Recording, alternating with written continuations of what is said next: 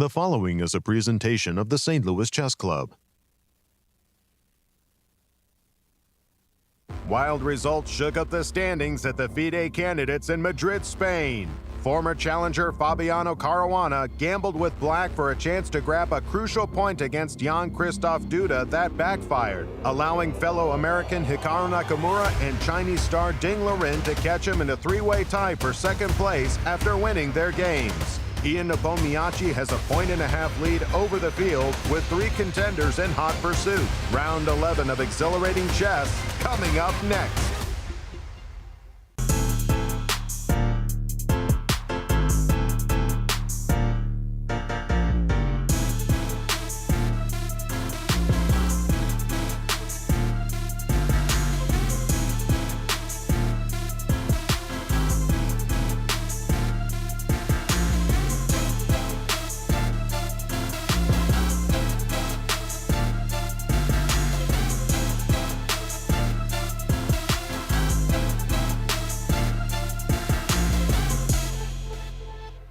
Hello everyone, and welcome to our coverage of the 2022 Candidates Tournament live from Madrid, Spain. As things are really heating up after 10 rounds of play, we are ready for round 11. And Dorsa, as always, good morning. Hi, how's it going, Yasser? Wonderful, wonderful. Hello everyone. Nepo is doing what he has done from the very beginning. He is leading, and he extended his lead to 1.5 points yesterday. But in his wake, there's a huge fight for second place. And let's take a look at the standings and to see who's in that fight for second. Dorsa, do the honors. Well, Nepo is running away with a solid 7 points. Then we have three super grandmasters, Fabiano, the Naka, and Ding Liren with 5.5. Wow. Wow. Yeah, it's great stuff. Remarkably enough, after 10 rounds of play, the three rookies in the field are all sharing the 10th place. And Dorsa, our format. It's a very, very special format. It's an 8-player double round robin. The timing is very, very special too, because you get 120 minutes for the first 40 moves, followed by 60 minutes for the next 20 moves, and finally you get a 15 minutes plus 30-second increments for the rest of the game. 3 time controls, no draw offers before Black's 40th move, 500,000 euros in prize money, and let's take a look at our remaining schedule. Dorsa. Well, today is the last day in June. Oh God. Round 11, then we have round 12 tomorrow, July 1st. Free day on Saturday. Yes. And then we play to the finish. Wonderful. Absolutely. And we're very fortunate to have Alejandro in a studio to dig down deeper on this pretty important fight for second. Alejandro, good morning. Good morning, Yasser. Good morning, Dorsa. And you've said it, it might be an important fight for second place. Usually when we talk about the candidates, we really don't care who finishes second because it's all about who gets first. This year, it's a special type of tournament because Magnus Carlsen has hinted, not confirmed, hinted that he might not play the World Championship match if he is playing a repeat opponent. Of course, the leader currently is Jan Nepomniachtchi, and that might mean that Magnus doesn't want to take those 6 months to prepare so strongly that takes so much out of him for the World Championship match. The cycle is, of course, grueling. But let's take a look then who is fighting for second, because second place eventually would play Nepo if Magnus is not there. After 3 rounds, it was very clear that there was a fight for first. Fabiano Caruana, Jan Nepomniachtchi with 2 points had already separated themselves from the field slightly. Hikaru Nakamura had bounced from a bad round 1 against Timur Radjabov, got to 50%. Ding Liren absolutely nowhere to be found in the cellar. Let's take a look at how this changed after round 6.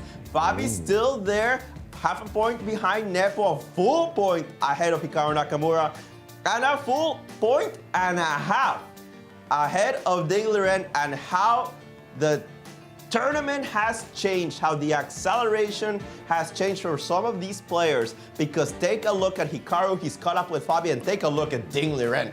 surging through the standings all the way there from the bottom to second place. Ding Liren is the person that is catapulting himself. He is currently tied for second with the Americans, and they have everything to fight for. I know that they say they don't care, but the back of their minds, they might be thinking, you know what? If Nepo wins this tournament, there's still a shout for me to be world chess champion. And that's Magnus declining and me getting second and beating Nepo when it comes down to the match. So still a lot to play for all of these three players. Thank you, Alejandro, which of course means that today's pairings, Dorsa, are so important. Lay the table for us and do the honors. What can our viewers expect? Well, Naka has a double white. Wow. He's playing against Rapport. Then we got Firouzja Nepo, a very key match.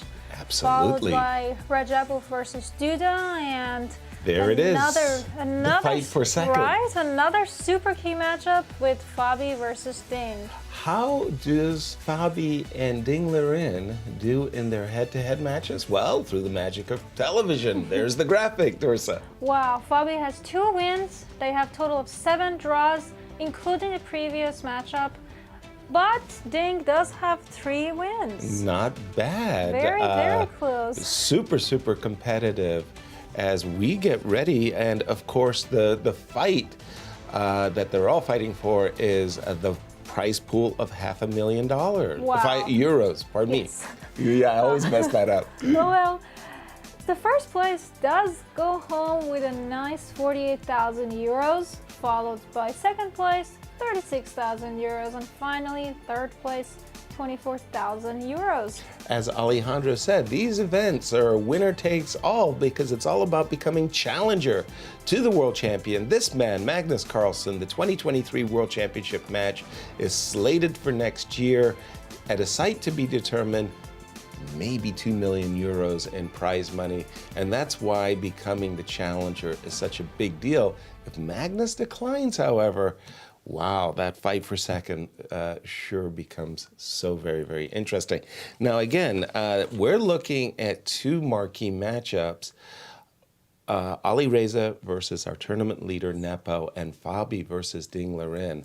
Fabi coming off, well, I want to say just bad brace of games. He lost twice with black pieces. And yesterday's game in particular, that must have been very painful. Alejandro, I have the feeling Fabi's running out of gas. What's your take? That is not a bad take, Yasser, because this is such a long tournament. Yep. It's been a long tournament for a lot of these players, and it's been a long summer for a lot of these tournaments. I know that Fabi hasn't been in St. Louis for what feels like months. Finished the American Cup, packed up, went to the Grand Chess Tour, and hasn't been back since. He's been in Europe since Bucharest, either preparing or playing. And it's true for a lot of these players. Some of these players, they're not in their early 20s anymore. Yeah. It starts to affect you. This is an already 11-round tournament. We have 3 more rounds after today. These games have been exceedingly long. No, it's not just the amount of games, but the type of games. We have seen games go to the 7th hour.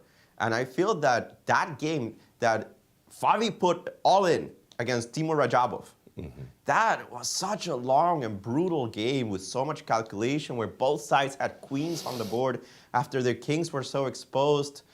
Man, those are rough games. Right. We're tired here analyzing them with an engine and commentating between the 3 of us, but they have to sit down and figure out all of these nuances themselves. I am sure that they are tired, but so are the other players, and that's how we see a lot of mistakes. We see a lot of games open up. How many decisive games have we seen in the last couple of rounds? Precisely. Three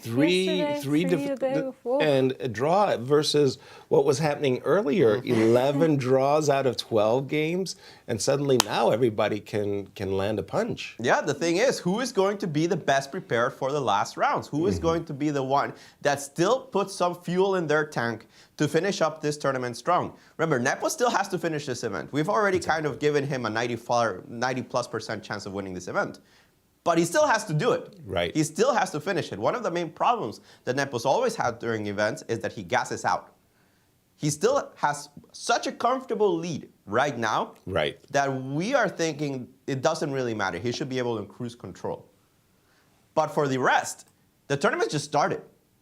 For Fabi, Hikaru, and Ding, this tournament just started, and they have to fight for first place among them. Right. Now, we're not really giving Timur a chance to fight for second. It's a full point with not that many rounds to go. Timur has a lot of difficult pairings ahead of him. And a lot of these people on the cellar, we expected them to do better. But Hikaru and Ding have wind behind their sails. Right. They are surging. Hikaru just destroyed Alireza. Ding just beat Rapport with black. Fabi, he just lost. He needs to get his head in the game and come back, and that's one of the toughest things to do in chess. Yeah, he's certainly facing quite the battle there, but I was looking once again at our current standings, and I'm thinking to myself, Dorsa, you're Alireza, you're having this terrible tournament. You want it to be over with, but guess what? You're playing against the tournament leader. Wow. And, you know, the word redemption, you know, if you beat the tournament leader, everybody in the event's going to come over and say, hey, dinner's on me. You know, like, here's my credit card. Go and have a good time. So what does this mean? And this is how they match up. Not too many games between them, but quite a number of decisive games. Although don't worry about the number of games between them. What I'm worried about is the amount of games Alireza has today. What? If you guys don't know what I'm talking about, it was the buzz of the internet while we were at sleep. Alireza actually stayed up until 6 a.m. playing chess on Lichess against a certain grandmaster, commentator Danya Naroditsky, and take a look at this marathon madness. This all happened yesterday. They played a total of 250 bullet games. Count it out. 250 bullet games just yesterday night. They started around 1 a.m. They finished at 5:47 a.m. 108 points for Firouzja, 142 for Naroditsky. Of course, Naroditsky not playing the tournament. But Alireza perhaps a little tilted, perhaps blowing off some steam there online. But Nepo must be looking at that and saying, wait, this guy stayed up until 6 a.m. playing bullet? And I get to play him? All right. All right, Bring it I agree. on. Whoa. That's a huge score. 250 games, man. That's exercising quite a number of demons there. I mean, boy, 250 games at 6 in the morning. But we do have moves, and as expected, Nepo at least, defended 1e4 with the Petrov, the Russian defense, knight f6, which he has done throughout the tournament, remaining ultra solid as black. And against knight takes e4, we have knight c3 as a modern variation. A lot of grandmasters are tilting towards that. The old and very well-established d4 has not brought much success to Nepo's opponents. I mean, he's the only player undefeated in the tournament after all. So we have a different approach by Alireza. c2, c4, just to try to make it a little bit more awkward for black, to play the move d5. Knight c6, d3, get out of here. The knight drops back, d4, and we have caught up with the players. I never thought much of this move, but please, Dorsa. I have to admit, I've always played either d4 or knight c3. Right. I'm not very comfortable. I have a lot to understand when it comes to c4, because c4 is just such a uncommon move that it just. I mean, I get that it stops d5, but. I mean, I might need some help from my coach on this one. Well, he's not been your coach for much longer as you're transferring universities. But yeah, so the idea of c4, I think, from Alireza's point of view, is he just wants a fight. He wants a game that is not going to be 20 moves of theory, but he's probably not going to get it, frankly, because people have looked at c4 as well. So again, the idea is in the Petrov as white, normally speaking, you're trying to take advantage of the knights being exposed in the middle of the board. So like if you wanted, for example, in this position to play queen e2, your chances of getting an advantage is the fact that you're playing against the knight. So here you're threatening to compromise black's pawn structure with bishop takes f6. So this is how you get something, a slight advantage. When you've played the move c4, knight c6, d3, the knight goes back, and then you play d4. It's sort of like, well, you forced the knight to go back. You didn't get anything in particular as white against the exposed knight in d5.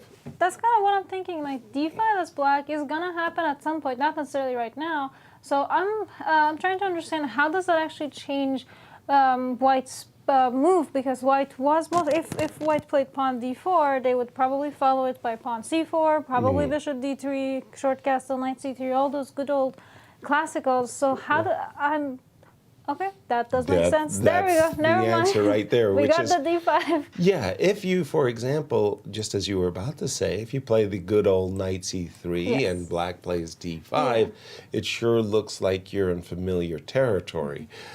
So what white is doing now with the move d5 is saying, okay, I'm expanding, I'm grabbing a little extra space in the center, and after knight e5, for example, we could play bishop e2, which all, of course, begs the question, at this moment, black could easily have played the move d5, and after knight c3, I don't see a better move, played bishop e7, and ruled out Exactly. d4, d5. Okay, so here we are, and d5. Alejandro, is there many games in the database from this position? And by the way, we do have some, not bishop e2, knight e5, knight d4. Has Ali Reza discovered something in the dusty parts of the chess library? Not exactly dusty, but it is pretty rare. There is a game that I see with the move d5, extremely rare, only played twice in my database, but the important game that I see is a game between two former world champions in women. Here, Alexander Kosteniuk played against Tan Song-yi, both of them former world champions, and Kosteniuk won this one. So I don't know exactly where they played, but if they played against each other, it must have been some important tournament because they're not geographically that close. Right. They played knight e5 in this position, and a knight takes e5 kind of shatters the structure, but it doesn't help the fact that this bishop becomes so powerful. Right. So you don't really want to play knight takes e5. Instead, Ali Reza plays the move knight d4. I don't see this move on my database anymore, and it challenges black to figure out what to do with his lack of space. On the other hand, black has development. You got the knights out, you got the bishop out, you're going to castle short. This guy's not castling any time. I haven't moved any pieces. Right. It does seem a little silly to play like this for white, but it has its dangers. For example, if you castle in this position and both sides just finish development happily, let's put some normal moves. Right. Already the engine doesn't like black very much. Why? Because you don't have space and your breaks are very reduced. If you ever play the move c6 in this position, I can play knight c3 and hold on to that pawn. So what the engine wants to do, at least from an initial impression, is to break immediately. Break right away. So that on knight c3, you can develop this bishop. You want to trade pieces when you're down space. Right. That's a very typical idea in chess. Try to force white into some kind of concessions. Take on d5, take on d5. And once you've weakened this, you've exchanged the light-squared bishops, you can use this pawn as a target. With the light-squared bishop still on the board, it's not going to be as easy because this bishop on c8 doesn't have a good way to target d5. You want to exchange these bishops before white plays the move bishop e2. Very rare. Perhaps Ali Reza has a few ideas in this position. We're going to have to wait and see. But nothing really theoretical. And I think Ali Reza got the surprise that he wanted in against Nepo. And we'll see if it pays off. A quick question for you, because Alejandro, you're playing the move c7, c6 for Nepo and challenging the center, and white's reacting by knight c3. Can Nepo be a little bit more incisive and play c7, c5 and boot that knight, gain some tempi? You could. The problem is that you'd never break, right? Your break becomes b5, which is hard to organize in this particular structure. You'd rather have the bishop on g7 in this structure. Okay. Not a big deal. I understand the bishop can always return to g7. it's not a bad way of playing, but it does feel that white gets to consolidate. You got the knight to c2, the knight comes to e3 at some point, this knight comes out to c3, bishop on e2, castle. And one day, I'll play f4. Right. Not anytime soon. I leave a lot of weaknesses behind my structure when I play f4 because everything down the e file becomes weaker. Right. But it does become hard for black to utilize that fact as long as his bishop is on e7 and he has no space. And at the moment, that's the main problem for black. No space. His pawn on d5 giving white that little edge on the position. Nepo's actually castled and immediately the move knight c3. Not a big deal here. You can still play c6. The engines don't like white that much, but I feel it's Alireza gets a little something from the opening, and might be in a position to press. Well, I mean, whenever you can surprise your opponent in the opening, some kind of success going on there. Very, very good news for us, as we want to see a close fight at top. Let's jump to the game between Fabi and Ding Liren, because so much is riding on the outcome of this game. And boy, Dorsa, the players are just snapping out the moves. The first thing I saw was Ding had already touched both of his bishops. Man. He couldn't continue from yesterday. Chess curiosities. Okay, Rui Lopez. Fabi could expect, that Ding Liren would be playing the black side of a Rui. And this particular move order, in the old days, everybody used to play d7, d6, c2, c3, castles, h2, h3. This wasn't even the tabia position, but the modern players have all realized that the Marshall Gambit move order is the right way to go, because with this Marshall Gambit move order, you're threatening the immediate d7, d5, as Magnus played against Nepo, for example, in their World Championship match in A2, A4, the anti-Marshall. Fabi very, very familiar with this position. This goes back, Alejandro, I want to say, to the streak. Bishop C1, D2. Didn't Fabi play this originally against...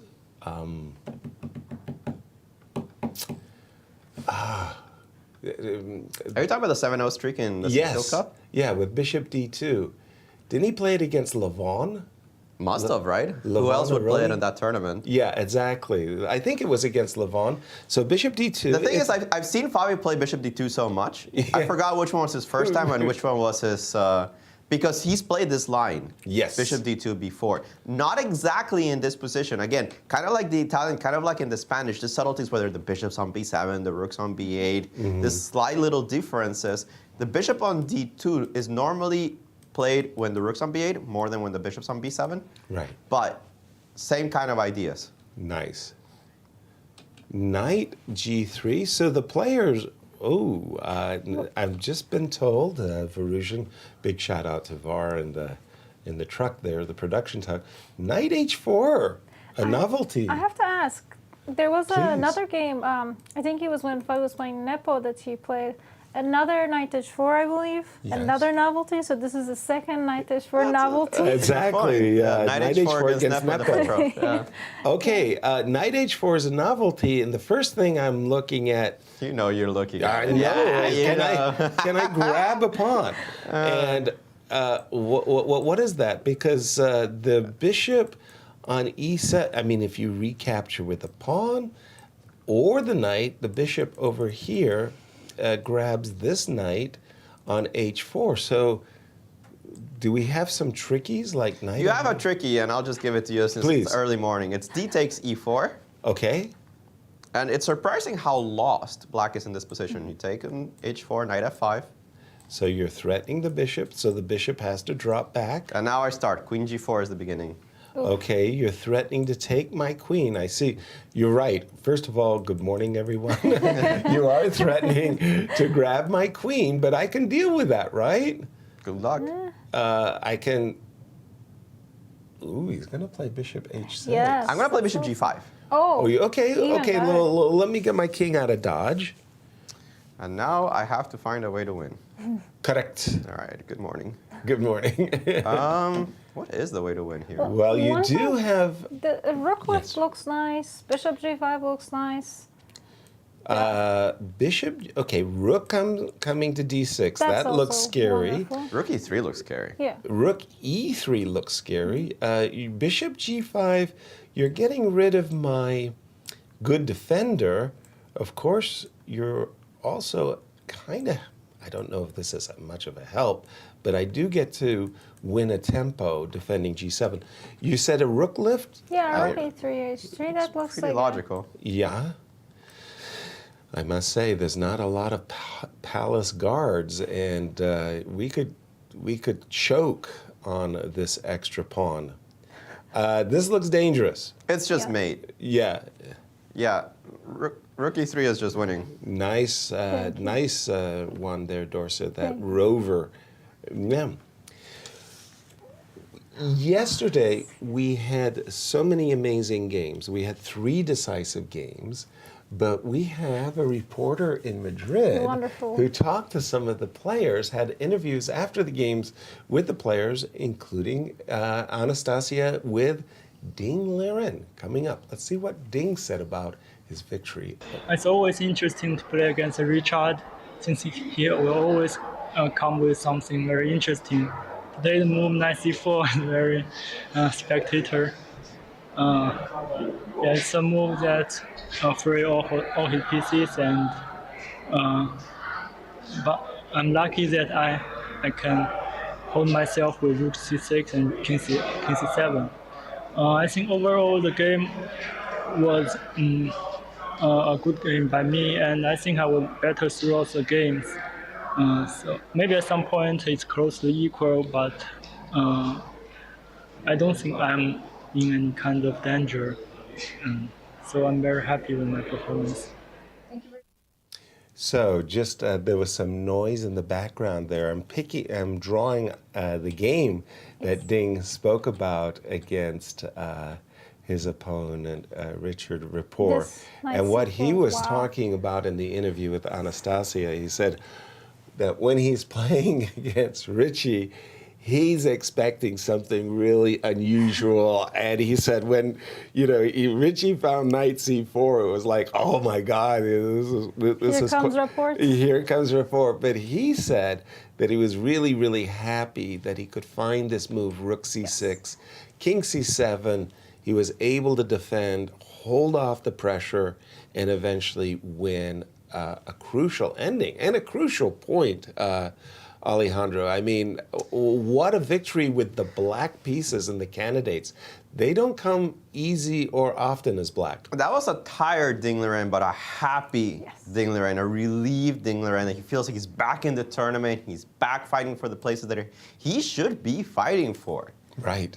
Now, let's go to the games today. Ding Liren, I think, is an important game to watch. Of course, he's playing against Favi. Game of the day, in my opinion. This was an important one because Hikaru is in second and he's playing Richie Rapport. Richie just lost. Right. Richie has not had a very good tournament, and we know how self-critical he is of his play, and it sometimes affects his play in later games.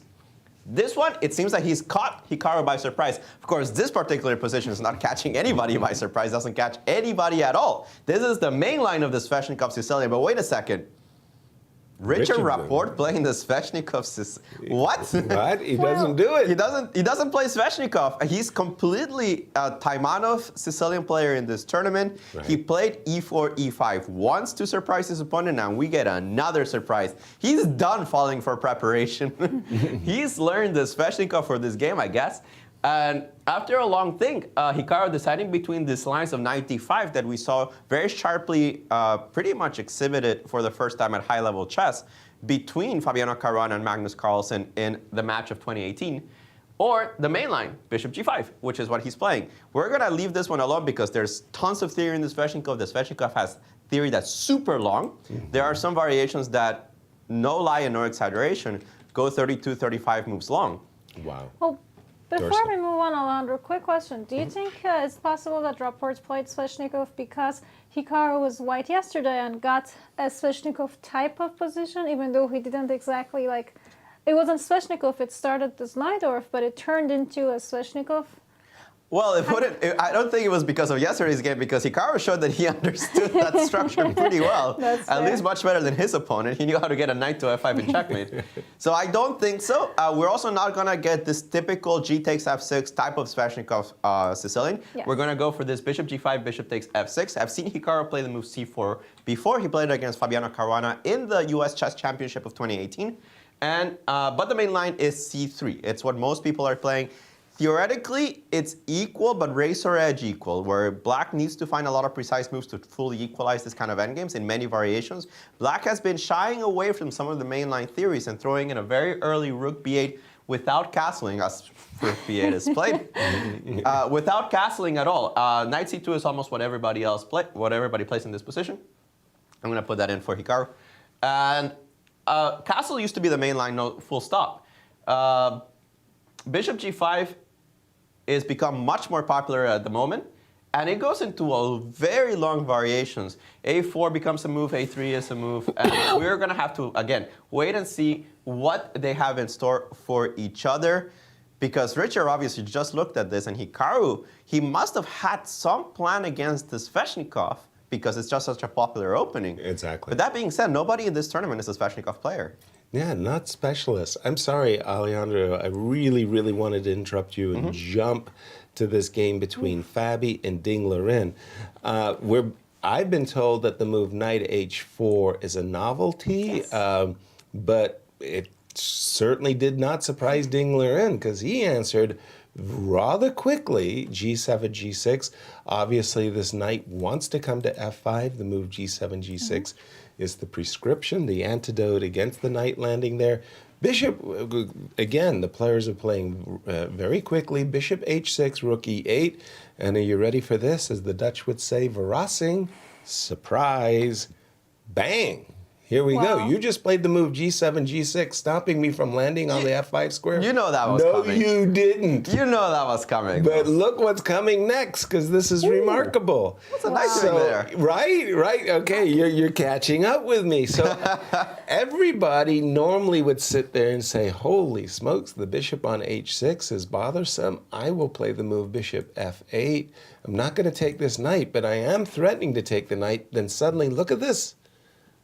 Bishop to d8. Wow. First of all, again, very quickly played by Ding Liren. This funny. is, and well, what is the knight doing on f5? Well, just before we go into that variation, why couldn't you play bishop f8? Exactly. Thank you. You could just put it on your board, and it'll be obvious once you put it. Bishop f8, bishop g5. Your knight's trapped. Is it that simple? It is. There's no defense, and walking into the pin is not what you wanted to do. You don't even have bishop g7 because I take a knight h6. Oh, that's just terrible. No. You don't even want to even think about this one. Takes, and as you say, knight h6 check. Not to mention knight g7 probably wins the game. Yeah, I was going to tell you, I'd take that bishop, but the bishop on a2 hitting the f7. So all of this happened rather quickly, and now that you've achieved this as white, you kind of think, well, I'm ready to play, I don't know, queen f3, or maybe I just have to lick my wounds and say, well, the knight's actually pretty good on e3. No, knight g7, and I'm reeling. Wow. I need help, Alejandro. Well, it's the top move of the engine. That's no surprise to anybody. Ding Liren is finally thinking. He played bishop d8 very quickly. It feels that he is remembering his preparation. Remember that he does this a lot. He's done this in this tournament before, where he gets a position that he knows, but he takes his time finding his moves, remembering his variations. He analyzes all of these things very, very deeply. Just try to figure out what's going on in the preparation mind of both players. Knight g7 on the board. You attack the rook. There's not that many options. The rook can go to e7 or f8. The engine wants to go to f8. Looks a little logical to me. Right? And now we have to ask ourselves, what is the follow-up? Queen f3 doesn't do very much. And when you start getting your pieces stuck like this, you run the problems that if something comes off the board, or you get a proper attack as black, that game is just over. In this case, the move knight g4, for example, attacks the bishop on h6, and it's the only defender of the stuck knight on g7. Even more precise will be ideas of b3 to play knight g4 later, but first kill that bishop. Don't let this bishop participate in the attack. This will be a common resource throughout the game. Right. To play b3, to kill the bishop, at least for this important tempo. Rook f8, by the way, played. Let's see what else he has. That's the move h3, which is already played, which is a logical move. It prevents knight g4. Right. It also prevents queen g4, trading the queens, allowing me to play queen f3 pretty soon. How exactly is Fabi planning to kill the opponent's king? I'm not entirely sure just yet. I need to figure this one out, because black's pretty solid. This knight on g7, every bug house player knows. This knight on g7 does not threaten the king. No, it's in the way. It's in the way. It's actually safeguarding the king in a way, and it's totally stuck. I mean, you're not bringing it back unless you sacrifice it. Right. So we're going to have to figure out exactly how he's planning to do that. The edges at the moment are giving the move bishop c6 as the best move. I like it because it attacks pawn on a4, prepares the move b3. Okay. But it is a little bit slow.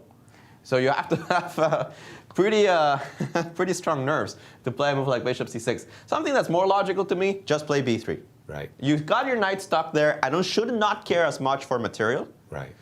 If I can just kill your bishop off from the attack, that should help me a lot. That way, that when you sacrifice a knight eventually on f5, I could consider taking it.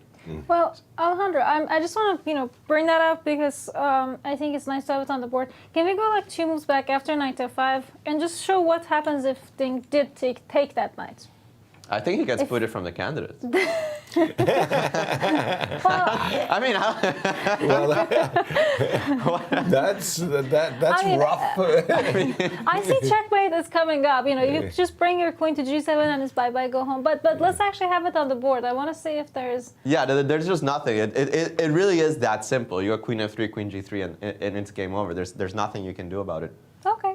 A move like bishop f8, I still have bishop g5, but in this case, I also have an easier way. Queen here defends this bishop and threatens queen g5. So you just can't take. The knight is taboo. You can't open up the g file. You'll get married like Alireza did yesterday. Ouch. Don't want to do that. h3 is now on the board, and we're going to have to wait and see if Ding Liren knows all of this. Because Fabi does. And I'm sure that, having prepared for Fabi before, I know that Fabi has many more moves from this position if Ding Liren follows the engine recommendation. So at some point, Ding Liren has to figure out things on his own. He might be on his own already.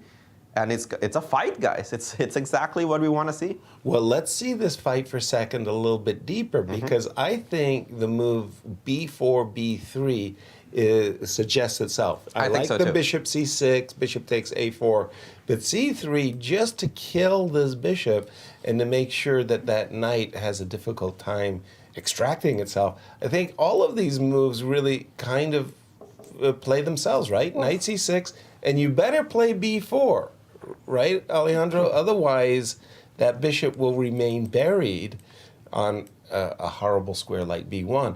Now, after b4, knight takes b4, for example, suddenly this bishop can emerge, and you're right. This knight on g7 is a little bit weird, to say the least, but I can imagine that this is a kind of game that Fabi would love to play as white. Therefore, going after the pawn bishop c6 strikes me as the most challenging. If you can take and then play b3, you kill 2 birds with 1 stone and you got a pawn in your pocket. So bishop c6 feels like the most challenging. How would Fabi respond to that one? I'm still trying to figure it out, because this is what I want to know. If black passes, Yeah. how does white set up on the king side to kill black? Let's say that you don't make a useful move, right? Right. I understand bishop c6 is a useful move because it attacks the pawn and it somehow prepares b3. But let's pretend it doesn't do anything. Yeah. So we go queen f3, Right. you go bishop a. whatever, right? Right. So black just takes a wait and see approach. Yes, how do I kill you? Obviously, this can't be good. No. It must be good for white. It must be good for white, but At some point, prove it. prove it. Well, you'll have to at some point, right? How do I... If I just simply recharge, because one of the things you've been pointing out is this knight on f6 actually isn't that very well protected. Bishop g5. I might not even have to move my knight from f5. That is- Perhaps I leave it on f5 because it's so Okay. taboo, right? I don't Right. think you can ever take this knight. Agreed. So start with a move like bishop g5.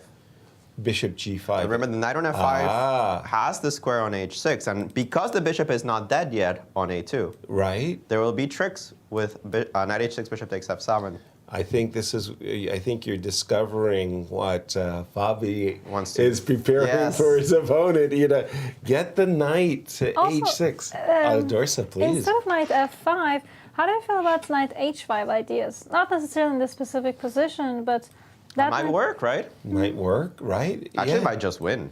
If you could get, well, let's take a look, Dorsa, because if you, we've kind of been seeing that any time you open up the G file, life's terrible for black.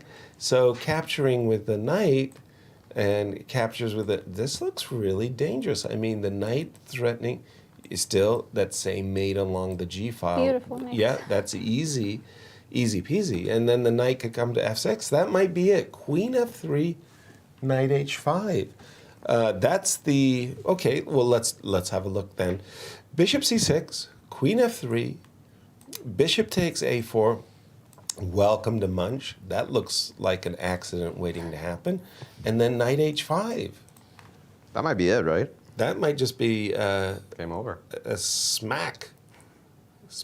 Unless I can sacrifice no. I was about to suggest sacrificing an exchange with a move, a pass move. I don't know. Well, there's a bigger threat than bishop takes knight f8 f6 here. Yeah. Knight f6.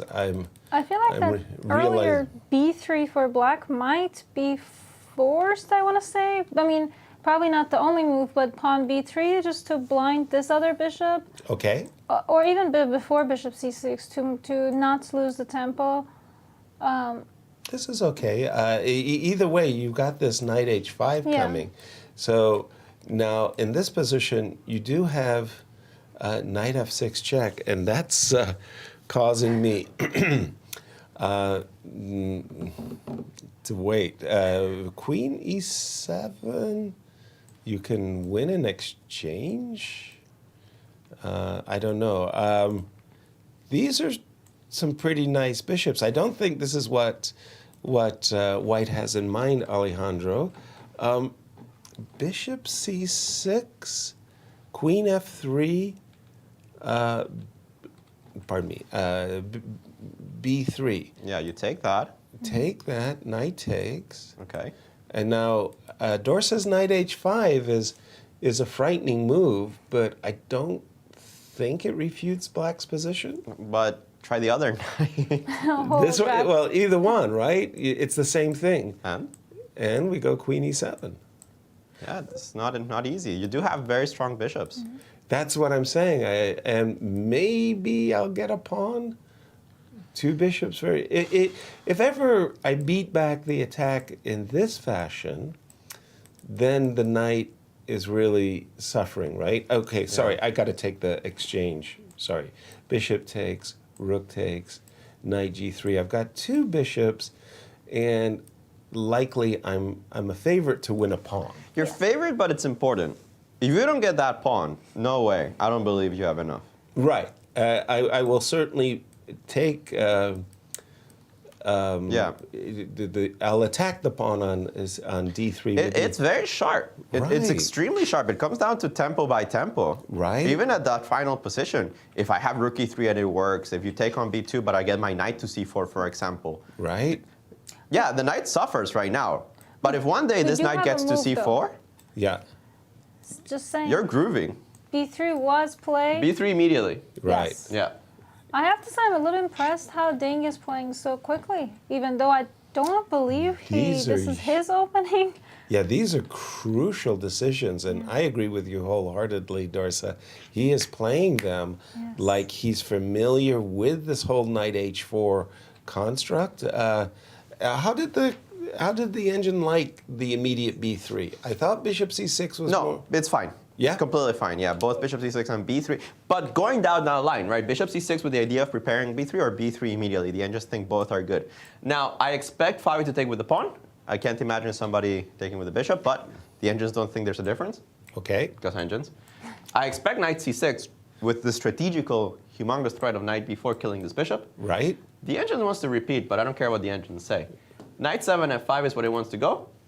G takes is now playable, but not the best. Okay. Rook e8 is playable. And then, now that you did all this, you have ideas. The engine wants to go queen d2, maybe try to threaten something on the king's side. Still not really sure what it is. Doesn't like the move b4 very much. Not in this move and not in the move b4. The idea is that if you take and go d5 anyway, you start suffering with this knight here who wants to bring the knight immediately back. Because at some point, of course, if the attack dies, we're not talking about a position where the attack dies, the game goes on. This attack dies. This knight dies. I mean, this coordination in the king's side will not last forever. It's not doing anything except defending each other. So you're giving me a free hand in the rest of the board. This attack needs to work. Right. Or you retreat the knight at some point. B3 currently on the board. Fabi might be thinking for a little bit. Maybe he's just walking around. I expect him to take on B3 quickly, whatever his decision is. Fascinating game, guys. Absolutely fascinating game. Absolutely. And yesterday, we want to say that for you, we were very happy that we had a very special guest, MVL. Coming up, we also have another special guest today, and his name is Jonathan Tisdall. Now, I first met the Tiz back in 1976. We played in Memphis, Tennessee together in the U.S. Junior Championships, and what a junior championship it was. It was an 8-player round robin. The winner was a fellow by the name of Mark Deason. Mark Deason went on to win the World Junior Championship that year in 1976, and today they give the Grandmaster title to the player who's the World Junior Champion. In those days, it was very, very hard to become a Grandmaster, and from the group of 8 players, 6 became Grandmasters. Wonderful. 2 became IMs. One of the IMs, funnily enough, was Mark Deason. He passed away early in life. He had an accident. But it was an amazing junior championship. Jonathan Tisdall became a Grandmaster. Today, Jonathan Tisdall lives in Norway, where he's seen the Magnus Carlsen boom, and he is the captain of the Norwegian Open team. And he's written some absolutely marvelous books. The first book I ever wrote was 5 Crowns, and he was my co-author. Wonderful. So and he will be our guest at 10:30. You don't want to miss Tiz, because we have been talking about Magnus Carlsen. Will he or won't he play for? Yeah, well, that's the guy. That's what I'm talking. We bring you the best. Now it's all coming together. We will also have other interviews. Anastasia now in Madrid will be feeding us more interviews during the broadcast, but we also would like to invite you, our audience, to join us social media, ask questions to any of our panel members. We know all, tell little, so we'll share as we can. Nice. And we have one right now. Let's go for it. Dorsa, do the honors. YouTube user Dalrita. I don't. I'm so sorry. It's hard to read that text. That name. Yeah, well, you did it good, though. Sorry. If Magnus opts not to defend his title, is he doing a disservice to the game, or is he making a good strategic decision, leaving while on top? Well, I have to say, jump right in. We please. talked about that a little bit yesterday, because I had a similar. I asked, what would you change if you had all the power in the world, and what would you change about this format? And you kind of sided with Magnus's stand that the format does need to be changed. Right. So I feel like I don't think Magnus is quitting chess by any means. No. He's just asking for a specific, like, hey guys, I'm done with this format. I want it to be different. So I don't think he's doing a disservice. He's just standing up for what he believes. Now, will that hurt or will that help or hurt his cause? Only time will tell. Only time will tell. But the question was also, is he doing chess a disservice? Because let's face it, Magnus is the talk of the town. He's the biggest star in the world of chess. He withdraws himself from a world championship match with 2 million euros. You got a lot of angry sponsors saying, wait a minute. I'm paying millions of euros to get my name, my product out in front, and if Magnus walks away, we're going to get half. the audience members, and we're going to lose the whole of Norway. Jump right in, Alejandro. Your thoughts about this very salient question? I don't think it's a salient question No? because am I doing a disservice to chess never crosses Magnus's mind. He's worried about himself, as he should be. I think the cycle is grueling. I think that at some point it needs to stop. And if a world champion doesn't step down at some point and say, guys, this is ridiculous, it's never going to change. Mm-hmm. It's never, ever going to change.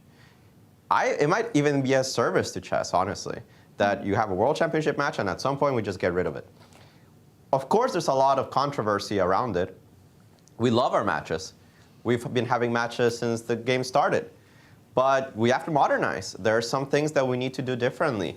This match format, as attractive as it is for us, and having this crown jewel is so cool. But man, if even the world champion doesn't want to defend it, how realistic is it? And Magnus himself has said that sometimes you're too smart to be a chess player. You have so many other interests. The problem with the world championship match is not the match itself, is that the preparation leading up to it usually takes 4 to 6 months. Mm-hmm. And it's every 2 years. Not to mention that you're preparing for other tournaments, playing other tournaments. You do not do anything in your life except chess until the World Championship ends. World Championship itself is going to take an extreme toll on you. So, yeah, I understand why we love it because it's our pinnacle. But man, the players, they don't love it. When I talked to Fabi after the match, he was, of course, disappointed about the result. But man, he was relieved it was all over. He just felt that the amount of work, the amount of stress. I mean, we felt it, and I wasn't even playing. I was just coaching. Right. It was tough. Right. So I'm not surprised. And Magnus has other interests. I mean, the guy is right now on a flight to Vegas to play the World Series of Poker. Nice. Really? Cool. Yes. So he definitely has other interests that are not necessarily chess. And I think one of our guests brought up that, he at some point might want to have a family. And you think about the World Championship match, you're just gone forever. Right. How do you do that? So I don't know. I don't think it's a disservice to chess. I don't think it should be part of the question that Magnus has to himself. He needs to look out for Magnus Carlsen. That should be his priority number one. Yeah. Okay, well, I think that's really an important issue, and we'll be talking about it more. I just wanted to say this one story quickly. I'm going to go to the Duda game in just a moment. This one story. Jonathan Tisdall was the reporter for Reuters in the World Championship match 1984-1985. Garry Kasparov, Anatoly Karpov, their first match. It lasted 6 months. Oh. And it was aborted after 48 games with no result. Jonathan, he explained that he had been in Moscow for 6 months. He lost his apartment. Ouch. He lost his girlfriend. Ouch. He learned to speak Russian. Nice. Nice. All by reporting on the World Championship. 2 out of 3. As Meatloaf would say, 2 out of 3 ain't bad. Now let's just go to the Duda game. Before we do, I'm please. so sorry, because I was reading I'm like in so many different chess groups on Facebook, so I was just reading up a little. Yeah. And there was a new format about the Women's World Championship that was, I believe, announced yesterday. Now Alejandro will probably know more than that than I do. Okay. But I believe that's because there was in the recent years they were like Women's World Championship was the knockout event, so that the winner of the knockout would take all, and then they were like, well, we don't like that format. Why don't we do candidates like the guys? Right. And I believe they did that for a cycle, and they still didn't really think that was enough. So they finalized a different decision. I believe that's like 2 different groups, and the winner of those 2 different FIDE groups. can't say it. So I'll go ahead and say it. Thank you. There's no official position on why this happened, but what they did is they took the candidates from the women's, which it worked exactly like this. 14 rounds, everybody plays each other, and winner plays Ju and Jun, who is waiting as the world reigning champion. Yep. Right.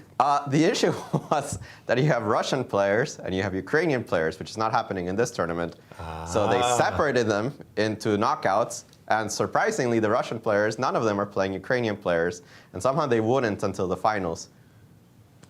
I missed out on that part. Well, thank you for clarifying that for me, because I was wondering, why did they change it? They just finalized a different decision like the year before. So thank you, Coach. There's a reason you're sensing coach. politics. I'm sensing. You know, my spidey sense. one of the things that I find really funny in chess forums is when they say that politics should be taken out of chess.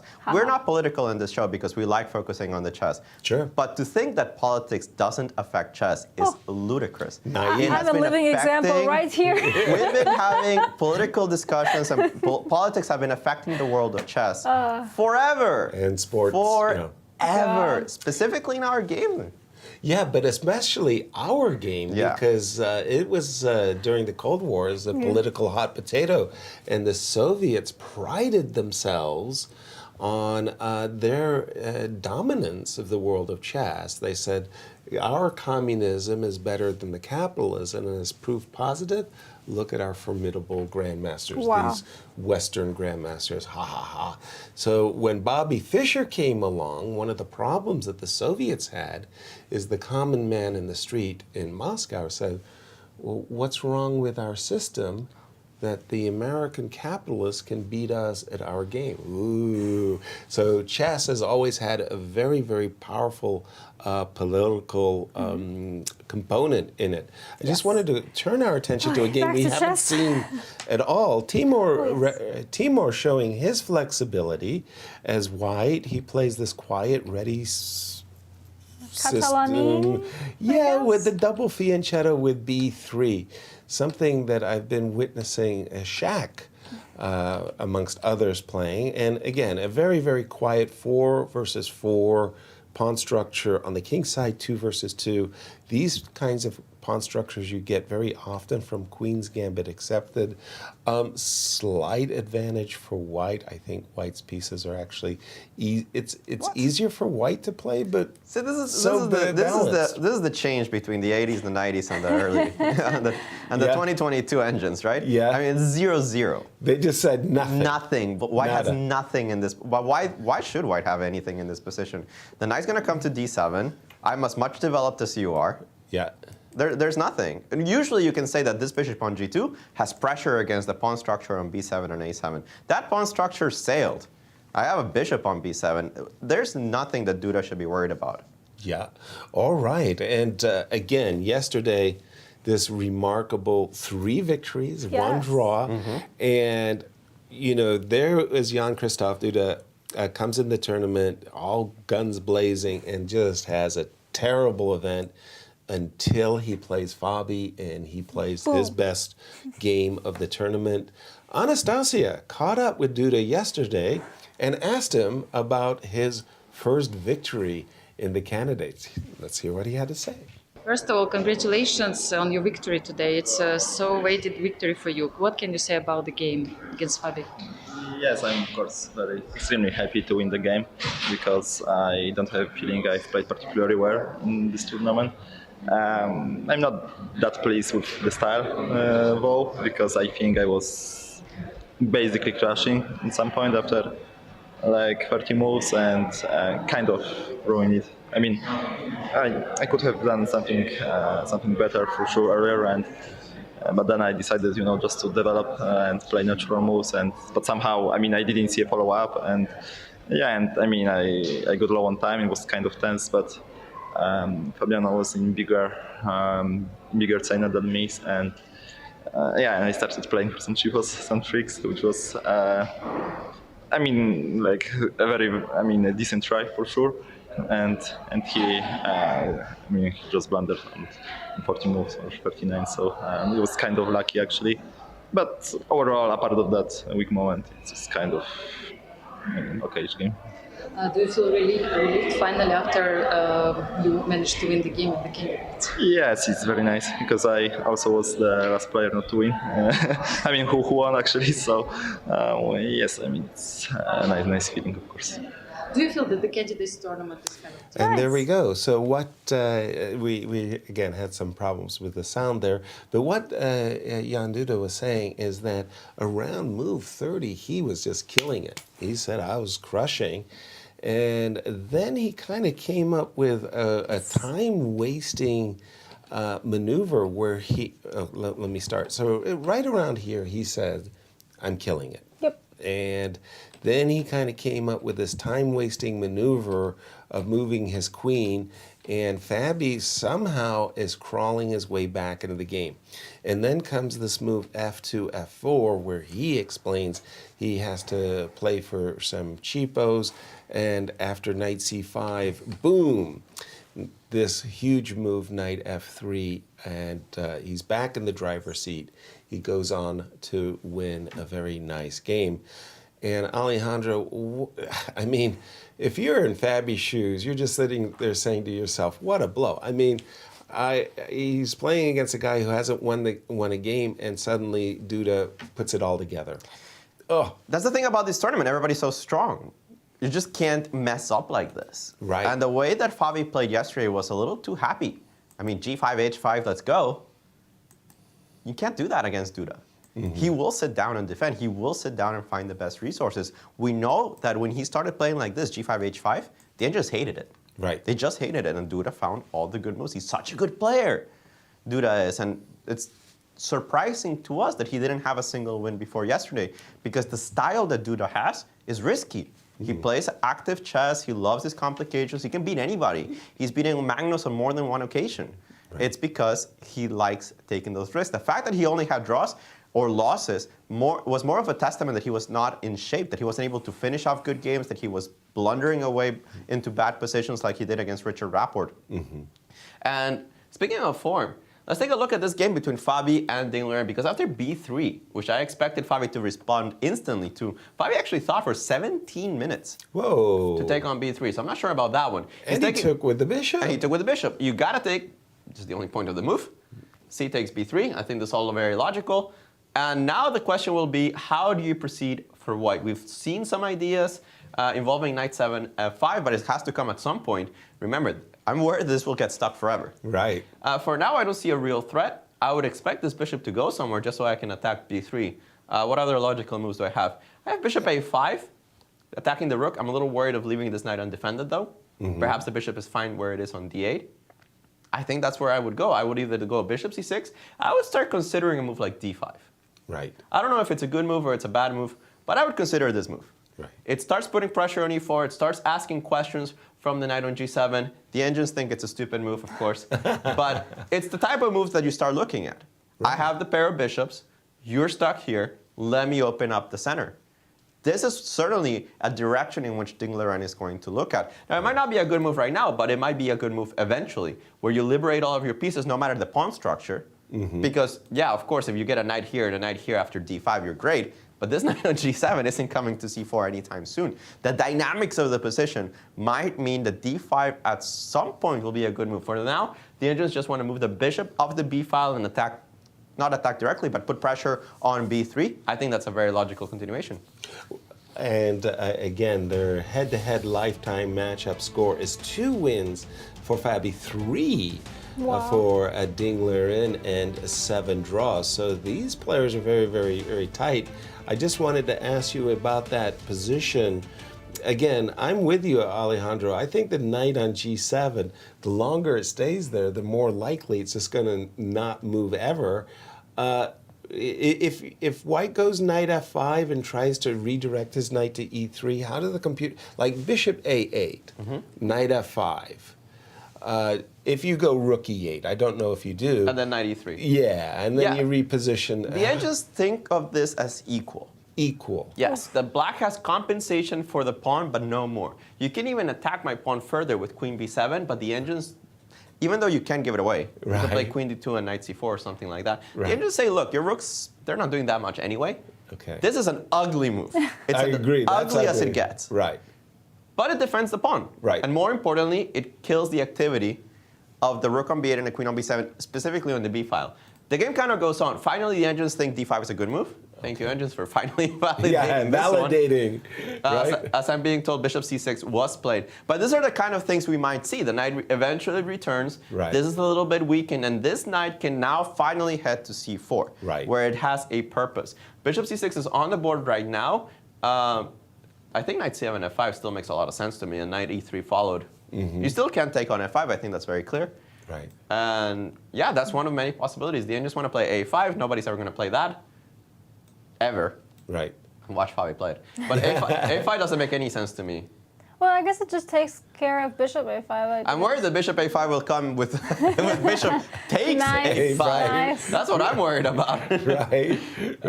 We're going to have to wait and see. Bishop c6, the position according to the engines is just equal. It's a mess. This I is a have to mess. ask, what if queen f3 right now? Queen f3 is a move.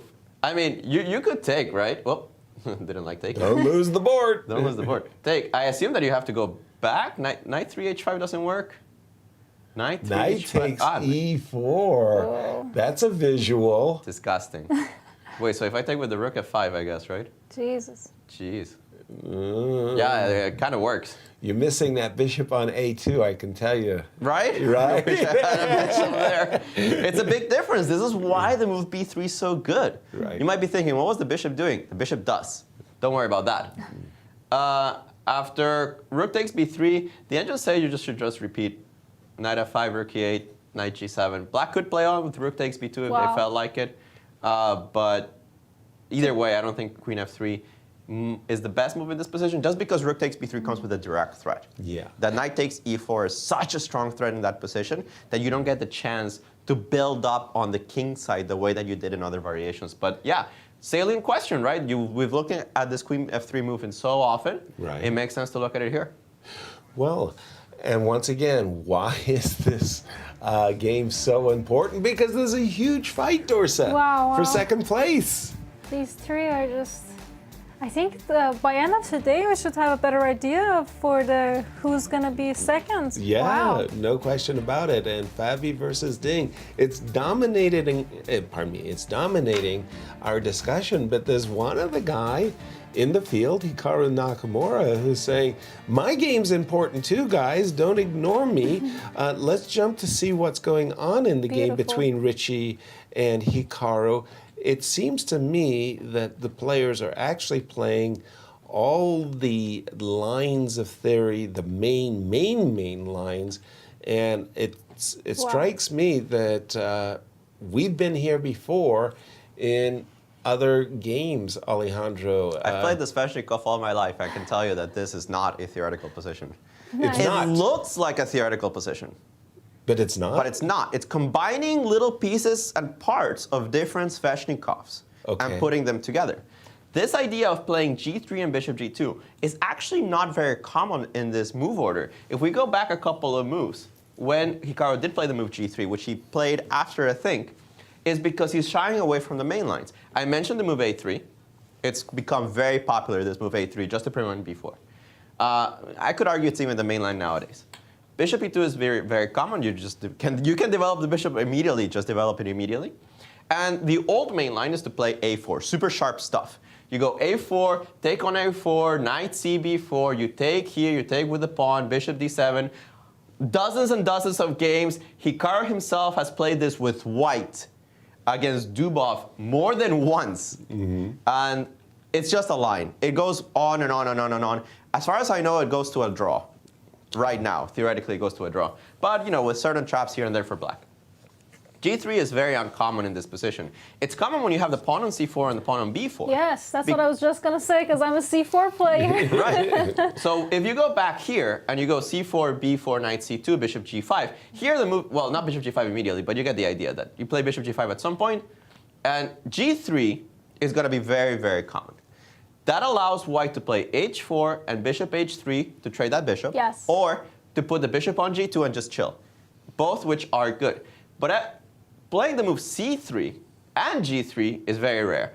To the point where after castles, bishop g2, a5, which is a logical move, castles at knight e7, we only have like 15 games on the database already. Some very well-known players, including Evgeny Sveshnikov himself, played this with black against Erwin Lamy. Wonderful. And in a clash of generations, we have a lot of interesting battles here, particularly Gufeld against Dvoretsky back in 1980.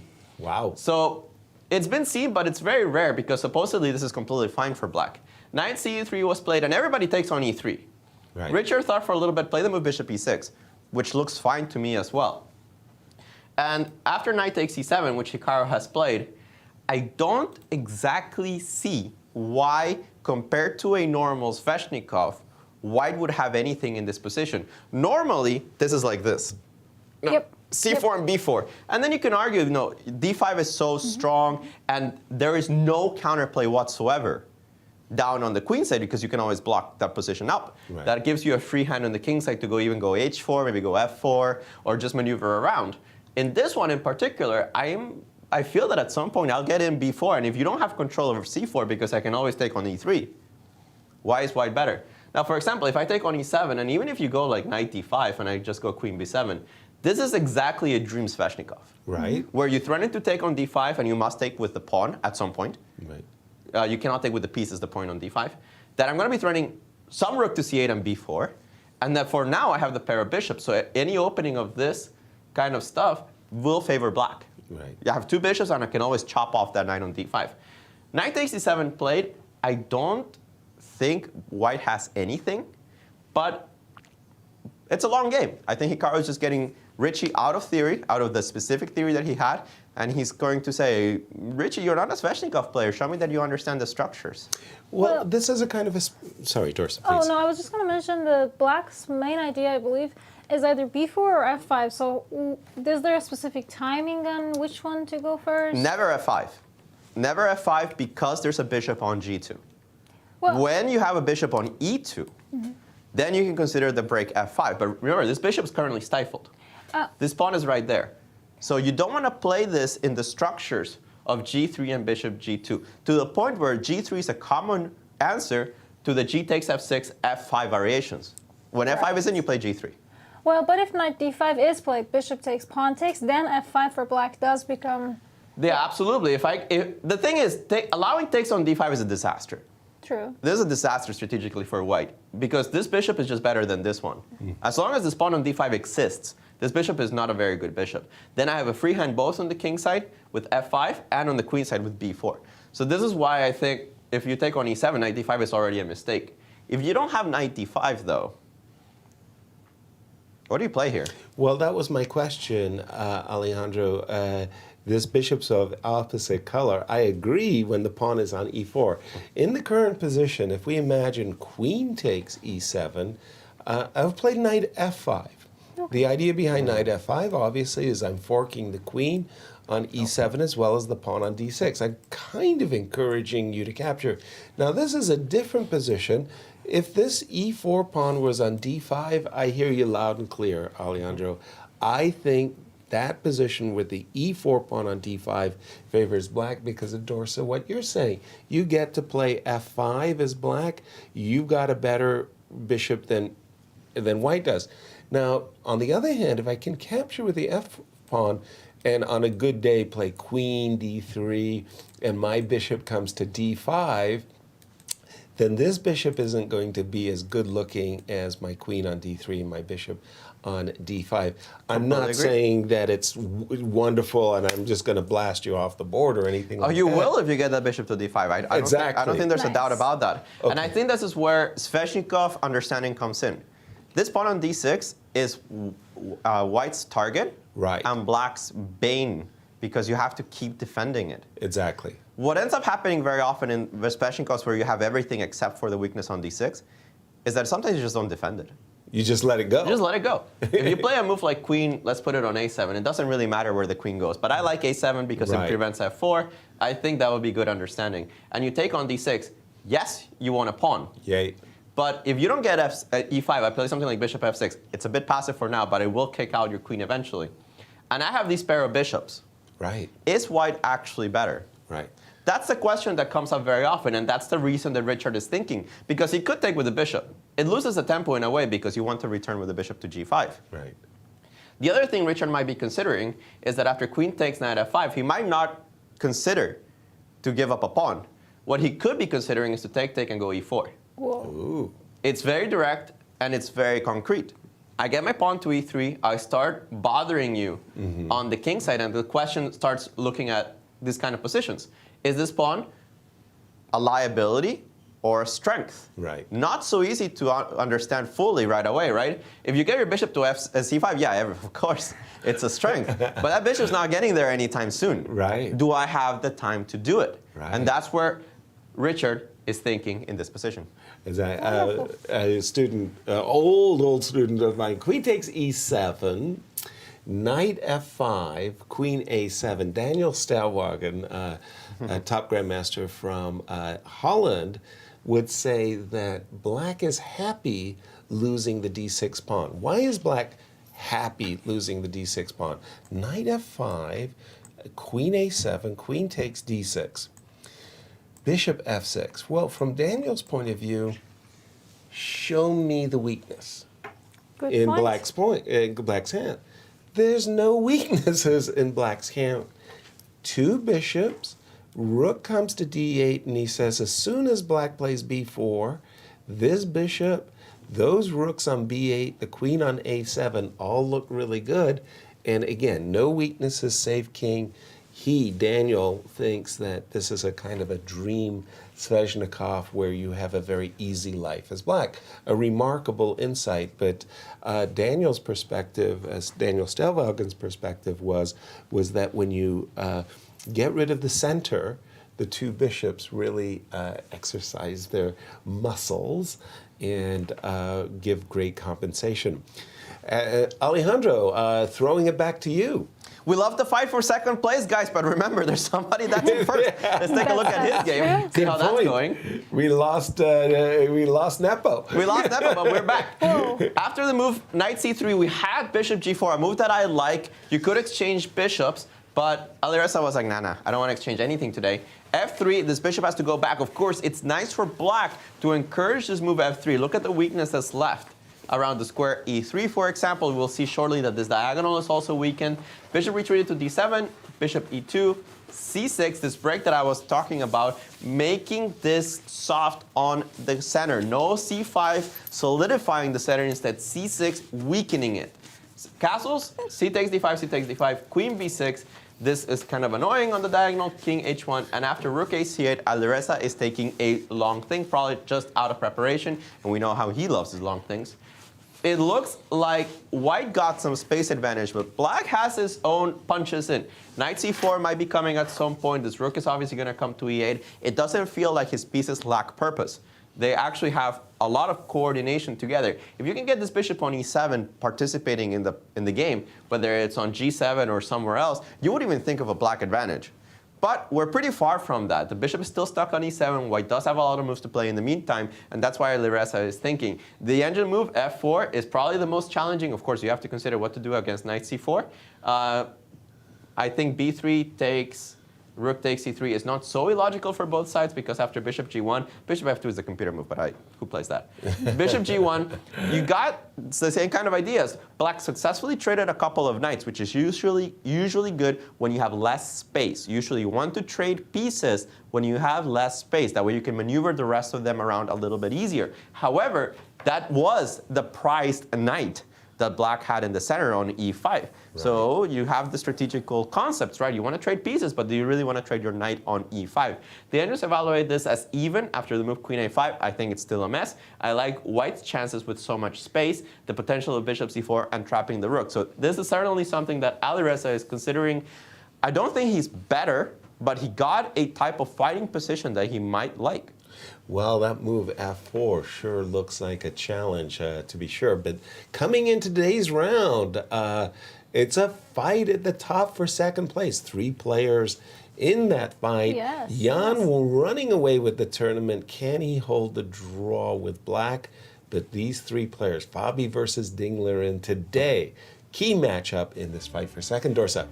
And, well, it's definitely going to be an interesting game, but on different news, we have something special for you. From Q Boutique. Somebody gave me a board. I thought that was very, very nice of them. I think I want to keep this. Nice. This is really special. What is it?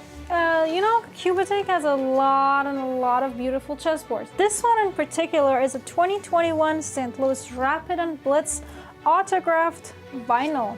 And you can take this piece of chess history home It is very beautiful, very autographed, and there is a huge selection, so you don't have to just get this one. But any of our signed chessboards do come with a certificate of authenticity.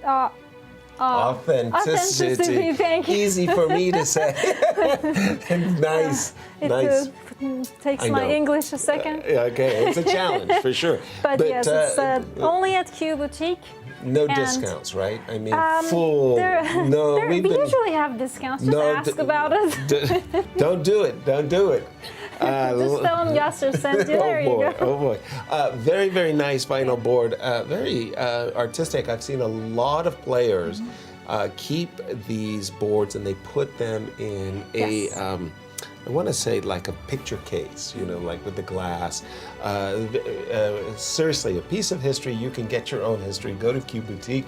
And we're going to see you on the other side of the break. Before we leave to a break, and we are about to get unplugged, take this short 10-minute break. Yeah. Whoa, whoa, whoa. Wait, what? G4 by Alireza.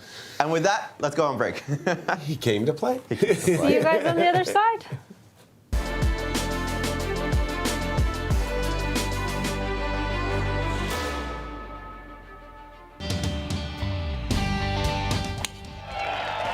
Hey St. Louis, the Ascension Charity Classic, presented by Emerson, is back this September. Don't miss the excitement. When the PGA Tour champions best compete again, all for charity, September 9th through the 11th at Norwood Hills Country Club. Pro-Am spots, hospitality packages, VIP tickets, and more. Available now at ascensioncharityclassic.com. We're the Corey family. Welcome to our show. We made it, guys! Yeah! That is my boy. Look at that kid!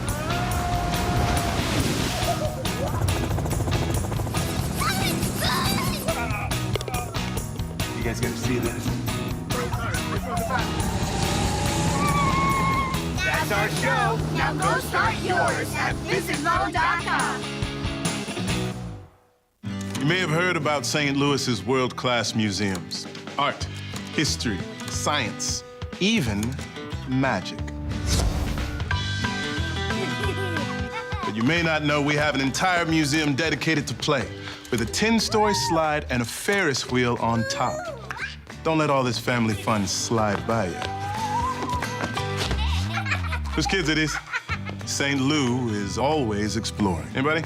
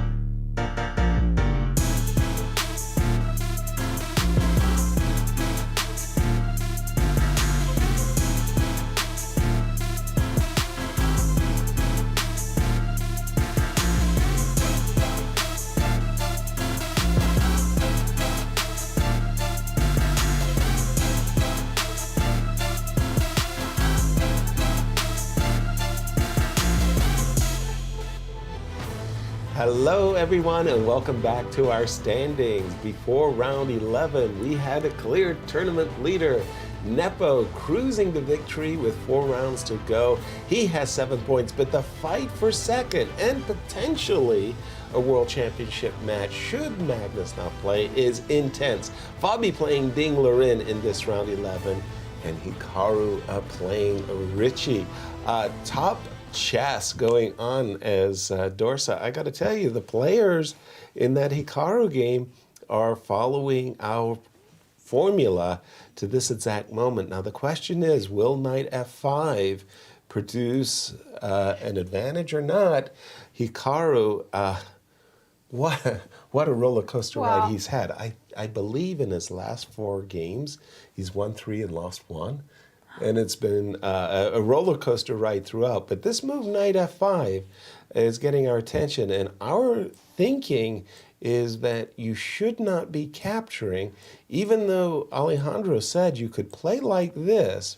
Not with the bishop on g5. If the bishop was on the a7, g5, g1 you'd diagonal, be more impressed. No, don't put words in my mouth. I never said that. I said it was possible. Right. It was just complicated. I don't know if it's good Will or bad. it be a liability or an asset? Yeah, I'm just thinking that even if you did get this, I don't know. I just feel like it might be a little bit easier to play for white. Whereas I really liked Alejandro's move, Queen A7. Just saying, go ahead, Hikaru, if you like, win the pawn on D7.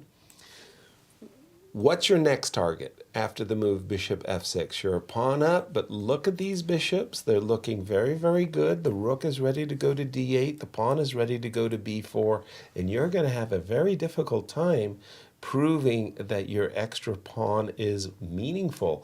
So that's a very exciting game going on. But for me, the Fabi game with Ding Lurin, Alejandro, I want to say the last move, King H8, is a clear and definitive statement by Ding.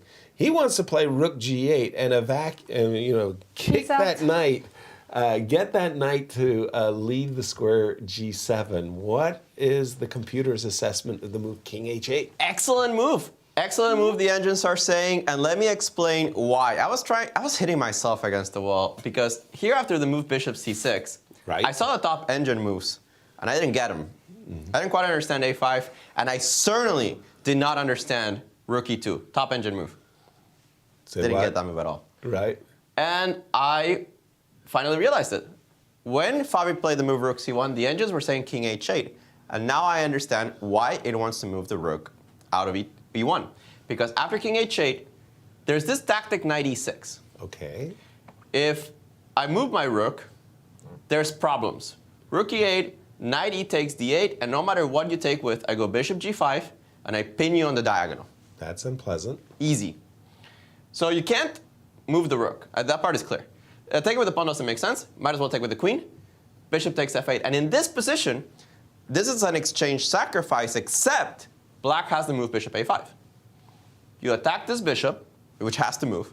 Right. And you can attack. You are attacking this rook. Right. So you go back, I take, and at the end of the day, I take on B3. What's happened? I got all the initiative. Yes, I have weak dark squares, but your pieces aren't hitting those squares just yet. I'm hitting this pawn, this pawn, and this pawn. You are the one that's weak in this position as white. Material is completely even. Some issues, of course, on the dark squares. This is not a game over by any means. I think if this pawn was on G7 and this bishop would be somewhere else, then maybe you can think about a clear black advantage. As it is right now, because of the weaknesses on the dark squares, there's counterplay. Right. But at that point, we're talking about counterplay. With the rook on E2, none of this is possible. You go King H8, Knight E6, here, here. This bishop has no discoveries. Right. Rook E2, I think, is a completely inhuman move. But King H8 now forces white to find a direct way of play. Because if you wait one more move, I'm going to put my rook on G8. And take that knight. And I'm going to take that knight. Man, if I'm greedy, I'll play knight G8. Oof. And I'll take that bishop. Right. So there's a direct tactical problem for white to solve either one of black's pieces coming to the G8 square. Do I want to play knight 7 F5 and sacrifice my knight, like we have done in many occasions? Here, I could move my rook. Or do I want to play knight e6 and go straight into that variation? I think that Fabi must feel his position is unpleasant because he comes in with a novelty. He comes in with knight h4. He sticks knight on g7.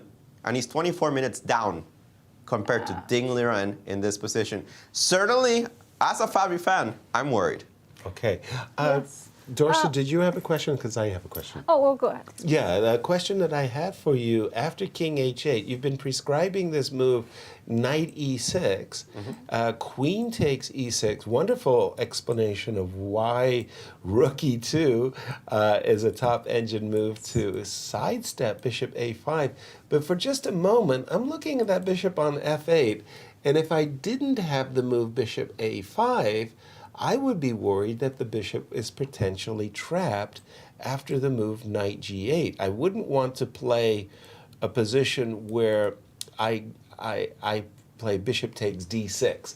I'm saying that black would be, in my opinion, for choice after bishop. Is knight g8 a scare? It's definitely a scare, but I don't see how you're trapping my bishop if I go queen d2. Queen d2. And So- I think that in the position that we have in the game, the move d4 should be considered. But like d4, I think is just very strong unless I'm missing something. d4? Yeah, and then you continue with e5 To rescue the bishop that way. to rescue the bishop this way. But I think queen d2 also rescues the bishop. I think the bishop is a little bit scary on f8, but I don't think it's actually trapped. Okay, good, because I was getting more concerned for Fabi's position. So again, knight e6, queen takes e6, bishop takes f8, bishop a5, the bishop drops back to h6. You capture, and at the end of the day, queen takes b3. We understand why Fabi might have some doubts about his previous play. You By the know- way, I was saying Hikaru was doing Yes. really well. Ding Liren. Right? If he ends Hello? up winning this, it'll be his third win in a row. Wow. That's what a hat. What a hat trick that would. But wait a minute, if Ding were to get through, then Fabi would be the one coughing up the points. That would be his third loss. He's had two. He had black and he had some difficulties, back-to-back losses. But ooh, this is huge. Where did something go wrong? The edges don't think anything is going wrong. Okay. Even that position after queen takes b3, if we go down this line, Okay. the engines don't think this is a clear advantage, as I was saying. They just think it's messy. Even the move queen a5 is playable, Okay. where you should probably play queen b2. If you start pawn hunting, this queen gets to c7. Yeah, this queen might be hunting pawns. This guy is going to be hunting the king. Nice. You don't want to allow that with a bishop on h6. You really need to retreat at this point. But then we play it out. Queen d2. Yes, you can take on b2 in this position. Right. But again, I'm going this way, right? Yeah. This is kind of stuck. The edge is saying this is lost for black. So because there are dark square resources against the black king, white isn't supposedly worse, or at least not too much worse, in this position after queen takes b3. Both sides with chances. We're not talking about any advantage for black just yet. Nothing has gone wrong for Fabi. Okay. Ding Liren has played good moves. Fabi's played decent moves. The engine wasn't in love with rook c1, but didn't think it was a bad move. Okay. Now, a move that the engines do think is a bad move. Alireza Firouzja's g4. Yeah, that's when we left It on took break. him a long time to come up with this move, and I'm going to put up that graphic because I made a producer make me a graphic. I'm going to use it again. Right. What did Alireza do last night? He stayed up till 6 a.m. playing 30-second chess against Daniel Naroditsky in a marathon 250-game match. 108 to 142, those are unreal numbers. Bullet or 30-second? They're both considered bullet, I think, on Lee chess. So Okay. technically they are under the same time control. I agree that they should be different time controls. Perhaps in Lee chess they're different. Wow. I have to actually check that out. But those were 30-second games. So you start with 30 seconds, your opponent starts with 30 seconds. No increment, no nothing, nada. 108 to 142. I mean, they must have driven each other crazy. And I think a move like g4, that's a 30-second move. 30-second move. That's a 30-second chess move. Wow. Where you go G4 and you try to mate your opponent. Well, I have a question. Why did he go G4? F4, I mean, I just despise that knight on E5. Was F4 F4, as we saw before he played G4, yeah, it's a top engine move. But now, G4 is very direct. But G4 opponents will play H6. They're not going to let you play G5. Well, yeah, I mean, no, I understand what you're saying, Dorsa. Yeah, you go G4, the guy goes H6. Okay, what's your next move?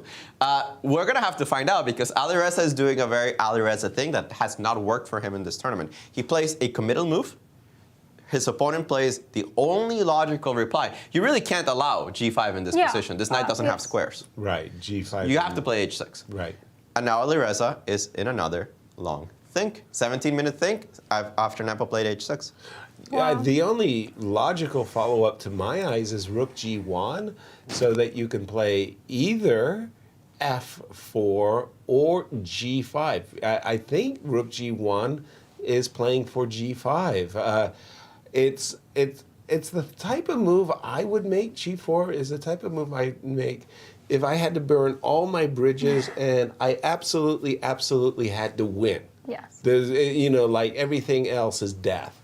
G4 is, frankly, an overreach. I think it's a bad move. F4, yeah, I could get behind. I actually could get behind A4. Yeah, I think A4 is a typical move for the structure too. Right. Because what happens in these positions very often is that black runs out of squares. Right. This queen is ideal on B6. It is. It doesn't have a better square on the entire board than on B6. After you play A4, you want to get rid of it. You want to get rid of this queen. You want to force it to C5 where it's easier to hit with maybe a rook to C1 later on. You want to force it to B4 where it can be hit by knight C2. You want to force it to a square where it can be hit. On B6, it's very difficult to hit. Right. So A4 encourages this queen to go away. And if you play the move A5, for example, thank you for the B5 square. Bingo. Exactly. So A4 would have been a logical move. I don't see anything wrong with it. I think F4 is also a logical move with a different approach to chess. And G4 is just the, let's go nuts, let's go crazy, right? It's a move. Of course, you calculate it and you analyze it because it could just be very dangerous for black, especially if you don't have H6. This knight might just be trapped. But you do have H6, and even if you do go the move Rook G1, what's your follow-up? Rook Fe8 is the engine move. I think that's very logical. You just want to put the bishop on F8. Right. Use the fact that you have the G file. G5, for example, takes. The agent hates this so much. No, I do too. I mean, especially with B2 hanging, your queen is on B6. No, I don't like. I have to play knight F5. Yeah, you have to play knight F5, go for this initiative, but nobody's forcing me to take this. No, that would be a terrible move. That would open up the G file. I don't even know how bad this is. The engine thinks it's equal. What? Yeah, but I don't think anybody takes on F5 when it's not mandatory. Just take on F8, keep this on the back of your mind, and ace up your sleeve, eliminate the knight when you must. For now, I don't have to. The bishop on F8 covers everybody here. I'm not threatening G6 because knight takes H6. Right. And I actually don't even know if I want to play G6. I'm just chilling on this side of the board. I might even play the move knight G6, cover up, and use the fact that you've left yourself a lot of weakness. I got the active rooks on the proper files. I'm going to start hitting this pawn on D5 at some point. At some point, I might even hint that I'm just going to take that knight and then take on D5. Right. And then I don't care I'm down the exchange. The position is so loose for the white pieces that it might fall apart. Easily. Okay, after G4, sorry. I mean, I'm trying to make the follow-up of Rook G1. If you have another suggestion for Alireza beside Rook G1, I'm all ears. Let me just put it. The only thing that I'm thinking about is, in the last 2 days we've been talking about the lazy grandmaster chess stuff. I feel like poor Alireza, he's not there yet. He still has too much ambitions, too much calculation, too much energy. Instead of doing something like A4, A5 and just harassing the queen, or F4 harassing the knight, I think his level of harassment.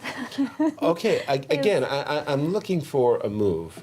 So I'm trying to be consequent to G4. If I don't follow up soon with something, excuse me, if I don't play right now something concrete, G4 is just simply terrible. It's like a bad move that lifts my pawn shield, that makes weaknesses. So in the words of somebody famous, let's go crazy.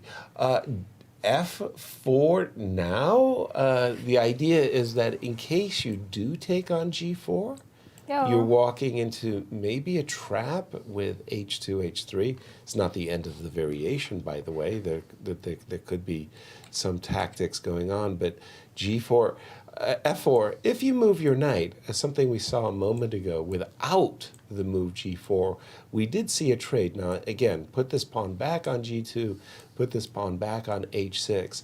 We were actually looking at these variations with the bishop maybe coming to G1. Now, in this position, if I've actually got in the move G4, you got in H6, I played F4, you played knight here. Here, I might, again, trying to be very consequent about what's going on in the position, I might be looking to play the move G5. I feel like I'm forcing tactics when I'm not well developed. By the way, I mean, black's development is clear. I'm sorry, how did we get here? The F4 immediately. In this, G4, H6, F4. Again, I'm forcing the tactics when black's development is complete. As white, my rooks are not connected. So I can easily imagine that something going wrong here for white. But I'm trying to follow up for Alireza. If he doesn't play right now, I mean, this is going to be another score for Nepo where he just reacts. You know, it's like people are forcing Nepo to beat themselves. It's like a suicide. It was what he did the first time. Like Alireza came with this idea in the Najdorf. Right. He forced Nepo to sacrifice material, which he loves doing anyway. Right. And then Alireza got blown off the board. Right. So I'm thinking he's going to play F4. What's the computer's, and I don't doubt there is a refutation, Alejandro, but I'm trying to justify. No, knight c4 is very strong. Even knight f takes g4, blundering the piece. Yes, h3. Knight e3. The engines say that even this is fine for black, better for black. Just straight up down a piece. Yeah, but you got two pawns, and I've got a traffic. And the main issue. thing is that d5 is hanging. Once d5 hangs, everything kind of falls apart. I go like a move like, knight takes, and that's a third pawn. Losing my pawns. Yeah. You sure are. That's the problem. So I'm trying to find right now a justification for G4, and I tried. I already gave you the justification for G4. I'm sorry? 250 games played overnight until 6 a.m. He's groggy. His eyes are punch drunk. Wow. Guys, this is Nepo's tournament. Yeah. See, it's just like everything goes together so well. Yep. In order to win a tournament, you need luck, and not just a little, a lot of it. He got gallons and gallons. I mean, right? At some point he's going to look at it like, why didn't I just buy a lottery ticket? Right. Why didn't I go to Vegas and play in the Super Bowl of poker? Well, that's where Magnus is. That's where the top chess player of the world is. He might be looking at it like he knows what he's talking about. Wow. By the way, just on that note, I had seen something on YouTube where Magnus had played in a Norwegian poker tournament, got to what they call the final table. Wonderful. Got knocked out of the final table, but I mean, qualifying shows some skills. What's the over and under on Magnus's performance in Vegas? What's the expectation? I have absolutely no idea how he plays poker. Alejandro, you're my top agent in these matters. You know? What you want from me? Come on, you gotta earn your keep around here. You know? Aren't you gonna have Jonathan Tisdall around soon? Yes, we will put the issue to him. By the way, Jonathan Tisdall, I think he's coming up at 10:30 our time. I don't know what that is. European time, by the way, but do stay around for Tiz. He's quite the storyteller as well. Some good stuff. We'll keep an eye because I want to see what Alireza is going to do against 1G4. I want to go to the Hikaru That's Nakamura. the one I was just going to ask. Thank you. You can read my mind. How about that? Wow. Queen D8. Okay, I think we're thinking about queen a7, Yeah. queen d8. Something about that move I find remarkable. Of all the squares I could go to, like I would be very tempted to lay the trap queen d7, Nice. queen d6 double question mark. No, it's not even double question mark. You actually get up. Oops, I apologize. Yeah, I would imagine queen d7, queen c7. I might convince myself. I don't know how or why. Wait, did that line work or did you bluff me? Queen d7, queen takes d6. Yeah, Bishop takes f5, queen takes e5. right. I mentioned that. Yeah, that you wouldn't want to. It does work actually, right? Yeah, isn't that I thought I saw a trick for black, but I. Yeah, isn't that amazing that you don't really see those two bishops Yeah. being kind of lined up just perfectly Shish like kebab. that? Shish kebab, there you go. Queen d8, okay, again, we might see this queen takes d6, and in this line, maybe this is a little bit easier for black. This might be easier for black, but I think it's even better if you throw in g6 instead of knight takes f5. Let's keep the bishops. Pardon me, right G6 here. G6. Me like, yeah. Force the trade. Yeah. There's no way you can sacrifice this That's knight, true. right? You're right, So you force the trade, keep the bishops, and then you go rook d2 anyway. right. Nice. Well, Well, in the words of Borat, I appreciate. Very nice. Rook takes, yeah, this looks like a very comfortable game. I'm going to say equality, maybe Yeah. plus equality for black. So queen d8 on the board. And in this case, then, if I take with the knight, you have choices. You have rook d6. I don't know. Okay, if I take You might with the even be knight- wondering if you lose a piece, right? If Oh, I go yeah. g6, yeah. I just G6, trap your knight. I say right? your knight's not going anywhere. Well, G6, what if white just goes F4? Yeah, baby. Push. Dorsa, Thank love your aggressive. You're such a nice person. Where does all this hostility? Like you're out there killing it. Look at I this. just love F4. F4. it's just- Okay. Okay, I got Dorsa on my side. You got your chess engines. Let's go. Oh, you want that? I'll Let's take my go. chances there, Let's guys. go. I got Dorsa. G6, F4. Yeah, the engine's saying this is nearly winning for black, but it Nearly. does- yeah, but you can kind I of got understand it. You Dorsa. go check, king h1, only move. Right? Takes, bishop e7, and again, rook f8 first. Bishop e7 is also good.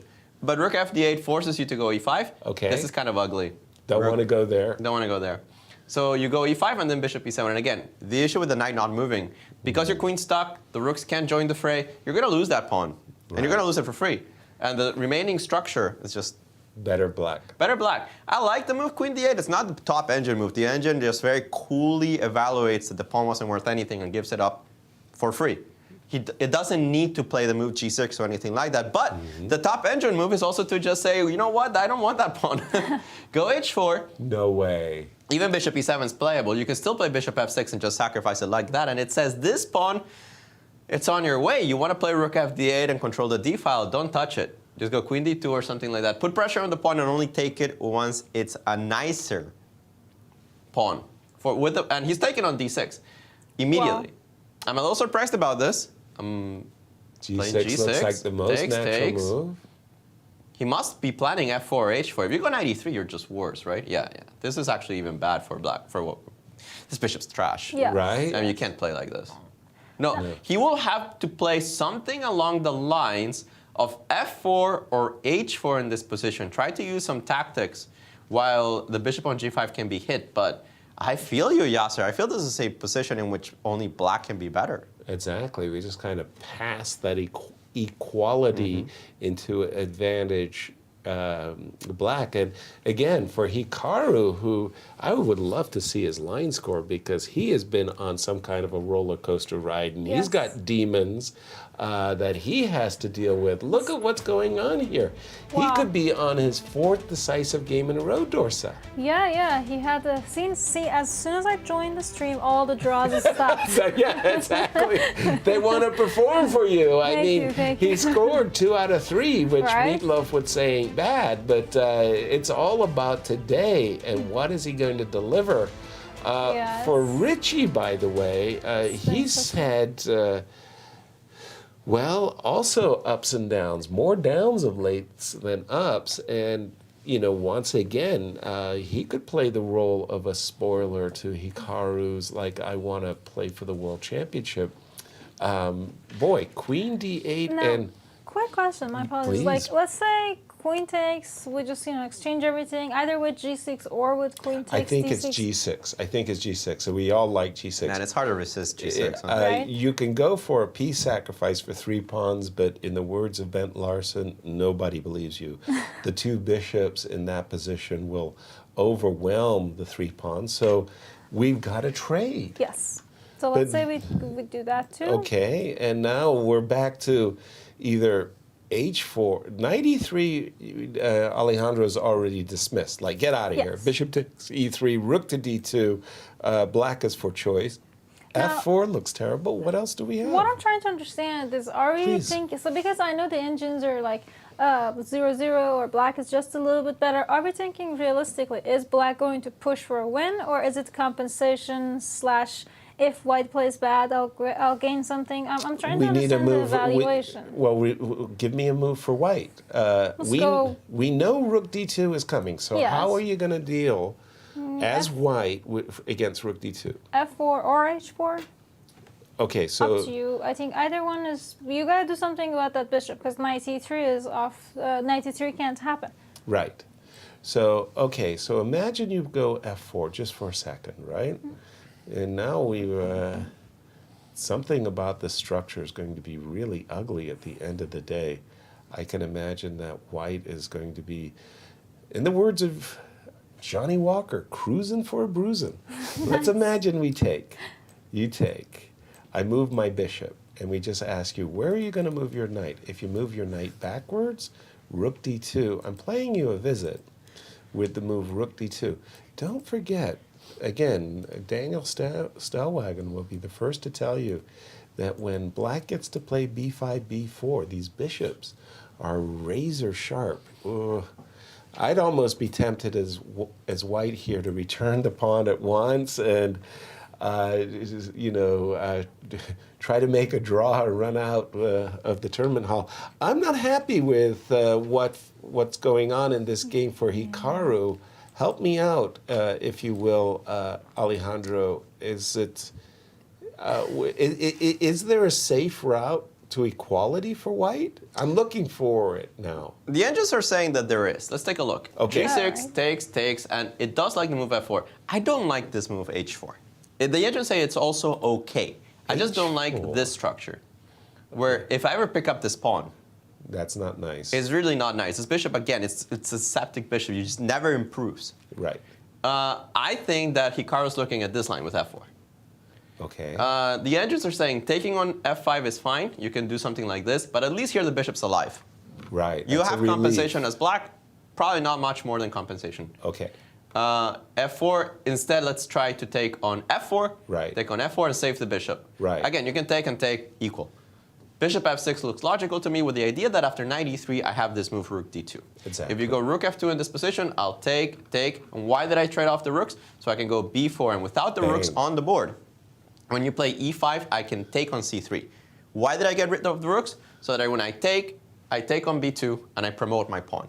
Nice. You don't have 2 rooks to defend the B1 square, so this is unplayable.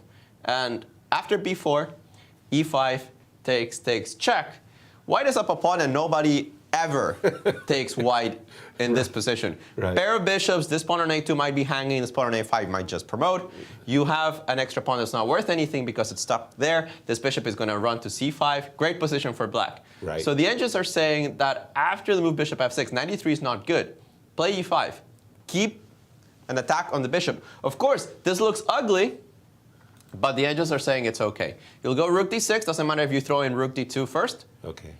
Let's discoordinate the rook, let's say, and then you take on F6. But because of all the time that you take on taking on this pawn, I can play A3, cement my pawns on dark square, go bishop F1, start hitting B5.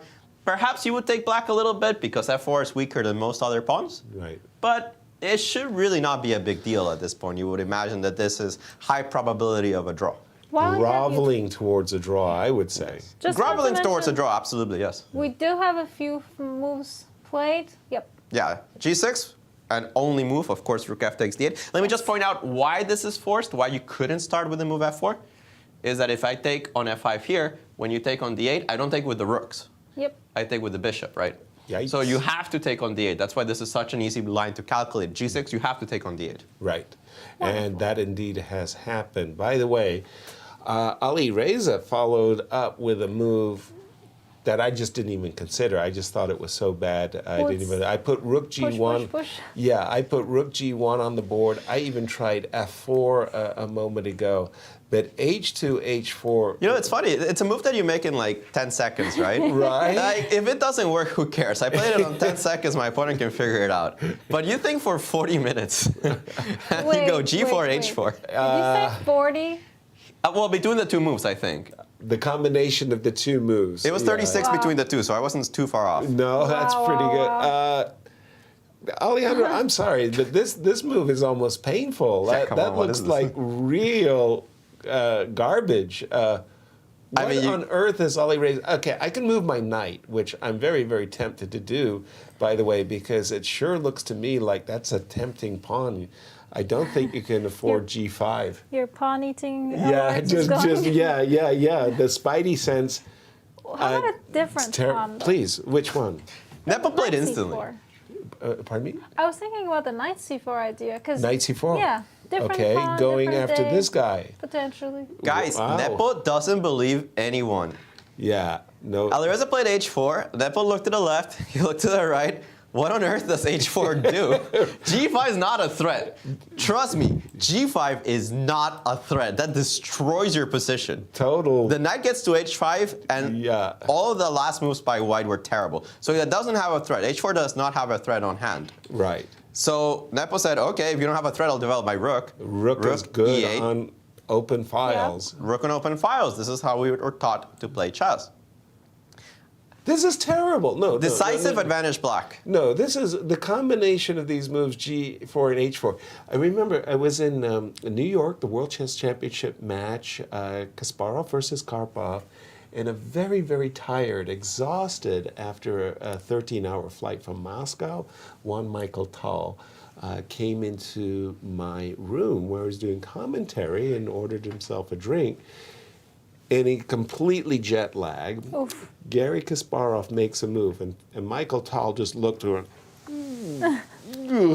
like that was like the ugliest move he'd ever seen.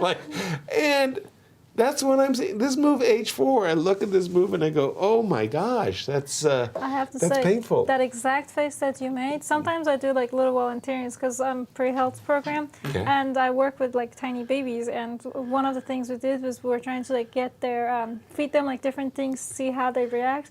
That exact face was for Lemon. Oh like, yes. As soon like that face. That exact face was when a baby made for Lemon. That's why they call them lemons. When I was young, I couldn't stand lemons. Later, I loved lemonade, but at first, the first time I tasted the lemon, somebody needed to die. I mean, it was bad. You know, I never understood. When I read Chess Life as a kid, growing up in Costa Rica, you know, English was a second language. I wasn't really very familiar with the idioms.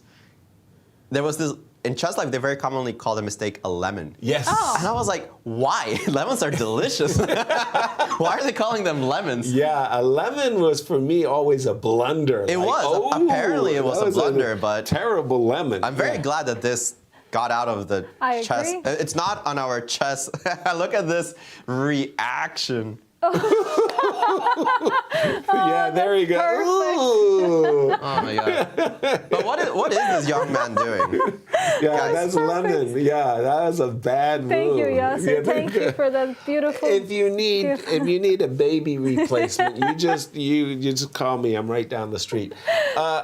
I am seeing a lemon, a blunder. I don't like H4. Who likes H4? No. Nobody ever, no matter what commentary you're tuning into, no matter who you're asking, no matter which engine, no matter which grandmaster, will tell you that the move H4 can possibly be any good in this position. Right. It's so overly optimistic.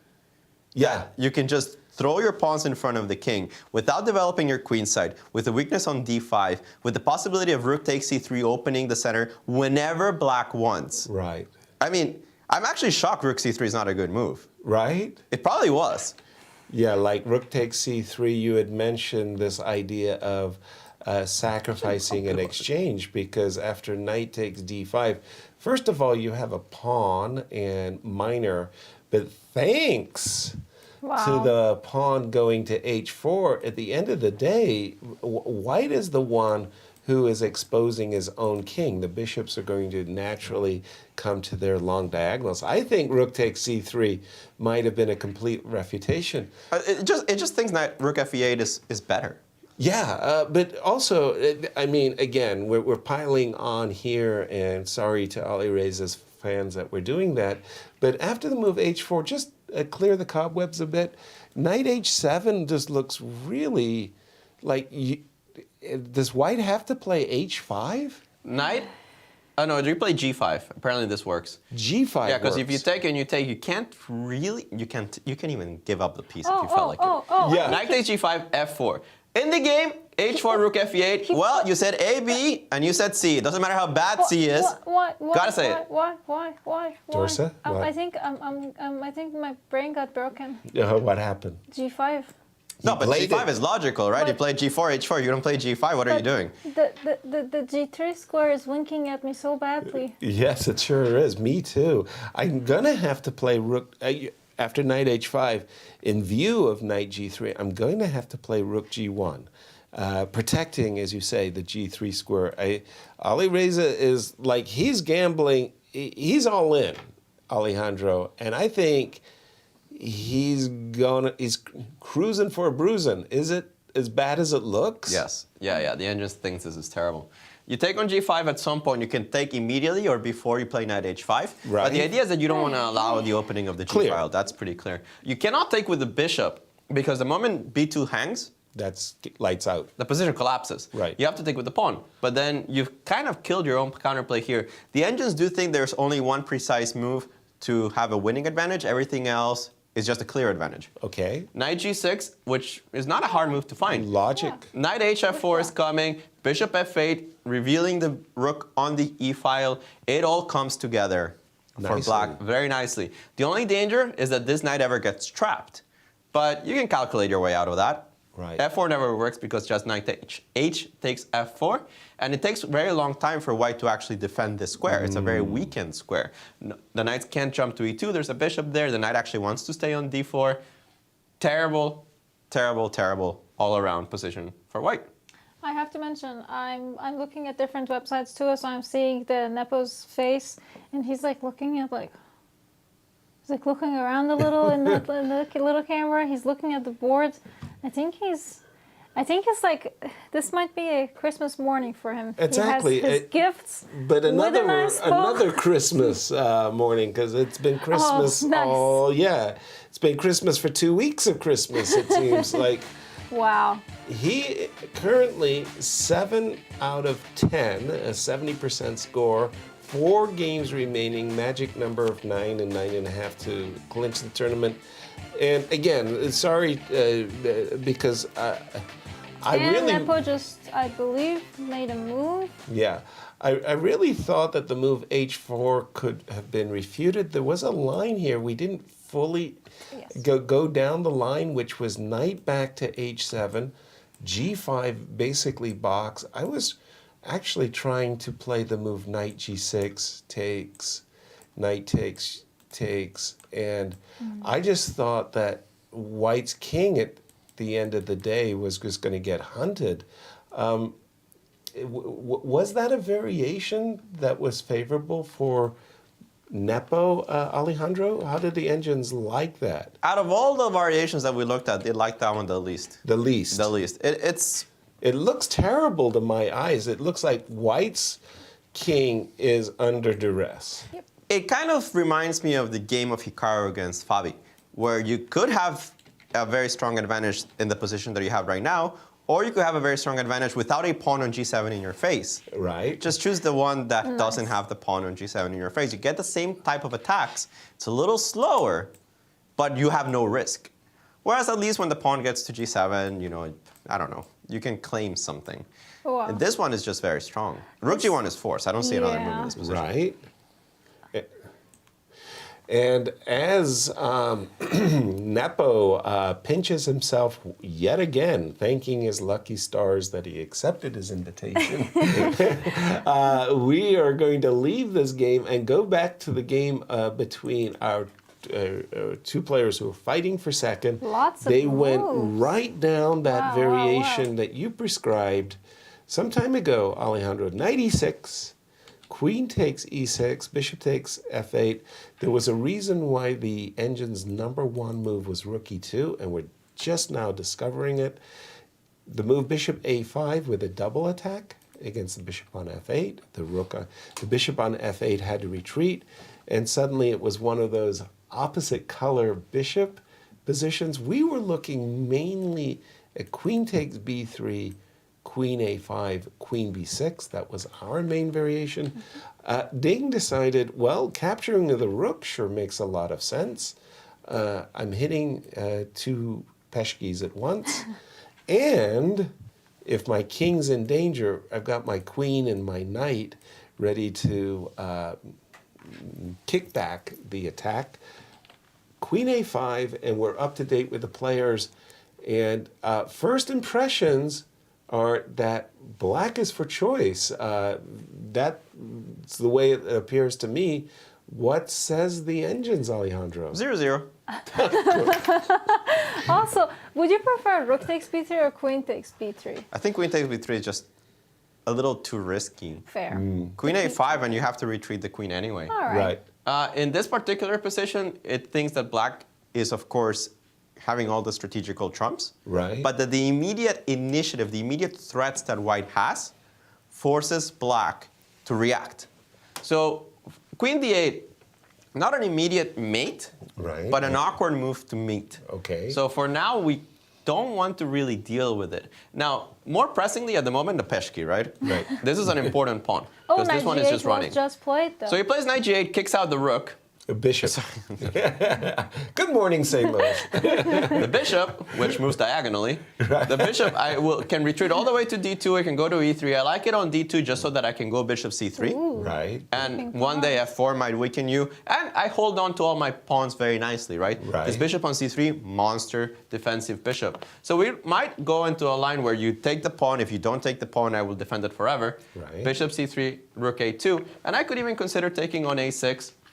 I could consider going f4, f6 in this position, and then taking. Opening the f-file might be useful for me. And yes, you're up a pawn, but it's hard to prove. Right. You have this weak king pretty much forever. Right. I can play something along the lines of rook f1. The engine wants to bring the knight to e3 first and then go rook f1. Makes sense. And it does give white enough counterplay. Now, if you don't want to go into that, play bishop e3, the more human move. Right. Don't allow this rook takes b2, or allow rook takes b2 without giving up the pawn on a4. And I think that it's just a game. I mean, you have this pawn. I don't know if it's a weakness or it's a strength. This knight on g8 will come back to the game, but it's going to take some time. Black is very solid, though. Right. Very hard for white to attack anything in this position. The pawn on d6 is the base of the structure, and it's impossible to get to. There's still knight. Getting to c4 would be really nice, but it's very far away from it. Right. So, and not to mention that after bishop e3, because I'm not threatening bishop d2, let's say a threat, right? Strategically holding on to the queen side, the move bishop e3 doesn't present me any immediate problems. Maybe I can defend this pawn. Wow. Maybe I can attack this pawn instead. Play a move like queen d7, so that when you take on a6, instead of taking on b2, you take on a4. Right. That way there's no passed pawn. Right. And this one, you can imagine that this one goes into some kind of equality. Right. I hold on to my pawns on the queen side since this queen is defending d3. And at some point, I'll get my knight in, opposite colored bishops. Why should either side really be better? So the engines are thinking, white is fine, no matter bishop e3 or bishop d2. Perhaps stylistically, you would like to choose one side over the other. I agree that I would take black.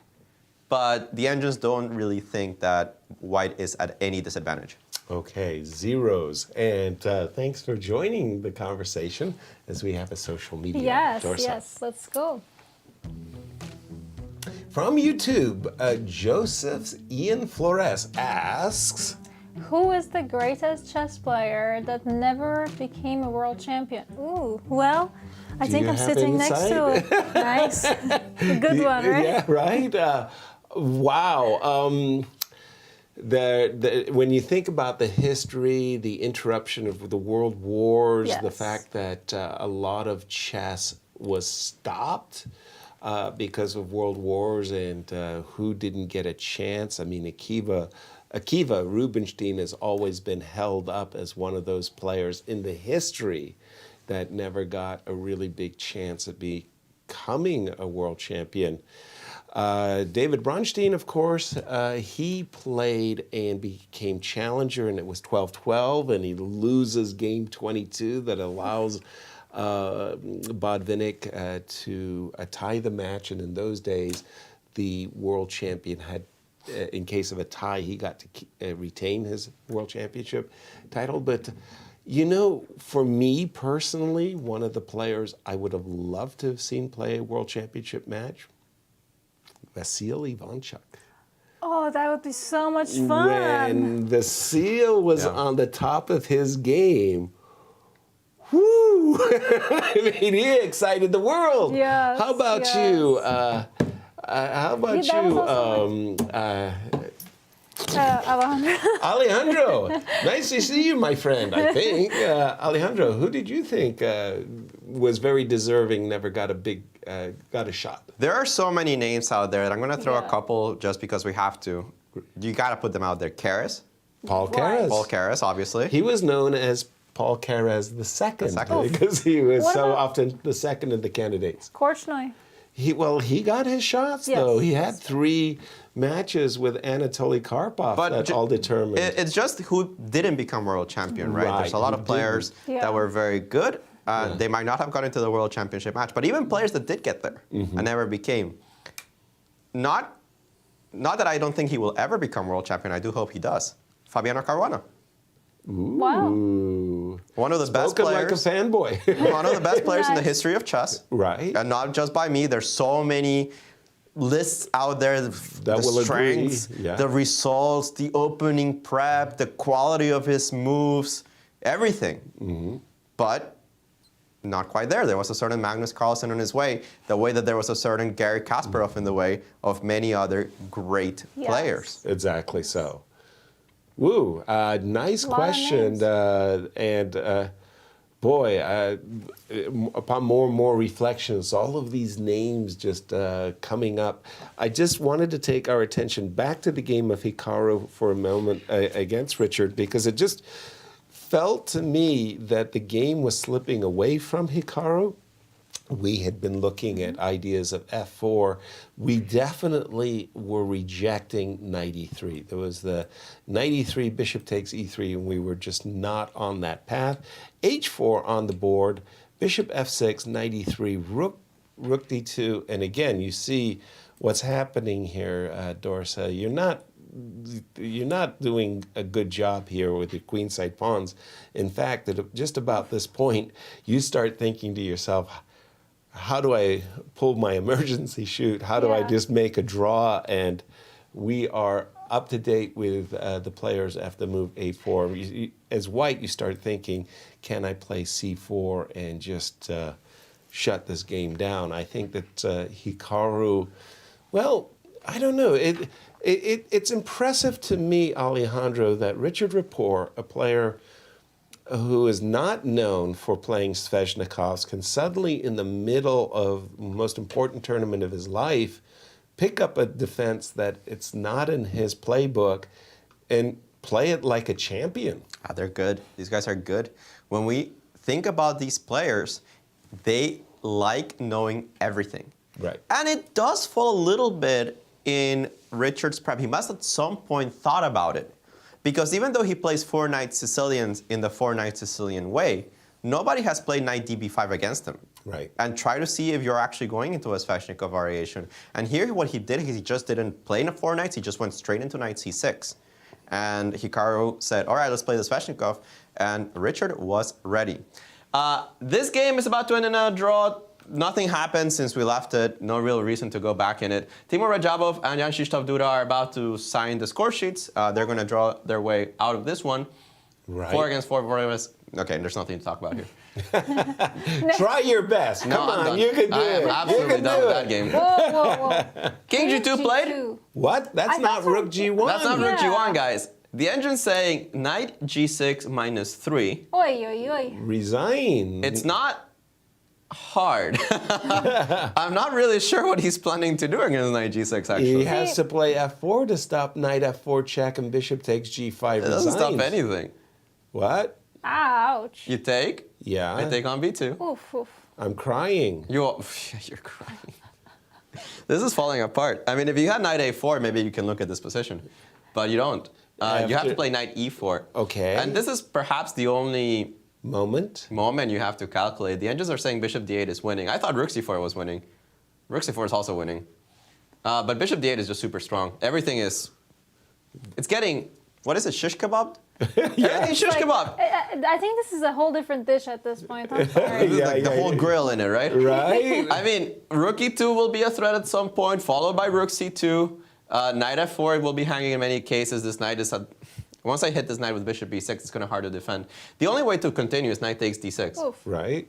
Check and hope for the best. If you take on E2 with the queen, obviously I take on D4. You can't play that. Knight takes E2, rook C2.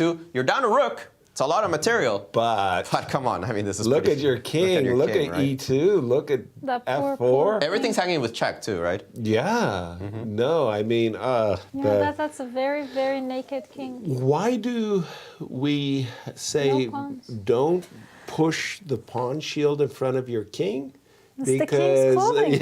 That's the cover, that's the protection, that's your shield. And that position you had with the rook coming on the second rank, that looked like a full disaster. Yep. A complete disaster. And perhaps it's not so easy to evaluate from the beginning. Okay. If you think of this position and in your mental, you think the rook comes to E2, is it enough for a rook?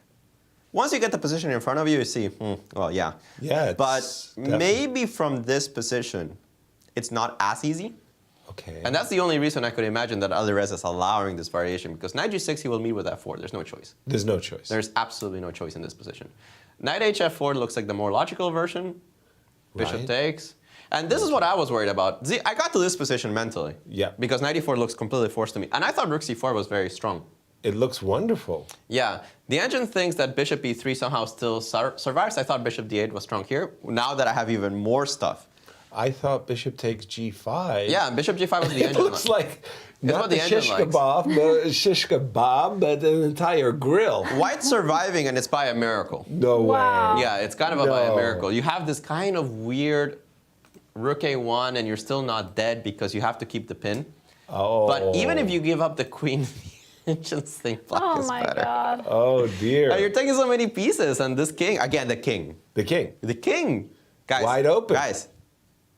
The king. The king. Stop. No defenders. Exactly. There's just no defenders. Yeah, you're going to have trouble mating it without a queen. But who cares? I don't need to mate it. I can just create threats until I win material. Nice. This is very bad, guys. All right. As we prepare for our commercial, we once again would like to remind you that one game has finished. Yes. It was a draw between Duda and Timur, a game that doesn't affect our standings. But on the other side of the break, our dear friend, Grandmaster Jonathan Tisdale, is going to join with us, and we're going to ask him all kinds of questions about Magnus's state as world chess champion. See you on the other side.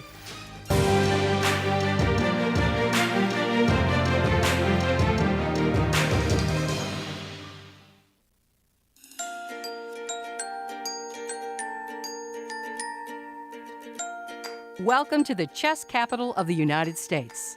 The St. Louis Chess Campus, in the heart of the vibrant Central West End, has established itself as a premier global destination for chess. and is comprised of 2 unique nonprofit institutions.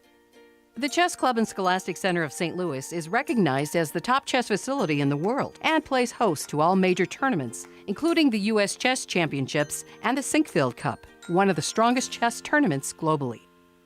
Tournaments are broadcast online to more than 150 countries, led by an expert commentary team of grandmasters.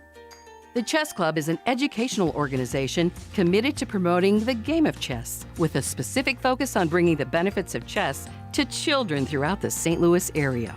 Research shows children who play chess exhibit improved analytical skills and increased confidence. The Chess Club is highly engaged with the local community, bringing scholastic chess programs to more than 100 schools, providing hundreds of classes each week. Directly across the street from the Chess Club is the World Chess Hall of Fame. This one-of-a-kind cultural institution invites visitors to experience chess in imaginative ways and is home to the U.S. and World Chess Halls of Fame. Cutting-edge exhibitions feature rare, historic chess artifacts paired with world-class art. Innovative programming explores the intersection of chess, art, and culture. Visitors can enjoy interactive programs designed around the exhibitions and monthly music in the galleries. The World Chess Hall of Fame is nothing you expect and everything you love. 3 different galleries and a premier gift shop highlight the culture, history, and creativity behind the game. Come visit, play chess, leave enriched. To learn more about the St. Louis Chess Campus, visit stlchesscampus.org.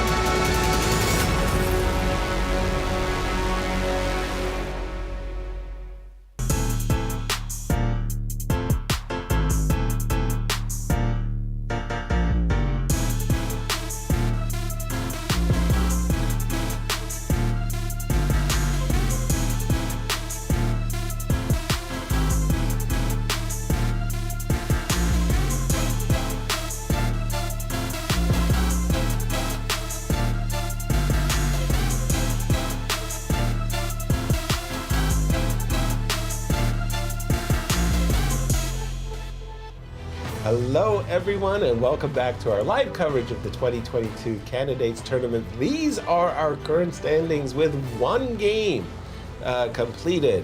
Timur and Duda both split the point, and they currently stand after 11 with a score of 5 to Timur versus 4.5 for Duda. But we have this huge fight going on this board between Fabi and Ding-Lerin. These two players are tied for second coming into today's game with Hikaru Nakamura. We think Hikaru is going to make a draw. And when we left it just about these parts. We had seen the retreat knight g8, yes. bishop e3. Also, the computer, interestingly enough, the engine liked the move bishop to d2 with the idea of playing bishop to c3. Bishop e3, to my eyes, looks like a very normal move. And there's some complicated ideas here for black. One involved playing the move queen d7 and trading, if you will, the a pawns, as well as rook takes b2. And the question is, was this pawn an asset or a liability? If you look, you see that black structure is very, very solid. Ding took a different approach altogether. After bishop e3, he said, you know what? I'm just going to defend my pawn. What are you going to do? Fabi said, well, I don't have anything better than queen d2, defending. Nice. And Ding said, well, that's nice. f7, f6.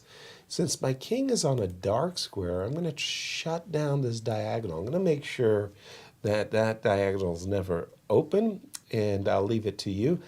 f2, f4, trying to pry open the f-file.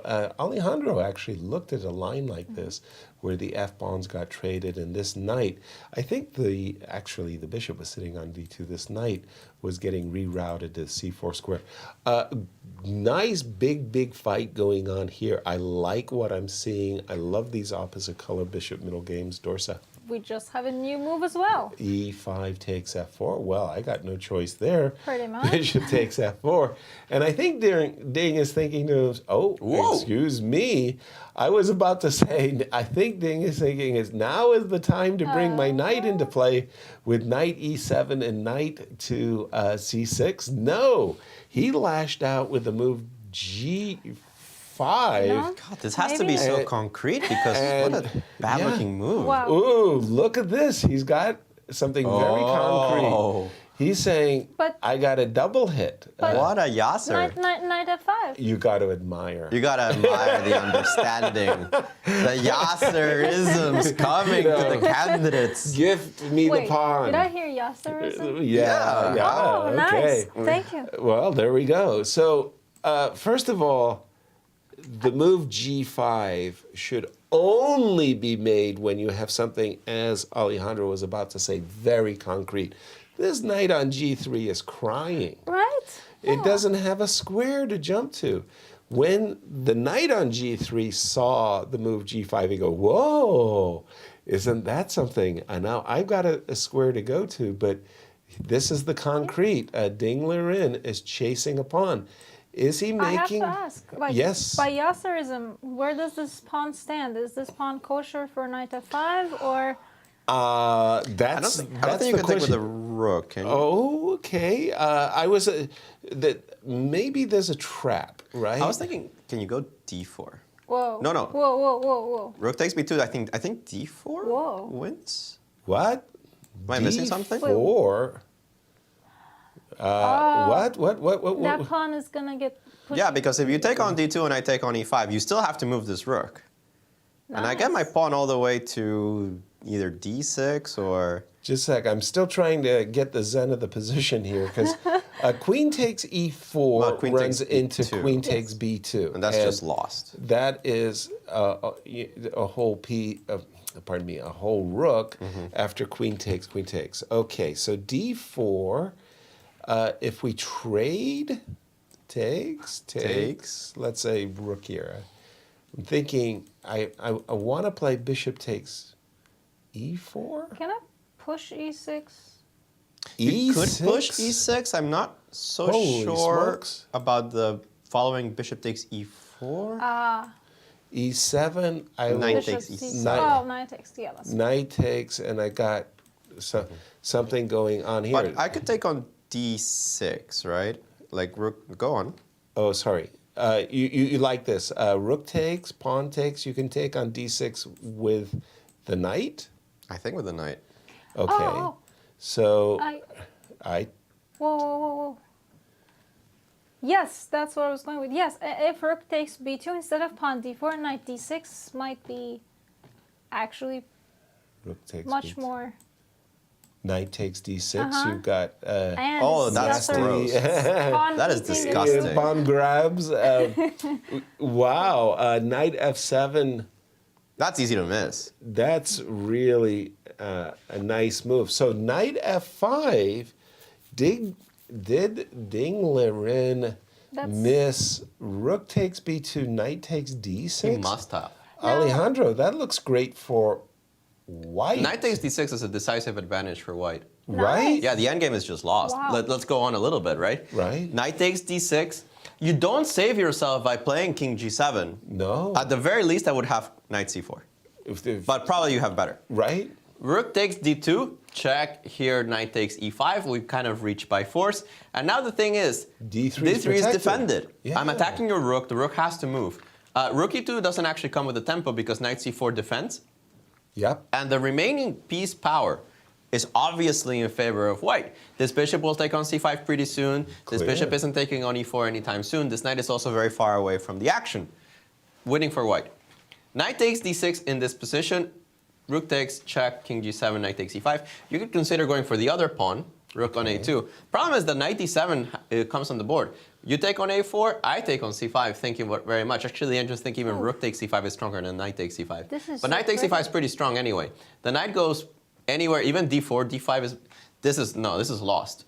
I mean, the only reason you play into this variation is because you miss knight takes d6. Right. And even then, I'm not entirely sure how to evaluate queen e1.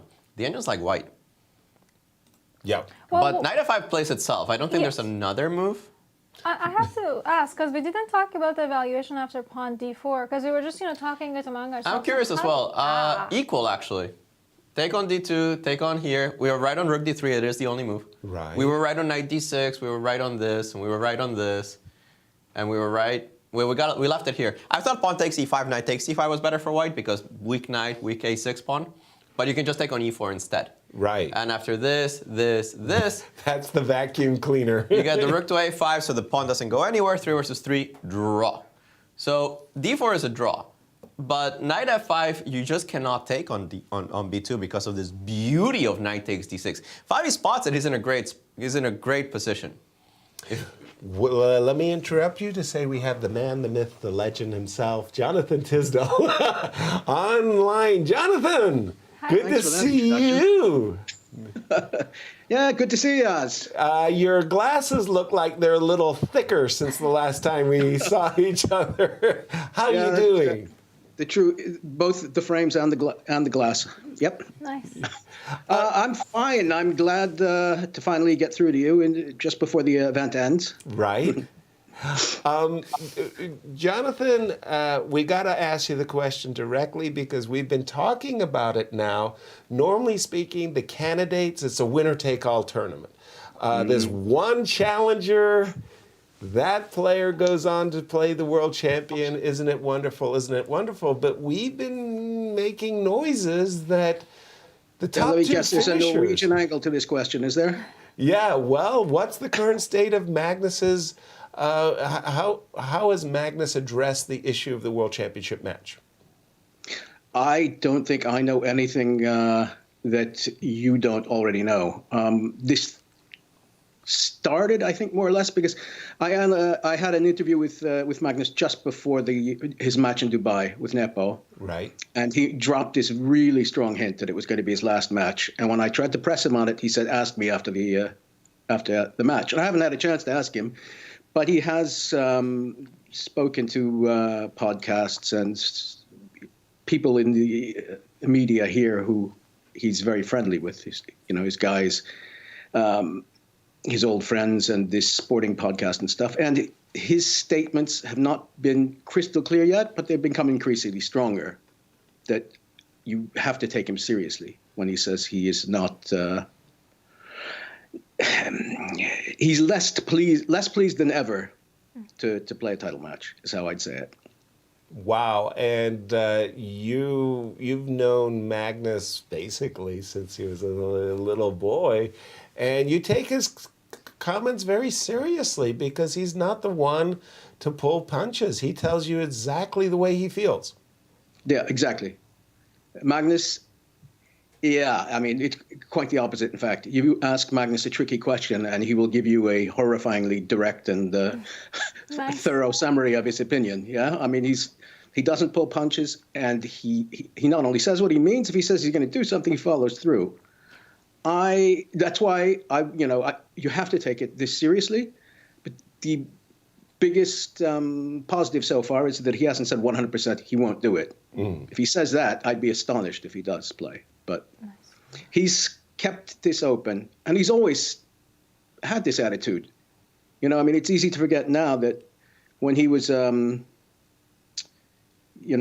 heir apparent in the early 2010s, if that's what you call it, he was so against the cycle, the whole title cycle, that he dropped out of it. Right. And he has, said he doesn't like defending it, and he doesn't like it defining him. I think that's maybe the most eloquent way he's put his relationship with the title. What do you think would be his ideal format? Just play everybody from the beginning? Just he does like the idea of no advantages to the champion. I mean, he's not trying. His attitude towards the title isn't protective at all. Yeah, he has said many times he'd like some sort of completely open system. I suppose closer to this World Cup kind of thing than what we have now. But I mean, he's also been very clear, and he's very fond of a rapid-based event. I think the current way his Magnus Tour is set up, I think, is a bit like his dream version of how to run a championship event. And I think he sort of sees engines forcing people to play so quickly that it's, at some point, what we call classical chess will be pretty fast. Nothing like what Yasser and I used to play back in the day. Right? But if, for example, these meltwater championship events where they really are open and they're fast-paced, Jonathan, I got to tell you, I mean, the Norwegian television ratings have been spectacularly good. Nice. It wouldn't be the worst thing that ever happened to chess. No, it reminds me a bit of an interesting thing Greg Shahade said on Twitter a couple of years ago. And it was one of these things where when he said it, it was clearly a divisive thing to say. And I agreed with him 100% and disagreed with him 100% at the same time. So it was very memorable. But what he said was something about to the effect that if we started running chess events now, no one would ever dream of making them classical. They'd all be rapid. Right. And so that there's a sense that we're carrying this, historical burden that games have to last. Okay, now they can only last all day instead of several days, like they did when we were young, yes. Right. But basically, everything's going faster. And we see the necessity with the engines to speed things up as well. And it's really hard for me to argue against that if we were starting from scratch today, we'd think, oh, yeah, it's a bit like the problem cricket has. Mm-hmm. You can either play for 5 days or you can play rapid, yeah. So I think it's very easy to understand how you can see the game becoming faster. Classical, rapid blitz, and so on. Alejandro, jump in with a question for our good friend Jonathan Tisdale, if you please. Well, first of all, great to see you. I was one of the few people that was actually awake for breakfast in Dubai. So very good breakfast company was Jonathan. He was regaling me with all his stories. Guys, I have to agree with the conversation. It's something that I've been saying for years. Since I started doing broadcasts for the St. Louis Chess Club, I've thought the game needs to speed up. We have candidates that are regressing. The World Championship, to me, this time control is a regression. It goes to our traditional system, to what we're used to. But every single new tournament is going faster. Yes. I'd say two things to that. We still supposedly see the need for a classical title. So presumably it's got to have older, well, I won't say older, slower classical rules. One thing that I do think is really positive about the last match through and the candidates is that we brought back good old-fashioned time control of no increments before the game's actually ending, which was the original idea. And it's not just because I like to see people in the same kind of time pressure that was normal when Yaz and I were kids, you know, I mean, real time pressure. It adds that element of error creation and excitement that we've been trying to achieve by just speeding the game up. Mm-hmm. And, you know, you get all of your time at the beginning, so you could actually have more time for the game. It's, you know, up to you to invest it properly. So I think this is a really great way of sort of compromising while we're working things out, that people have real-time pressure. You're going to have a higher error level, which is what I suppose people want. Yeah, you want to increase the human factor and reduce the engine factor. The problem for me with that is I can't see it lasting as a solution for very long, because every time you speed the game up, your classical lovers are going to go, people can't play really great games at this speed. Right. And then they do. And you speed it up, and then they do. Nice. So I assume that it'll take a couple of months before everybody knows how to invest their time properly. You won't get so many time controls, and we'll be in the more or less the same place. So, yeah. Yeah, I think we're going to see it faster and faster. I'm all for like having, you know, revising the specific rules every like 7 to 10 years. Just, you know, come back to it, make sure it's still relevant to the player, to the world champion, to, well, the game. Because I do feel like after pandemic, chess has changed quite a lot. Yes, but I do have another question for you. I see that, well, as an author and as such an amazing chess player, and I also see your beautiful bookshelves behind you. So I have to ask, what are your top 3 favorite chess books that you must read? Anybody, everybody, if you don't read it, you got to quit the game. Oh, that's really tricky, because I of course, I'll try and give you a weird answer. Well, I gave you 3. I was going to go for top choice, but How many books did you write, Jonathan? Well, one of it has to be the Yasser one. I can't really answer. I can tell you one of the books that I've always recommended I don't think anybody's read. That's fair. And I won't even be able to remember the name now. But Mihai Shuba's book on dynamic chess something. Thinking? Dynamic. All I know is... I think it might just be Dynamic Chess by Michael Shuba. It might be Dynamic Chess, yeah. It's one of the few books that I've found incredibly inspiring and showing me chess from a different angle, and also literally laughing out loud constantly throughout it. It's full of fantastic stories. Personally, I wish I'd read Jonathan Rowson when I was young, but unfortunately Jonathan Rowson wasn't born. The Deadly Sins? Is it? There's one that I'm...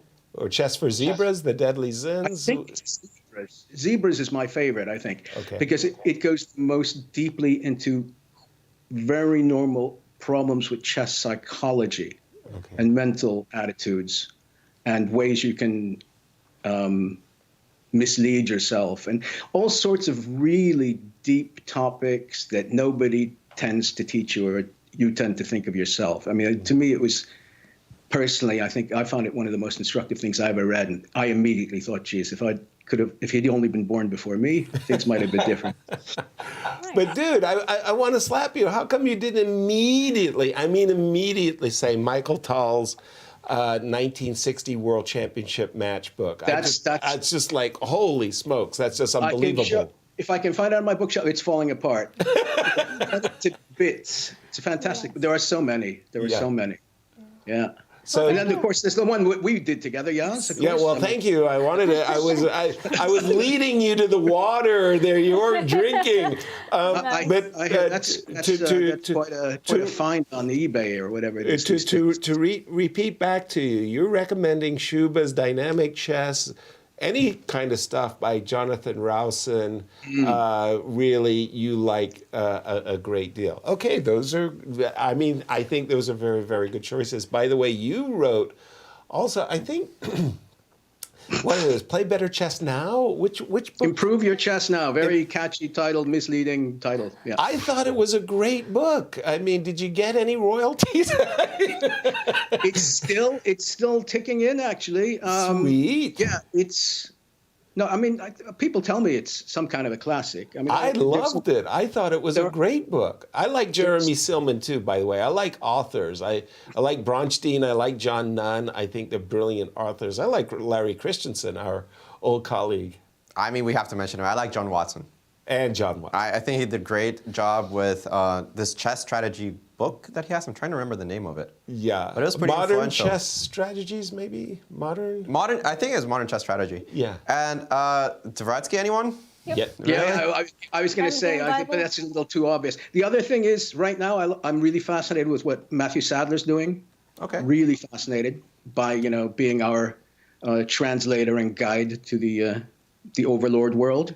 So I think his books are really fascinating. Right. And there's a guy, and this is another unfortunate thing, because, I'm not an active player anymore, so when I do read a book, I don't tend to pay so much attention, but there's a new guy around. I don't have it here. It starts with a K, and he's written a book finally, but he tends to write about topics that I've always thought should be written about. Oh, I know who you're talking about. He went to college with me, Davorin Kulyasevic. Yes, that's the guy. Hey, you got it on very What was the clue? What the heck was that? That came out of nowhere. What were your roommates? Get out of here. That's when you know you're a chess player, right? Like, starts with a K, interesting subject. That was good enough for me. I just read his book. You guys ought to have an act together. Books. I've been really impressed with those. I thought tremendous work on long neglected subjects. I absolutely agree. I think he did a really good job on both of those books. Highly recommended. Well, Jonathan, you're joining the discussion late. The player who never became world champion that you think, oh my God, the history of the world would be completely different if X had become world champion. I didn't realize you were going to get surprise questions. Welcome to the show. Well, you just surprised us with that author.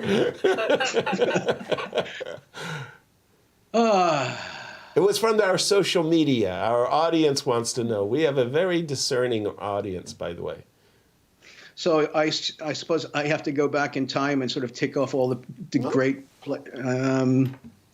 all the obvious candidates. You only get one, sir. Tick. I'll pick one for you. I'll pick one especially for your audience. It would have been. It's hard to. He might have changed the time space-time continuum of chess. How about Hikaru? Ooh. There we go. You took us aback there with that one. I like that answer. Wow. Turning our attention. We're already thinking about how the world's changed, right? Yeah. Turning our attention to the topic of today, which is the 2022 candidates. What has surprised you the most about the tournament? Your predictions that have been unexpected. The play, you tell us. Okay. I went on record just before the event saying I had no idea whatsoever about what would happen. I could see anything happening, and I'd want 2 rounds to give anything resembling a prediction. After 2 rounds, I said I would have safe, boring money if I was going to put it down on the event. And I thought Fabi was the favorite. Right. After seeing him warm up. Right. At the halfway point, I still thought Fabi, even though he was behind. Right. Because I thought he looked like he was in pretty close to vintage Fabi form. I mean, in terms of he looked being pretty darn methodical good. and unflappable. And I also thought he looked like he was in the best physical condition, which I thought was going to be a very key factor. Mm-hmm. So that, I will confess that was what became my strong opinion as soon as, or as late as I formed one. I don't know why it took me so long to think that the 2 guys who'd done it before would actually be the favorites. It wasn't intuitively obvious at the time. No, right? and I certainly wasn't alone in that. There were a lot of distractions. You got young guys, and always you think you want the romantic angle. One of the young guys, might do something terrific. Ding's got good numbers. I think Ding's been terribly handicapped, actually. By what? Because, by a sort of lack of logistical support, maybe. I mean, he turned up late. He's been inactive. He doesn't have a second, does he? Not that he has a second, but not with him. His team is back in China. Okay, but who is it? Do you know? No, they didn't reveal. They just said that he has. Okay. Yeah, but it would be very strange if he didn't have links to anybody or anybody helping him. But still, it's a very long event. Right. So I feel a bit sorry for him in that respect. And I think we're seeing now him warm up. Yes. Yeah. Wouldn't surprise me if he finishes. Oh, the yesterday game was very, wonderful. very strong. Jonathan, we want to thank you so much for taking time out and joining us. It's first of all, it's a great, great pleasure to see you. Remember 1976, Memphis, Tennessee? Those were the days, huh? I remember them well. You And called me Curly. Still do. I don't call you Curly anymore. But I must say, it was also nice to see my breakfast chum from Dubai and his incredible psychic ability to know what I'm talking about. It's a connection. It's just a connection that we built up over that breakfast buffet. Jonathan, thank you so much. Thank you for joining us. Good to see you, my friend. Yes, always, yes. Take care, everybody. Bye. Bye-bye. Thank you. That was wonderful. Wonderful man. Wow. Wonderful man. Jonathan one thing Tisdall, that everybody. I'll probably ask our producers to do is when they take out that interview clip, it would be wonderful if we can actually have a name of those books all written down. I know my lecture comers and my students would love that because that's the question I always get. What are the good books? Everybody gave so many good books. Now I gotta go update my library. Pathetic library. Who reads books anymore? By the way, Alejandro, he did mention, and you guys connected on the author. Remind everybody who Jonathan said. Davorin Kuljasevic. It's actually spelled Kuljasevich. It's not an intuitive pronunciation. Common spelling. But with the spelling, you should be able to get it, right? He's a strong GM. He's almost 2,600. Okay. Which federation? I believe Croatia. Okay. I want to say I'm right on that one. Right. I'm going to interrupt the conversation to say that after knight f5, I think Ding Liren spotted a huge hole in the plan. When he played the move f5, when he played right here the move g5, bishop e3, queen e5, followed up with this obvious double attack, there was no question he had his eyes set on rook takes b2. He got to this position, maybe was reaching for the pawn, and saw that knight takes d6 was a cold shower, and he had to pull back, and he played the move knight e7. We've got knight e7, queen e7 on the board. No question about it. You don't play g5 and invite the knight to f5. But did this spoil his position, Alejandro? Yeah, it did. I mean, come on, you know that it did. Of course it did. You don't play like this unless there are immediate tactical reason to do it. Precisely. Which didn't work. So he realizes halfway through that his idea doesn't work. He needs to get off this ship before it crashes into the iceberg. Right. And that's what he did with the move 97. But by this point, I mean, he's in troubled waters. 97, knight takes e7 only move, queen takes e7 is the current position that we have on the board. Right. The engine is giving a very, very strong advantage to white. The move rook f1 is the more logical out of the two ones that white can play, in my opinion. But queen c2, I think, is also good. I love that move because I want to get my bishop on the long diagonal. I think that's very true. Rook b6 will be played, and I think this is good. Bishop d2, bishop c3 with an advantage. The only issue, it invites the move d4. Ooh, and if you get d5, d4 in, it's a different ball game. Okay. Perhaps white's still better because of the weakness on c5 and stuff like that, but we're trying to get as much of an advantage as we can right now. You get into an opposite color bishop endgame with an extra pawn, it's not enough. Okay. So queen c2 was played, by the way. Rook b6, and I think rook f1 here speaks for itself. Speaks for itself. Hit that pawn, d5 is not really possible. It's just such a logical move. Right. However, the engines have this crazy idea that this bishop on c3 is really good. Right. So give up a pawn. Whoa. Ooh, me gusta. You have to like take it. You have to take it, otherwise I take on c5. Clear. You can't take with a pawn, that's obvious. Bishop d2. Nice. Rook b6, and you know what? Harass this guy even further. Bishop a5 also possible. And on rook b5, which I guess you have to go to, now play the move rook f1. Start threatening bishop c3.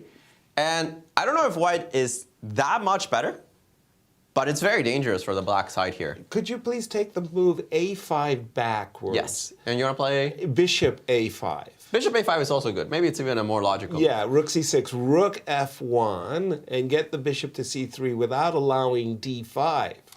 The only thing that surprises me is that the engines don't think black is busted. Really? I think black is not doing okay. White's better, but it's not busted. Dead. You have the move king g7 and this resource of the rook defending on f6. And perhaps that's why the engines wanted to bring your rook to b5 instead of c6. It looks ugly, but the rook does defend a crucial pawn. But it's like a tempo. It's just one tempo that the black is barely hanging on. Black's barely hanging on. I mean, you even have queen d2 threatening queen takes g5, h6, h4. You actually have to take. Not easy. Not an easy position for Dingler, and tons of tries from white. Play on one goal. This is what Fabi fans want to see. Wow. Okay, that's huge. And what about our other fight, Dorsa, for first? Hikaru Nakamura versus Richie. We were thinking maybe the game was ending in a draw. Bring us up to date on this one. What's going on? Everything I see, they're just trading stuff off little by little.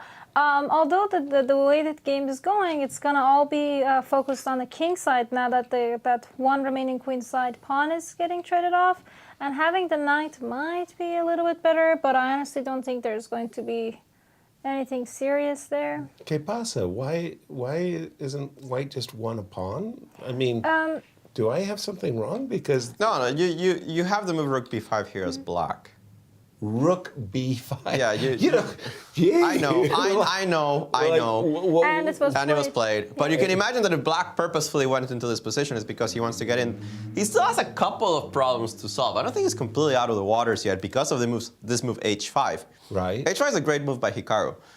If black got in h5, we're not even talking about a game anymore. Right. h5 and rook takes b4, then it's a draw. Got that part. So h5 by Hikaru. Right. h5, and you don't really want to take. No. Shades of the game he won against Ali Reza. Even if you play check, I think it's even stronger. I beg your pardon, of course. Let me at least do it with a gain of a tempo, bringing the knight to f5. No. h5, g takes h5, the game flares anew. My apologies, I was just thinking, because that knight on g4 seems to be eyeballing that f5 square a little too much. Can I just play pawn f5 and just get rid of the whole thing? Maybe so, f5. But are you winning your pawn back that easily? I mean, because There's not h6. Oh, gosh. I got a blind spot. Good morning, St. Louis. Well, how about f5, the other guy? I eat that guy. Yeah, I think you have to take on h5. Yeah, but then again, I mean, Hikaru for choice, right? Yeah, you'll play this on. It's probably a draw. But okay. But who would you rather be? Would you rather be white? I mean, right. Hikaru was sitting there saying, Jonathan Tisdall should have said, for the good of chess, I should be world champion. Did he stun you with that one? He sure did me. Yeah. I like the answer because I think Hikaru's underestimated as a classical player. Okay. Yeah, we know he's very good at blitz. He's very good at rapid. Right. But people usually forget that he was number 2 of the world. Yes. He was 2,800. Yes. He was such a strong classical player. Don't forget about bullet, blitz, and rapid. Right. Just look at his classical results. Amazing. Just amazing, scintillating chess. When I said that Fabi was one of the top players of the world that never became, or hasn't been so far, same with Hikaru, so far, right? They're still in the mix. World champion, it's because their classical results are amazing, and Hikaru's really up there from people, 2,800s, that haven't become world champions. There's some that you think, wow, this guy is really, really talented, even compared to his peers. Absolutely. Shame on us, but happy to have Jonathan Tisdall join us. But truth be told, we have lost contact with Ali Reza and Nepo, and we got to play catch-up, guys. We think that Ali Reza just really overplayed his hand enormously. He played G4, H4, G5, rushed his kingside pawns forward up the board to his own detriment. And then came the combination. Knight takes F4, bishop takes F4, queen takes B2, and we were thinking, uh-oh, bad things are happening for white. And after the move knight E4, you're just barely staying in the game. And rook C4, there was also a move bishop to D8 that also got our attention. That's a crazy move. But rook C4, and we saw this sometime before. And that involved bishop E3. Oh, no. How did we get that rook B1? Maybe this was right. This is how it all went. Yes. And, oh my gosh. We did mention a potential. Yeah, we mentioned this position, Yasser, after rook A1. And when we were looking at this cool ideas of bishop takes E3, give up the queen. Yes. And take on D4. That's right. But Nepo says there's another way to do it where I'm not down as much material. Okay. Rook takes D4, what he played. Easy to calculate these lines. Rook takes A2 is absolutely forced. Everything else just collapses the entire E file. Right. So you take the queen, you take my queen. I have to take with the bishop, otherwise everything still hanging. And at least with the, bishop takes D1 is forced. Bishop takes E3, knight takes D6, which is kind of the point, so do you attack that pawn? So we're in exchange down for quite a number of pawns, right? It's 3 pawns, 3 peshkis, all of them passed and connected. Not with each other, thankfully for white. But you do have 2 passed pawns here, you have 2 passed pawns there. White has a pawn, not going anywhere anytime soon, but okay, let's be honest, these guys are still very far from coronation as well. Right. Black for choice, is it completely winning? Not sure. You take black every single day. Right. It's very difficult to survive this for the white pieces, I think. Right. Very practical decision, I think, by Nepo. Perhaps the engine says there was a better way. This one looks pretty good. He doesn't need to win. He just needs to not lose. And this is, I'm having a hard time imagining anything but happiness for those 4 baby queens. Right. Knight I don't think. F4 check, and Yeah, knight actually, takes. yes. Oh my God, your pawn grabbing. D5. Look, I mean, what's better than being 3 pawns up? 4. Correct. That's true. Training. That's why you get the big bucks, Dorsa. This, you're right. Maybe there was an easier navigation, but in truth, this is simply excellent. And it's like Nepo, I mean, Father Christmas, you mentioned it. It's been going on for 2 weeks already.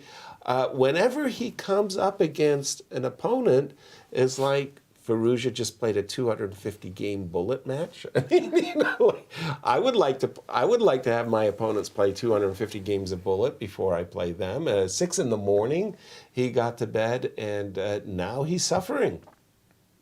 Yes. Once again, they're head-to-head. Dorsa, how do they do against each other? Well, Reza does have one win against Nepo, but Nepo has 2, and they have 1 draw as well, which happened on the 4th round of this. Oh, my apologies. Yeah, the 4th round, Nepo won. One of the wins of Nepo did happen in this tournament, round 4. I was on draw auto cruise for a second. But for Nepo, Nepo's looking across the board. Look, I beat you in the first half. And I'm really happy to be playing you again here in the second half with Black. Give us an engine eval of this current position. It sure looks... -2. Only? What do you mean only? It's a lot. Well, but it was also a material edge, and it felt to me like Black was the one having the threats. How much did you want? Yeah, that's why I thought it was more than 2. But what is White supposed to do right here, right now? Rook e2 is what keeps him in the game. Rook e2. Yeah, it prevents knight f4. So. Yeah, not an obvious move, but he did play bishop b3, by the way, defending the... I wanted to put rook e2 on my board, but my engine overrode me, it's like auto spell. Right. Well, it happens when Firouzja doesn't have that much time left in his clock either. 11 minutes. This one is going to be a long one. Okay. I think Nepo is going to press this forever, but it's not an immediate win. The pawns march eventually. Right. But you still have some problems to solve. The knight on d6 does hop around. b7 is hanging in some lines. Not as clear cut. Okay. It's still winning, I think, for Black. But it'll take some time. Work. I was looking at this game between Hikaru and Richard Rapport. Oh. Okay. And this was the position that they had.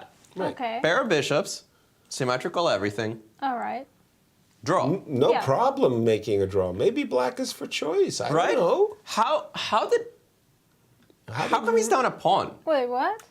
I agree. This is a very easy draw. Okay, but you shouldn't be suffering. But you shouldn't be suffering from these positions. This is when you are a little bit off form.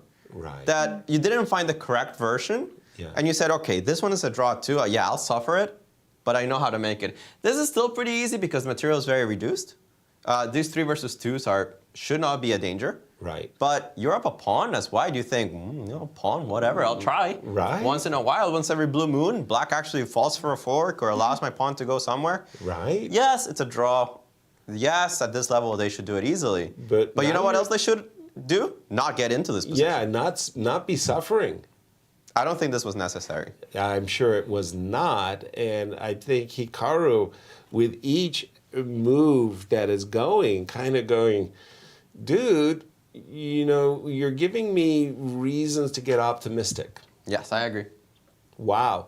Bishop c3 on the board. We'll keep an eye on that. Again, for those of you who are joining us late, we do have one game, sort of like one game around should be a draw. That is true. Right? Yeah, you're right. That has been the trend. We've already gotten the draw out of the way. But Fabi, let's come back to Fabi and Ding Liren, because he played, I think, a very practical move here, Rook f1. That's a move you're always going to want to make, especially when they can't play d5, and you want to stop f5, and it's all about bringing this bishop to the long diagonal, bishop d2, c3. But I got to tell you, I love that idea of b4. That move b4 in particular really seemed to wink at me, where somehow now with the rook moving to f1, it sure looked like bishop c6. But rook f1, can't complain. b2, b4 still potentially in Fabi's pocket. Alejandro, does this give Ding Liren an opportunity maybe to defend that he didn't deserve? No. It's still a very dangerous position for the Chinese player here. Okay. This idea of bishop d2, bishop c3 is always looming. f6 is always a backwards pawn. They just start saying king g7 just to start defending it. And you would like to play queen e5, I think. Right, Trying to get rid of the pawn on b2 so that this bishop d2 doesn't get to c3. The problem is that, first of all, I can just play b3 and sidestep all that. Right. The second is that if I go queen c4, this is queen coming to f7 might be a big deal. For example, king here, rook f5. I'm going to ask you. Do you want that pawn? Want a pawn? Bishop takes g5? Everything would win after that. No. Yeah, you are not taking that pawn. No. So queen e5 looks a bit unnatural. I think king g7 is where I would start. Okay. Again, very difficult position for Ding, something that he gave himself. Right. He'd rather have his pawns in a more stable position, right. but he's put all his pawns, c5, d6, f6, and g5, weakened because he thought he had this tactic of queen e5 and takes on b2. What a cold shower for a player when you realize halfway through the combination that your tactic doesn't work. Right. And you have to just switch gears. There's a Farsi saying for what Ding did to himself, basically. I'll give a translation to "Çup tuastını hodesh gad," which kind of, I think in American would be like shot himself in the foot. It's a difference. It's like a slightly different because we have different torture methods in Iran. But shooting yourself in the foot is something that Americans are pretty good at too. Yeah, I mean, we had the Wild West, and you know, those guns. You know, sometimes they didn't come out of their holsters in This time. definitely feels like that. But I also wanted to ask for Alejandro, the move h4 is kind of knight We do have king g7 on the board. The move h4 is just, I don't know if just yet, but it's looking pretty yummy to me. Attractive? Yeah. Well, I mean, if we transfer the bishop to c3 and you got h4, queen f2, if we play h4 right away, is there a ref? Maybe queen f2? I just want This is what you wanted, to slide it across. I mean, I don't want to be in a position where I have to defend black's position, but yeah, I can see why h4 Dorsa would, I mean, I'd find that move attractive. A move that also I would find attractive now, anytime I'm thinking black has one resource, seriously. He's got to play for d5. So if I put the rook on c6. Wish block. Yeah, you wish block. Thank you. There you go. Now we're talking. Wish block, you're not playing that. It's all about if Fabi gets to redirect his bishop this way. Complete domination that way. There, I mean, you're probably, well, you're likely to be able to grab material. The question is, do the presence of the bishops of opposite colors give Ding hopes? How big a numerical advantage is the engine's take on this position for Fabi? It's 1.3. That's a lot. It's pretty serious. It's not winning, but certainly a lot of pressure. Right. h4 is a fine move. It still likes this idea of a5, get the rook off, as you were saying. Yasser, this rook on b6 or c6, defending the pawn on f6 is kind of important. They don't see like a direct breakthrough. Right. There's still a lot of work to be done here for Fabi. Fabi down to 7 minutes and 30 seconds. Oof. But it's not a big deal. He only has 4 moves to make. Okay. And it's not the type of position where you think black is going to threaten something and you have to calculate your way out of it. Right. If anything, white is the one calling the shots.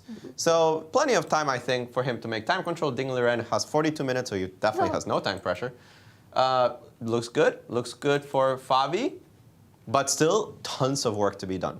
I have to say, Ding has had pretty nice time management in this tournament, in my opinion.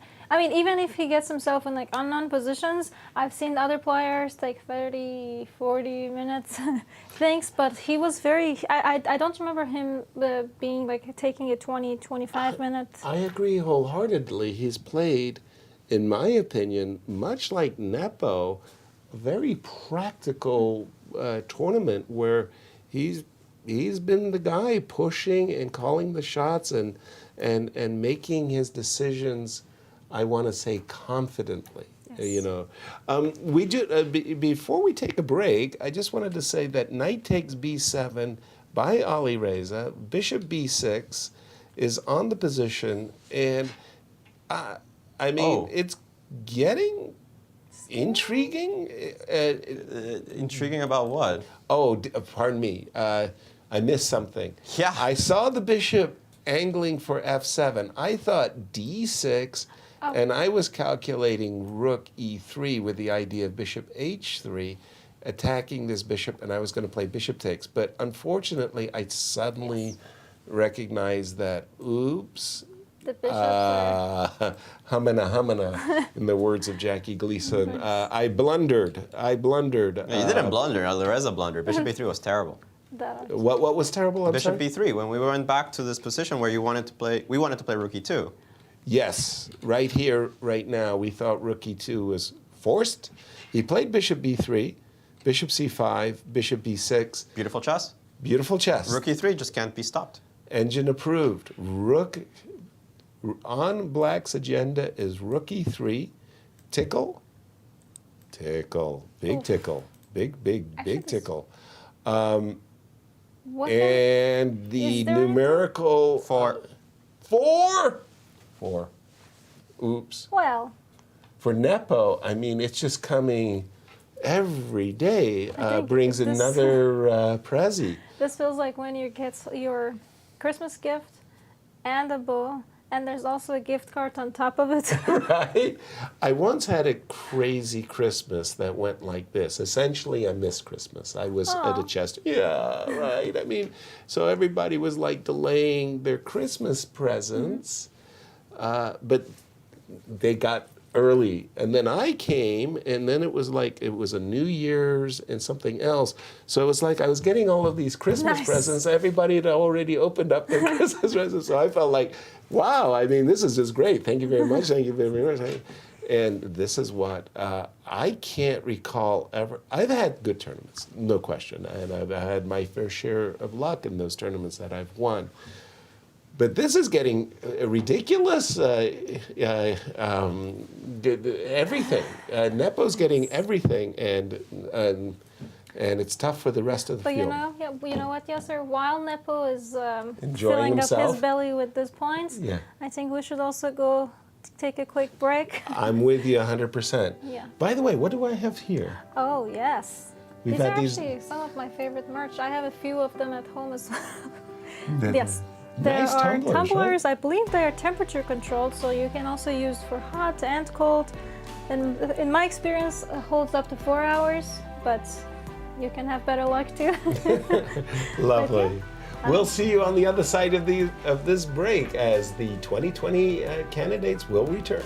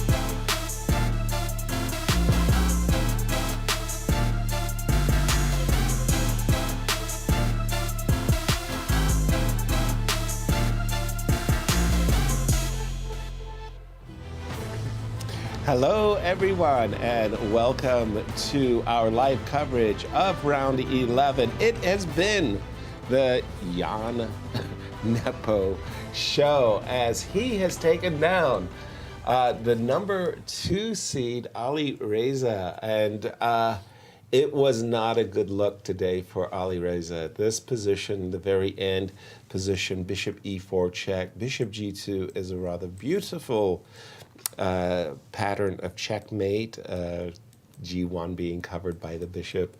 Over on b6, you have to move your king after bishop e4. Ali Reza recognizing that after king h2, bishop takes e4, huge material losses directly ahead. He threw in the towel, and Nepo, boy, he just keeps clicking, and the wins have been piling up. Dorsa, he leads the tournament by 1.5 points coming into this round. He's hoping the other guys draws, but it doesn't even matter because two and a half extra points. Extraordinary. It's extraordinary what he is doing to this field. I really wish, I know usually Naka does like streams after his games and recaps. I wish I could see into Jan's mind. I think he would be just like dancing, like singing, and I don't know what he's doing, but how is he not exploding with joy? Exactly. I don't know. Exactly. But Alejandro, this has just been an amazing sequence for Jan, and it just and this is where we're standing. This is what we're talking about. 2.5 points with Fabi and Hikaru and Ding still to play and to try to score. But I mean, this the is only like thing, Secretariat streaking away with the Triple Crown. This tournament's over. Yeah. Yes. This tournament might be won with an extra half point by Jan. Right. I think he scores half out of 3 and he wins the tournament. Right. It's that bad. It's that bad. This has been a combination of everything that could go right. When your opponents fall into prep, when your opponents are jet lagged, when your opponents are playing until 6 a.m., playing bullet against Daniel Naroditsky for no apparent reason because they checked out of the tournament. And then you get to play them with black. Right. Everything has gone right for Jan Nepomniachtchi. And on top of that, a world champion who doesn't seem to want to really play you. I don't know how happy he's going to be about that. Because Nepo at least knows Magnus, right? He can see what he did wrong against Magnus. And it was such a crushing defeat in favor of the Norwegian that you might blow off that rematch. Right. But I wouldn't blow that rematch off. I think that Nepo, especially the entire team of Nepo, will take those lessons. They will analyze what went wrong, and they'll be ready to even maybe not win, at least much a better, much closer match. So I don't think he would mind. I don't think he would mind the challenge to prove himself up there. But the question is, who is Nepo playing? Because Nepo is in. Right. Nepo is in. This is over, guys. Right. 3 rounds to go, but this is over. There's no way. And behind you, you have the potential answer to your own question.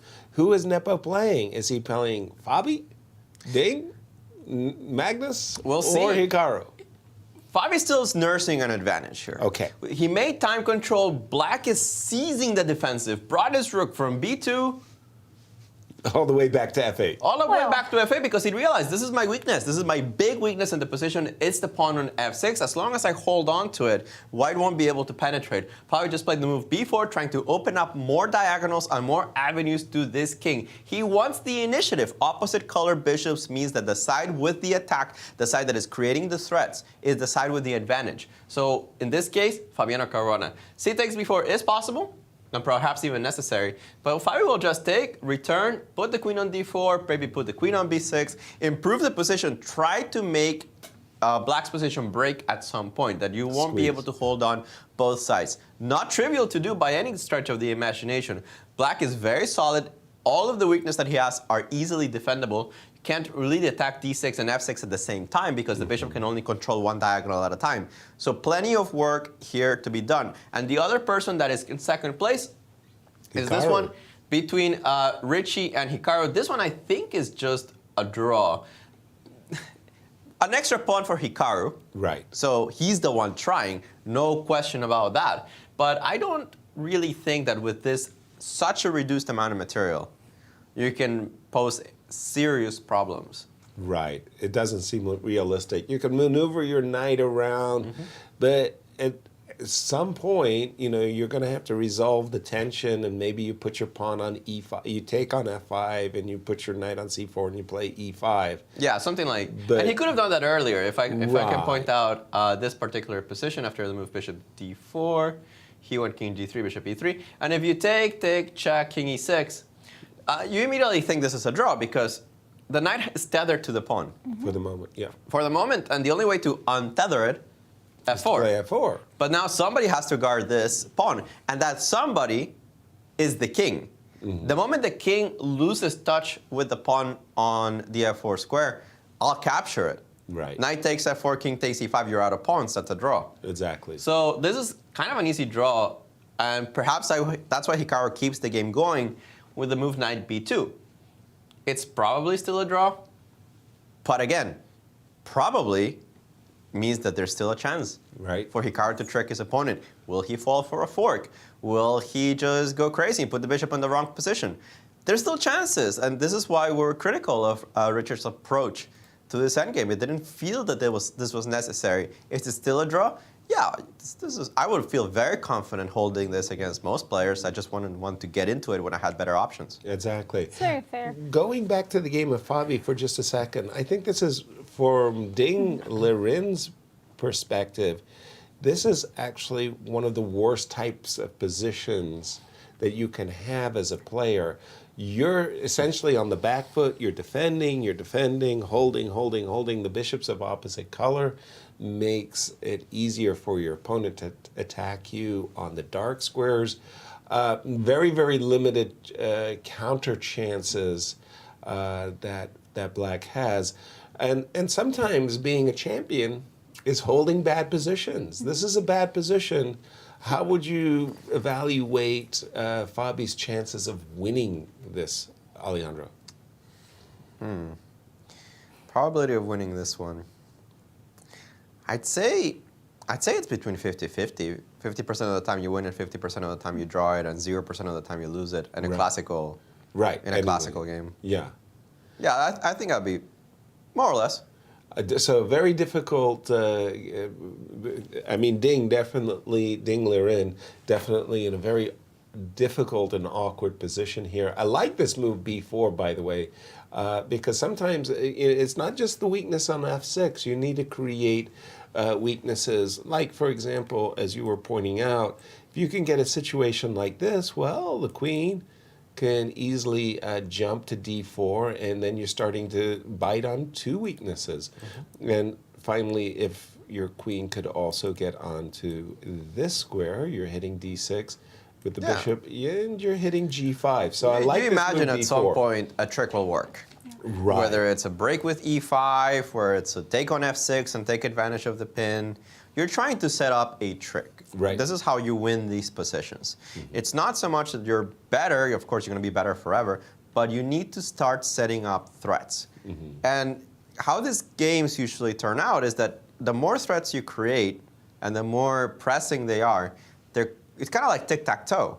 At some point, you have so many threats that you're defending at the same time that comes the moment that there's two separate threats that you cannot defend from both. And that's what the move b4 tries to create, as you mentioned.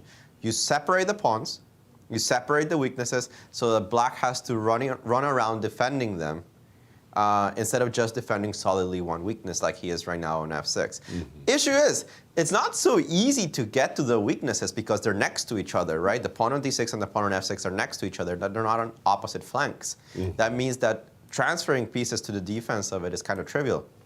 Now, I have to bring this up, especially because, again, I teach a lot of chess right now, which I don't think I will be doing in the next few months.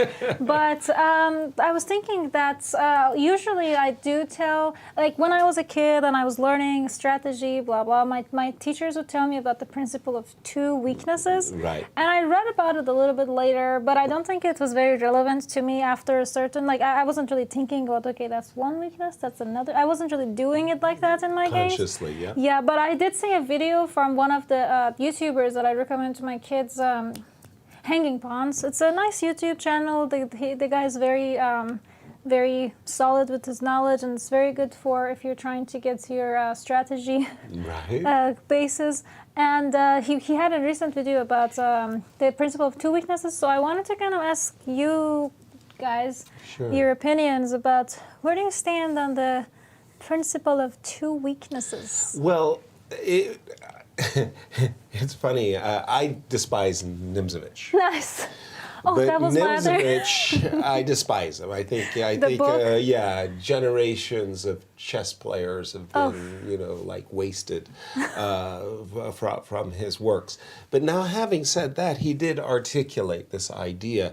Of course, way before Nimzovich was ever born, people were, attacking a weakness and saying, "Ooh, I can't break through by just one weakness. Oh, I know, I will create a second weakness over there." So they were doing that, but he was the first to articulate and say, once you have a weakness, you've got to create a second. And if you can't create a second, it's going to be very hard for you to win. Like if we look at this position, you've got this weakness on f6, and it's for sure, you're hitting it really, really hard, but truth be told, it's very well defended. Exactly. And if you can't break through on that weakness, and you're not going to be able to, you won't win the game unless you can create a second weakness. In this case, maybe the pawn on c5 can be weakened by what Alejandro was saying, separating them out. Yes. And that's what you do. And you do it consciously. I mean, at a certain moment, you get better and better and better where you go, I've come to my limits. I've done the best I can at this moment. Also notice that, and I think this is very important too, that with the move h4, you're trying to create a weakness on g5, right? Yeah, okay. But don't be anxious to trade pawns. Keep that tension. Why? Because if the bishop ever were to be here, and for example, let me just put something like this, the pawn, if it was already traded, you'd never have the option for an h5 check. Interesting. And you would never have the option of potentially checkmating your opponent. That's actually after quite king pretty. takes h5. So the idea is when you're in the driver's seat, not only are you trying to tie your opponent down, but you're trying to create a second weakness, and you're trying to keep the tension. Don't be anxious just to take the tension off the board. It might happen that it's actually good for you to be able to play h5 and queen f5. Just a few things that you pick up along the way. And in our discussion with Tisdale, I think it was you, Alejandro, who mentioned John Watson's book on modern chess strategies. And I think John did a great job at explaining how through the generations, the modern chess players have picked up so much knowledge, so much information, that it's second nature to them. And Jonathan Tisdale saying, gosh darn it, why wasn't that book published when I was around? When I was growing up, I could have accelerated my knowledge and understanding. But another topic that you also mentioned, the idea of tension, and like when to take, when not to take. Right. I usually tell my kids to, if they don't have to, don't take, leave the tension be, because it's psychologically annoying to the opponent. Because they have to always be on alert. Is he gonna take it? Is she gonna push it? Should I keep it? That kind of just leave that question for the opponent. Right. But I have my reasons that I like to teach chess how to play knowingly. With understanding, as the Dutch would like to say, with understanding. Yes. Yeah. So that's also another good point, to not necessarily trade off and to just let the tension be. But it's very interesting to see the things that I teach my kids and like 1500s. It's still is very relevant in the high level chess, and it still comes up here and there. So sure. Yeah. Well, also keep in mind that chess is a game of patterns. Yes. And these patterns, whether they're these checkmating patterns, they recur time after time and time after time. So the greater your knowledge about certain patterns, you will be seeing them recurring all the time throughout your entire career. And now, Ding, in his last move, by the way, bishop to d7, he's basically saying, okay, my bishop might or might not redeploy to g6. But in the meantime, Dinglerin, did not want to identify the second weakness, right? Yes. So he played the move bishop d7, but this also has its own drawbacks. One drawback that it has is, okay, right now the c5 pawn does not look weak, but the d6 pawn did prevent this type of move, e5. Oh. Now, of course, you're not playing f5. That's just all she wrote. Discovered That would check. be too pretty. Exactly. So you're taking. Okay. Now, in these bishops of opposite color positions, it really comes down to king position. Can I, as white, get to your king, or do you have enough counterplay against my king? Now, in this position, you're tethered to your rook. You can't take the bishop. You got to keep the rook protected, and you might be thinking, aha, well, once I drop back with my king, I'm going to trade rooks, I'm going to make an easy draw. Well, it's not 100% true, because remember, we were also talking about another weakness, the pawn on g5. I'm going to put the bishop on f6. I want to take, and of course, if I can get it to the king, life's really good. Yes. So, I mean, it was a choice of difficult moments there for Dingler. And did he want to capture and keep the pawn on d6 and prevent white from playing e5?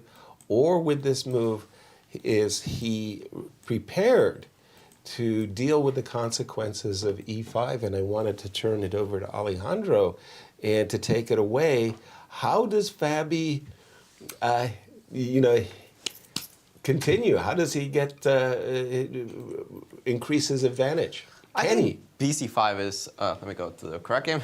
Yeah, sorry. B takes c5 is probably the way I would start. Not so much that you change the tension or that you gain something too specific from it. I just don't want to allow you to take on b4. Okay. Somehow I feel that's easier to play for black than the current positions. Okay. D takes c5 is of course forced. Another question is, how do you continue? I think the move queen f3 is natural. Why Just keeping everything. Yeah, you keep everything, and you hint at takes queen h5.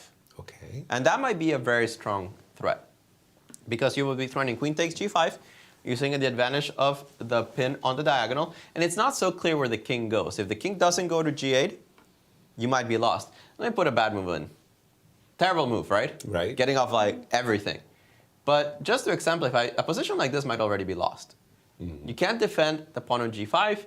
If you go back, bishop takes f6. That's easy. And that's the kind of tricks that you need to avoid. Now let me do it in a little bit more elaborate way. I'm not going to put the bishop here. Let me just move it to the same diagonal it is right now. Still losing. Why? Because I take on g5, I take on g5, and queen h5. Now, I like this idea. The agent wants to go rook b1, rook b6 first, also winning. But I was taking a look at these variations, and you can start thinking of the move rook takes f6. Doesn't work right now, because rook takes f6, queen g5, king f7. Right. But you start looking at these moves, and you realize there's tons and tons of pressure on black's position. I force your king at least not to defend this pawn. The only question that white has to be very careful of is, if I trade queens, which versions of that am I winning? I like starting with bishop d7, takes, and then queen f3. The agent wants to take on g5. I'm not as fond of it, because after queen f3, I don't think anybody takes on h4, except for engines. Engines do take on h4. Okay. I like the move queen f3, hinting at the fact that I can use the light squares as penetration. It also asks black a pertinent question. What are you going to do? What are you playing, right? What is your move? The engines, I know, take on h4. But if it's not that move, you play queen e6, where do you go? It's not so easy for me to find moves for Dingler, and that's going to be part of the problems that he has in this position. Fabi, 40 minutes to make move 60. Dingler has a ton of time, an hour and 20 left. Wow. So this might be a difficult defense, but he's going to have the time to do it. Right.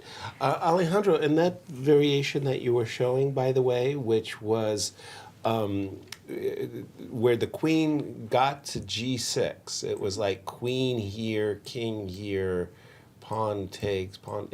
Somehow you had this position where the queen was getting to g6. We were making a move, bishop c8. Yes. And you got to this position, and you could go into a bishops of opposite color ending where you're, at the moment, one pawn up, but you're guaranteed virtually of making 2 pawns up. That's the one thing that Fabi has to be careful, that he could walk into a bishops of opposite color ending where he's got a lot of material but no win. Yeah, I'm not sure it's not winning. It might be a draw. The engines only give 1.2, which I suspect means that they see a draw instead of a win. Okay. I'll have to let them think about it. But I think this is the kind of positions that you start to calculate, right? This is what I meant earlier with calculating properly the bishop endgames, where you give the initiative up for the material.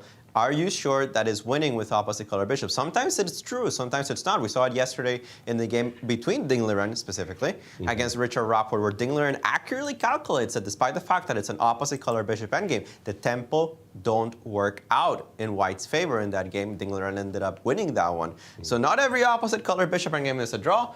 This one, maybe it's a draw, but it's still work to be done. Absolutely. Dorsa, now, I wanted to point out the live rating because I was looking up, and we also have an updated graph for you. After today's win, well, this is 26 rating points. But wow, 10.8 of it has been just from Firouzja. Nepo has gained 10.8 just from poor Firouzja. Ali Reza is a very good customer, and he's paying his dues. Nice. In his maiden campaign here in the candidates. But yeah, coming in with these really, really, really high hopes. He's a young player. Yes. So we understand youth is basically unsound, but he came in with high ambitions, and to lose 19 rating points and then to gain. I mean, this has got to be, again, a career-defining moment. Obviously, Nepo has already been challenger, and he's won this event most recently, I understand. But this has got to be one of his very, very best results ever. So our congratulations to him as he's really lapping the field. And we have a social media question. Dorsa, do the honors from a YouTube user Albert Jumping asks. The commentators talked about their worst game. Which game was their best as they can remember, and why? Oh boy. Do you have a worst game? I mean, I've got a lot of bad games. I have a worst game. But one that stands out of all your losses, this one is like, this is it. This is it. My most painful one. Okay, give it. I'll share. Didn't the question specifically I know about say? Yes, but we Say talk best about games. We're gonna grab that question. We're gonna throw it into the trash. We're gonna talk about what we want to talk about. Guys, the question says, "What is your best game ever?" What if I want to talk about my worst game? Yeah, exactly. You know what? It's your show. Go for it. You know, you got to scale and compare it. Yeah, you got to compare it. So. This is back in 2014. I am still playing my last few tournaments for Iranian Chess Federation. I'm playing World Youth Championship, which is it was held in South Africa, Durban. And keep in mind that a few months before this tournament was happening, Ebola was very prominent in that, and not in that country, but in that area of the world. So, but you know what? Me and my mom were like, Ebola, who cares? Let's go. I have a tournament to win. And I was up and coming, and I was almost done doing my WIM, and I was one of the top in my field, which I was playing World Youth Championship, girls under 16. It's my last year, and I'm sitting there. I'm hopeful. I had a few rocky games, but this is the last round. I win. I get the gold. Sweet. I don't win. Even if with a draw, I don't get anything. I get like 4th or 5th. Wow, that's a big drop. Yes, I was playing Laura Unuk, who had an amazing tournament. I'm playing black. I end up with a very, very nice advantage. I have I need to find the sacrifice on a tactic, which I'm thinking about, and then I notice, wait, I already made a move. I don't remember making a move, so I completely black out, and I make a terrible blunder. and I give the game completely away. With one move. And I don't even remember making that move because I remember I was still calculating. I know there's like a knight takes f2 that I need to calculate. I gotta start pushing, opening c6. I'm playing as black. And I look at my clock. I'm like, wait, did she forget to hit her clock? Maybe I should let her clock run. And I looked down. I was like, wait, I wrote down my score sheet. What happened? And needless to say, I lost very terribly after that beautiful blunder. And she very well deservingly won the tournament after that. And we're friends now, but still, That was it was very painful. Your best, Alejandro, what was your best win? One that you would really just say, dude, I'm writing a book. This is chapter 1. Has to be my win against Tomaszewski. In the World Cup of 2013, I was playing against strong Russian Grandmaster 2700, Evgeny Tomaszewski, on the first round. Right. And we had this back-to-back. We drew both classical games. We drew both rapid games.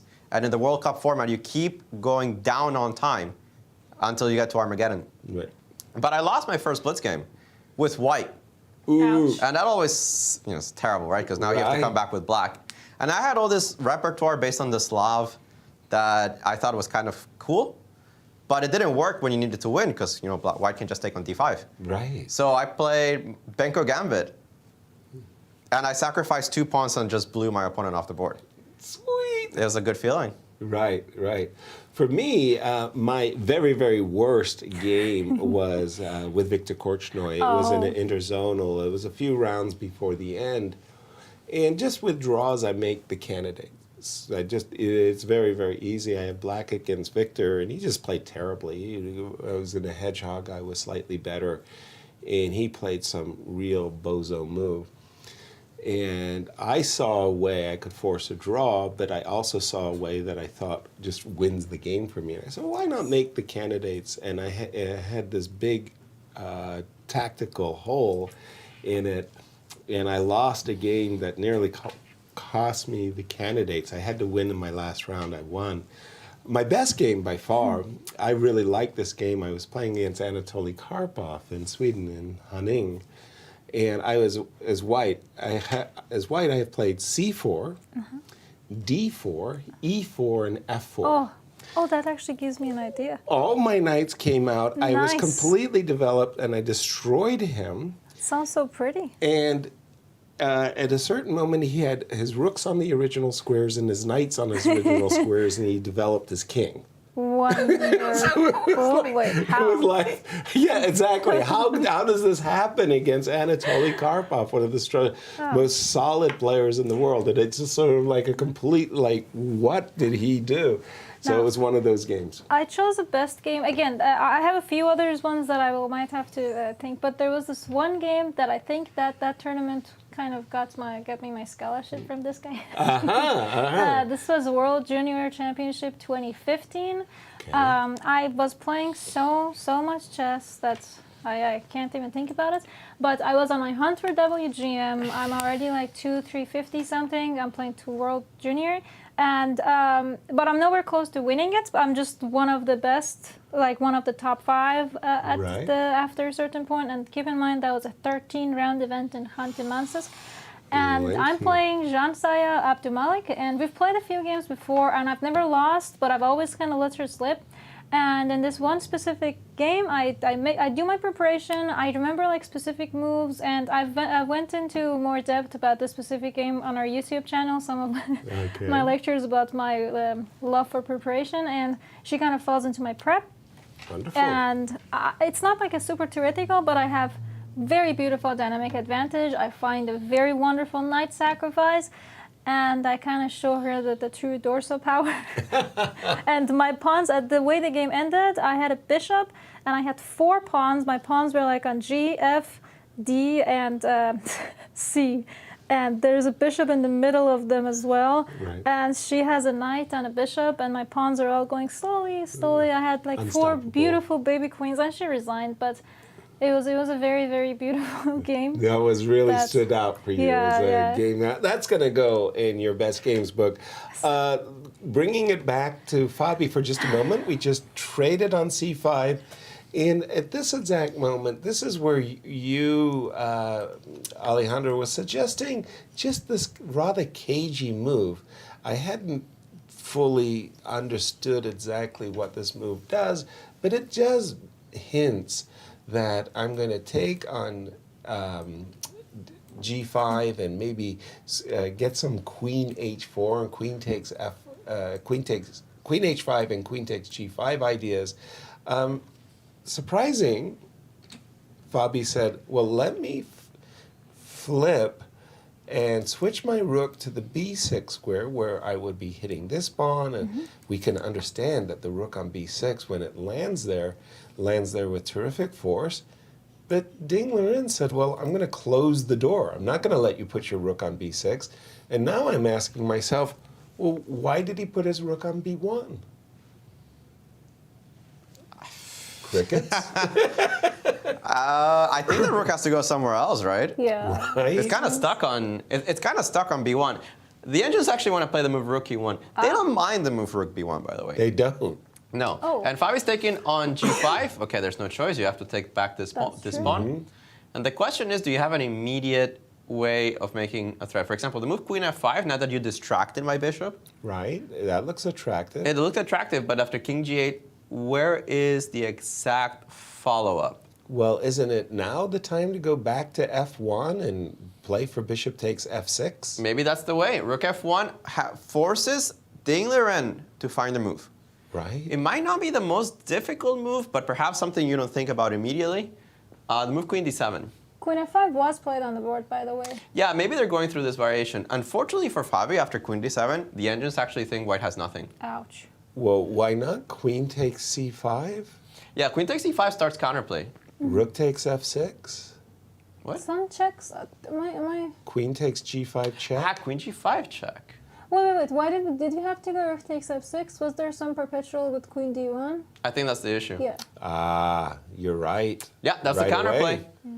It's You're right there. If you ever step here, that becomes a check, and then I pick up with queen f1, right? Yeah, yeah. Actually, it's mate. True. So queen f5, king g8, rook f1 forces queen d7. Okay. If queen d7 is found by Ding Liren, which means he saw all the way from king g8, because it does say king g8, only move not to lose. Wow. Okay. A little bit surprised about that one. Queen f5 is threatening to pick up g5, so that's not so surprising. Never mind. King g8 is pretty forced. Never mind about that. Right? Yeah. Okay, so one more time. King g8, rook f1, queen d7. Only move. And do we get into these positions where I could play bishop takes f6? Ooh. I agree to trade queens, but I pick up some material. Yeah. Do you though? I take one. Uh-oh. You take one. I go here. Yeah, you're up a pawn. But that's not. But that's. I wanted to be up two. I'm sorry. That's not. That's not sufficient. If we were keeping the d and e and somehow picking up the c pawn, would that two connected pawns? We'd be very give happy. us We'd be very happy. something? We keep both of them. Right. So how do we do it? We could Fair. start with queen d7, bishop d7, bishop f6. And then bishop b5, right? Right. This is the only logical move. You want to attack this one. I don't care about my g pawn. Exactly. And I was going to say rook f3, bishop d3, but I see rook f3, g4 maybe. No, but I also don't see an issue with this. What? Seriously? Takes, rook d5.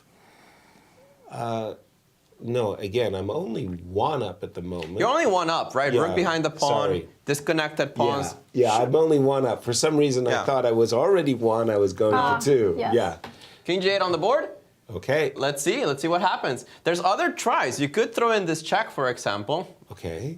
You have rook f7 and queen f7. You play queen f7, takes. You could argue that this rook coming to b6 is dangerous. Okay. At least I would make that argument. Right. The Engines don't care. So king g8, seems like the Engines think black is fine. There's still pressure, but solvable pressure. Right. Let's see if Fabi can find a way to keep the tension. The Engines' top move is actually the move rook d1. Whoa. Just defending the Just pawn. defend the pawn, make black find a move. Right. Yeah, rook d1 seems to be the best way to continue because everything else is so forcing.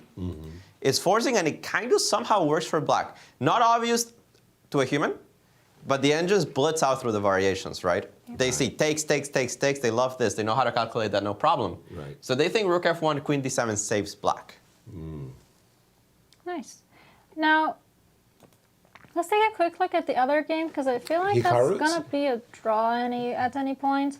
Just because in hasn't the made last progress. few moves, I just see black is just going king e6, king f6, king just, I think in the last maybe You are 10 so moves, right. the king is just going back and forth. You're so right. I saw a line where the black king had gotten to g5. Just I Yes. blitzed through it. And you can see it poke its head Yep. to It's g5. like, now I'm going back in. 3-move repetition is going to be coming a concern, if you will. I don't before think too long. there is. I mean, if Hikaru wants to play push, he might play pawn e5. But I also feel like after pawn e5 is just a dead draw. Yep.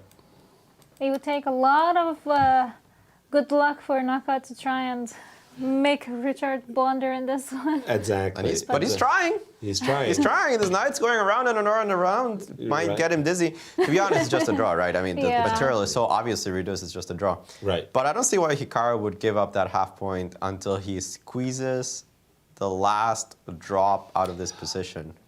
Your reference to the word squeeze really did trigger what I wanted to say earlier, that this was a kind of a position where you got to tip your hat to Magnus Carlsen. He is a grinder, and he tends to win these positions where he's better, where he's got something that he's that he's gnawing, and eventually he just tires his opponents out, and somehow magic happens. He wins these games. So, he's one of these people that I feel, along with Fabi, along with Ding Liren too, by the way, these 2800s, they find a way of winning these awkward, difficult games. Yes, they are.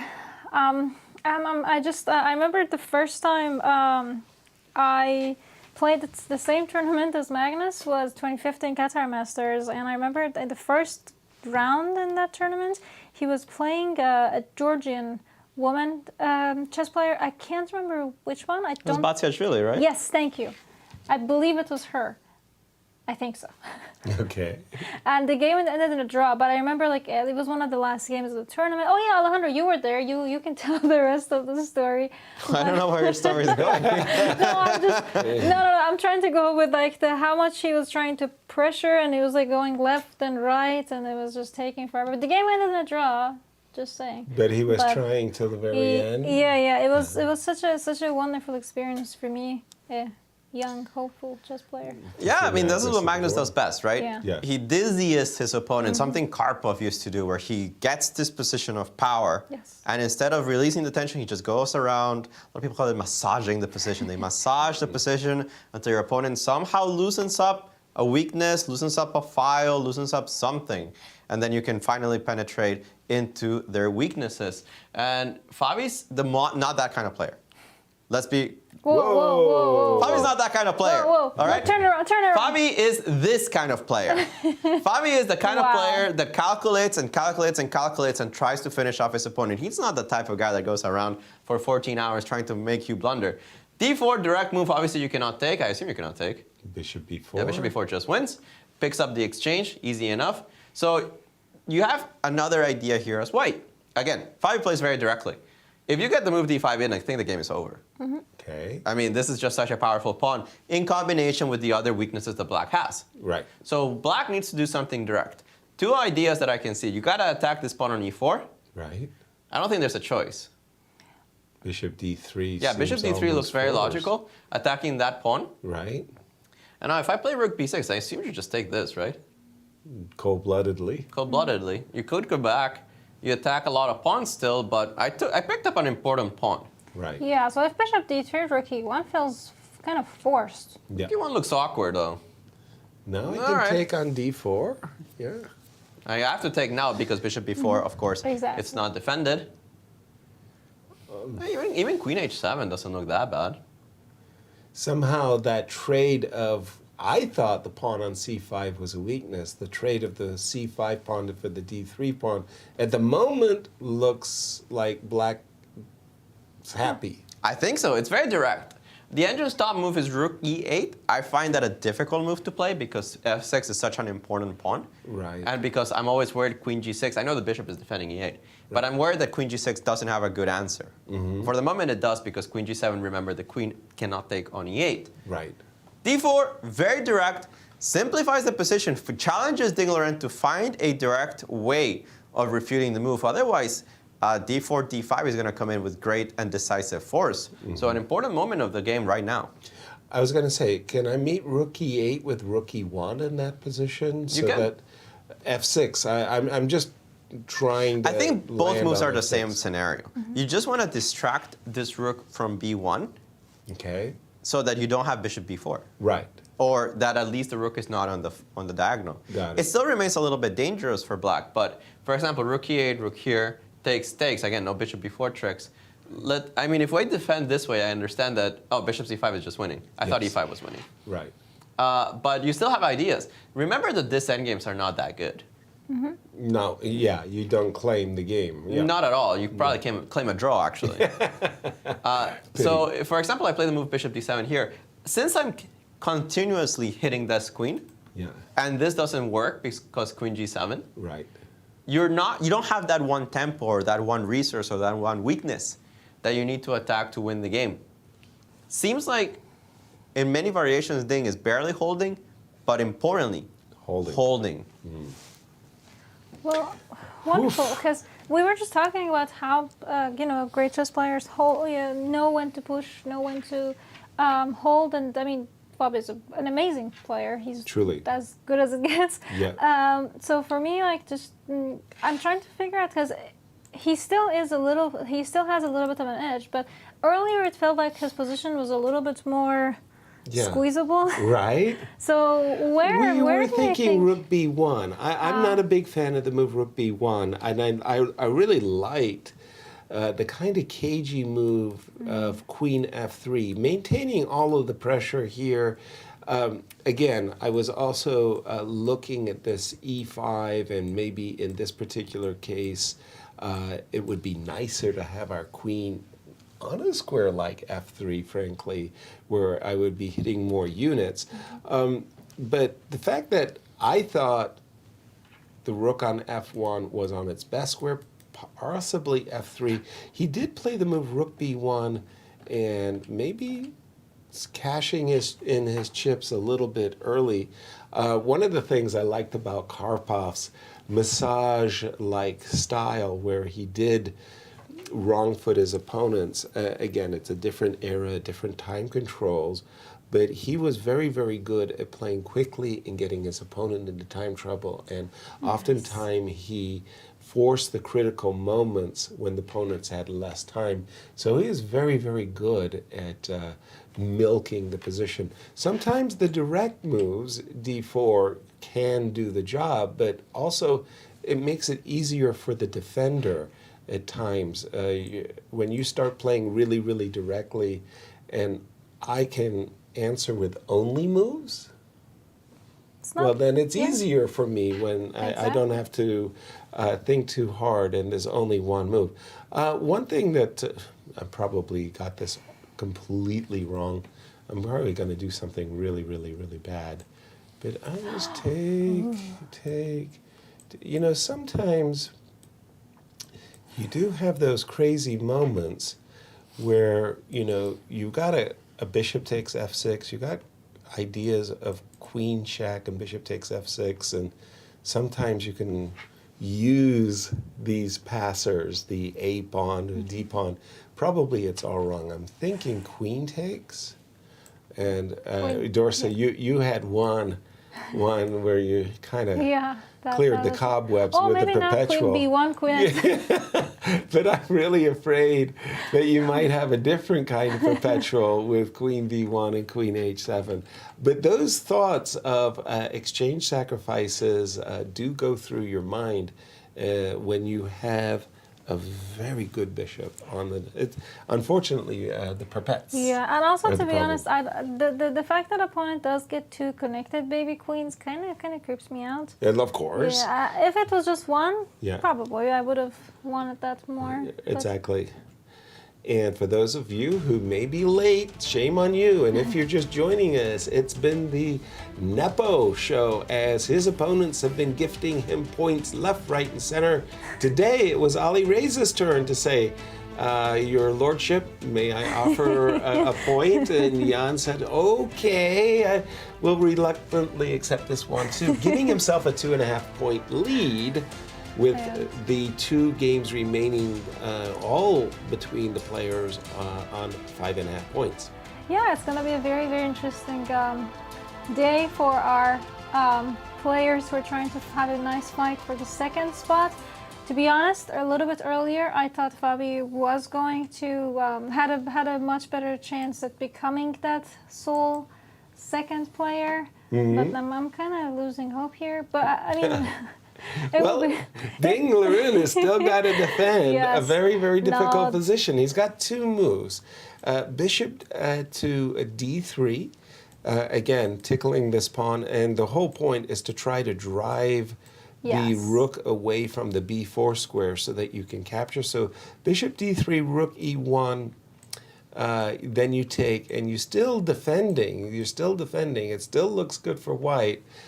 And the other way of trying to draw the rook away from the b4 square is something like rook e8, with the idea that you can take and or take on d4 or e4. Has the engine made a determination, Alejandro, as to which is black's best choice? I mean, it didn't change, right? It's still either rook e8 or bishop d3. Okay. Oh, did it choose one over the other, or they're both equally good? They're both equally good. Okay. Wonderful. And it's quite funny, on the other remaining game between Naka and Rapport. We do expect a draw on that game. It's We've been about expecting 15. Yeah, it's about 15 moves of just going back and forth and back and forth and a little left, a little right. Can't even tell if you're going back, forward or backwards, Yasser. Sorry? I couldn't tell if you were going backwards. Oh, if you were yeah, going or forwards. Well, crazily enough, I'm actually going, at this moment, I'll go forwards. Okay. And the king has gone backwards. And it's I also go back and forth between different camera angles, and I can see that both players, surprisingly, are seriously thinking about this position. Yes. I mean, again, I'm assuming if I'm guessing where Hikaru is going, is he's thinking, if I can get my king to d5, well, yes, I'll lose the pawn on g4, but somehow I'll try to make it difficult for black to be able to give up his bishop for the e-pawn. And the worst. I know. Larsen. Nobody believes it. Come on. You get the king to d5, you push the pawn through 2 dark squares, and somehow I can't sacrifice my bit. No, come on. Yeah. I mean, it's too hard. This position is just impossible. The moment you step to d3, I already go king g5. So, for example, bishop here, king here, bishop here, just patrolling, you're saying, I'll just go to king to g5. And we immediately went into a table base, too, by the way. And wonderful. You know, whenever the computer, I thought that was really cool when they talk about the table bases. I hadn't really understood that expression, but it was God mode. Like the computers are in God mode. Now they play absolutely perfectly. And that's exactly the moment that I wish to, argue. When they're in God mode. This is where my argument with God starts. And I really, that's when it begins, right then and there. Nice one. Thank you for that. I'm trying, Okay, but we do have Dorsa social media.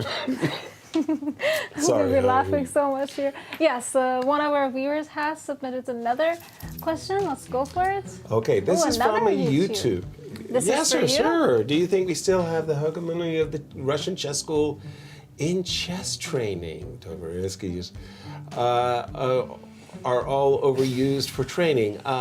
No. Maybe the Russian chess school is the best school in terms of the chess training today, still, maybe. But the domination that they had, no.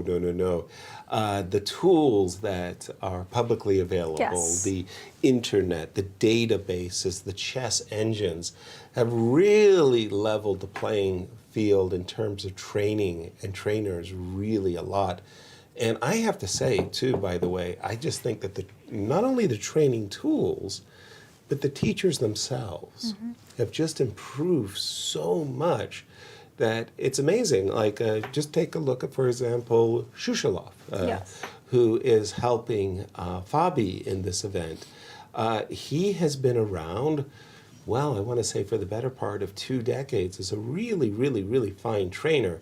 And over those 2 decades, he hasn't been sitting still. He's really improved in his pattern recognition and his way of training really produces results. So I want to say that the Russian school does not dominate like they used to, and we have really played catch up a lot. Yes, it's quite interesting because, well, I grew up Thank in you for the Iran, question. Yep. and I learned chess in Iran.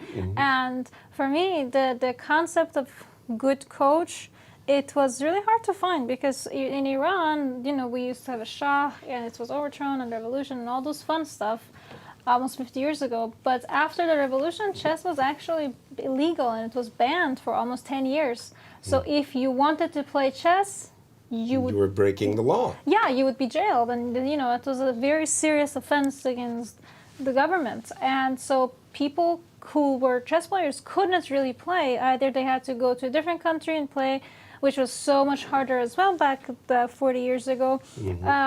So the culture of chess in Iran was very non-existent, basically. And you know, after years and years of searching, I finally found a good coach. Rest in peace. He was international master, Khosrow Harandi. He played in a lot of the tournaments that, the other parts of the world, but in interzonals and everything. And he also was telling me stories on how hard it was to find material. You couldn't, you know, playing tournaments, how hard it was to actually get your hand on a chess book. Right. And now, you know, we're sitting here shooting YouTube stuff on a daily basis. And it's just because of how much resources are there. Yes, it's still, now it might be a tyranny of choices because you have so many choices, but I don't think that the Russian chess school is that dominant. Yes, exactly, because there's so much resources. All you have to do is try to weed them out at this point, but... Now, I mean, I remember there was a time when I couldn't get my hand on bulletins, just the actual games that were being played. Now you see them in real time.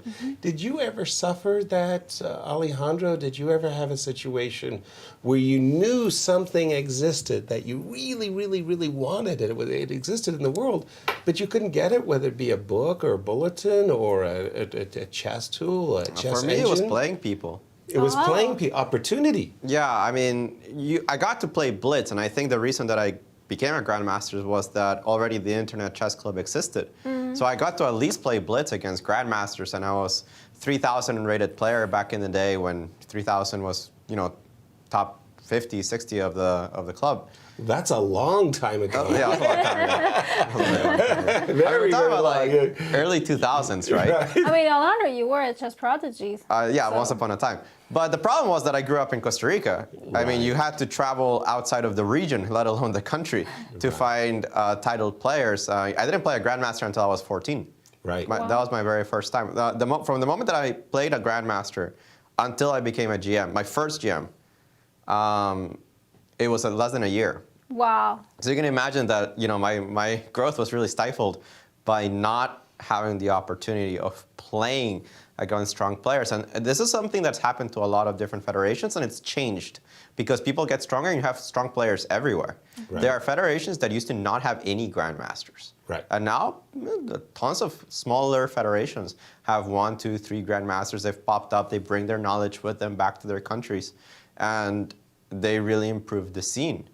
So whereas I was boosted by the international masters to get to the IM level, I needed more than that.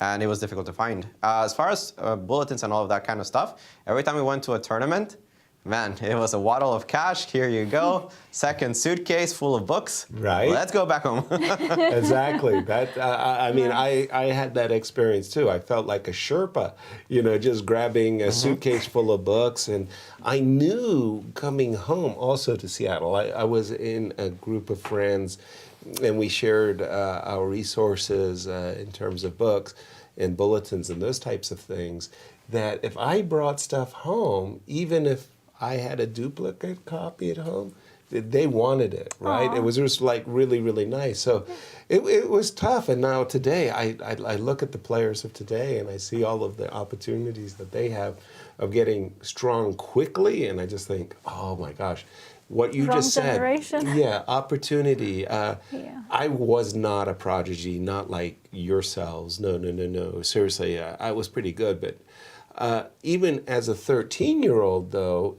I had like a 1,500 rating, and people didn't want to play me because they didn't want to beat the poor 13-year-old kid, but they didn't want to lose to me either. That's the important So part. I'm sitting there watching a lot of games. I was just watching and asking after the game, why didn't you do this and why didn't you do that? So I spent a lot of time not playing because people didn't want to play me. Now, on the internet, I could have a handle and nobody knows I'm 13 or 14 or whatever the situation.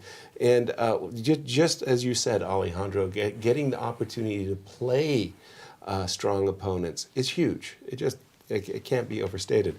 What's happening with Fabi? We just had the move Bishop D3. Yeah, Bishop D3, which we considered. Rook E1, takes D4, which we considered. Bishop takes D4, and now we're here. Yeah. Right here, this is the position that we have where there's still threats. This is the main threat. Right. It's the rook. So you got to find a place for the queen. Hard to imagine there's a better place than F7. All you have to make sure is that E5 never works. Obviously, because the bishop's on D3, attacking the queen on F5. That doesn't work. But you do have to be a little bit careful that when I kick out your bishop eventually, for example here, you might want to keep it around this area, but there will be some tricks. Let me point out some of the tricks. Here the move rook F1 is actually very strong. You might be wondering, then why not keep the bishop on this diagonal so that the rook doesn't get to F1? Right. And that's the difference. Rook D1, bishop B5. Now I can consider E5. Break apart your structure, and I think this is what Ding is calculating. The engine says it's still fine, but you have to be precise. Bishop D7 kicks out the queen in such a way that it cannot maintain contact with this pawn on G5. And we know what we feel about these endgames. Actually, in this particular position, Queen H5 even wins. Yikes. But even if it didn't win, right, the whole point is that if you trade queens in this kind of scenarios, you're not really winning that. Right. So bishop takes D4 requires some calculation because Queen F7, Rook D1 is scary. Because the moment you see that you have to decide on which diagonal the bishop goes to, both have issues. Go this way allows E5, go this way allows Rook F1. The thing is, the engines cold-bloodedly say, Rook D1, no problem, go Bishop B5, E5, Bishop D7, you're still okay. Right. I like that move Rook E3 too, by the way, questioning the bishop, because maybe on a good day the rook could also go across. You know, you could get rook on. If I had my rook on G3, I think bishop takes F6 might be a winning threat. That's true. You could also play Rook H3. And you never know. It's the 6 hour of playing. Bishop D7, Queen G5, your turn.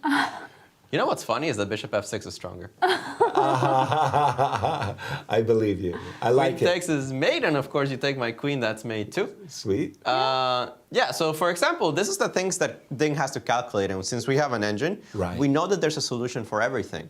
But everything is a lot. And he doesn't know that he has the solution for everything.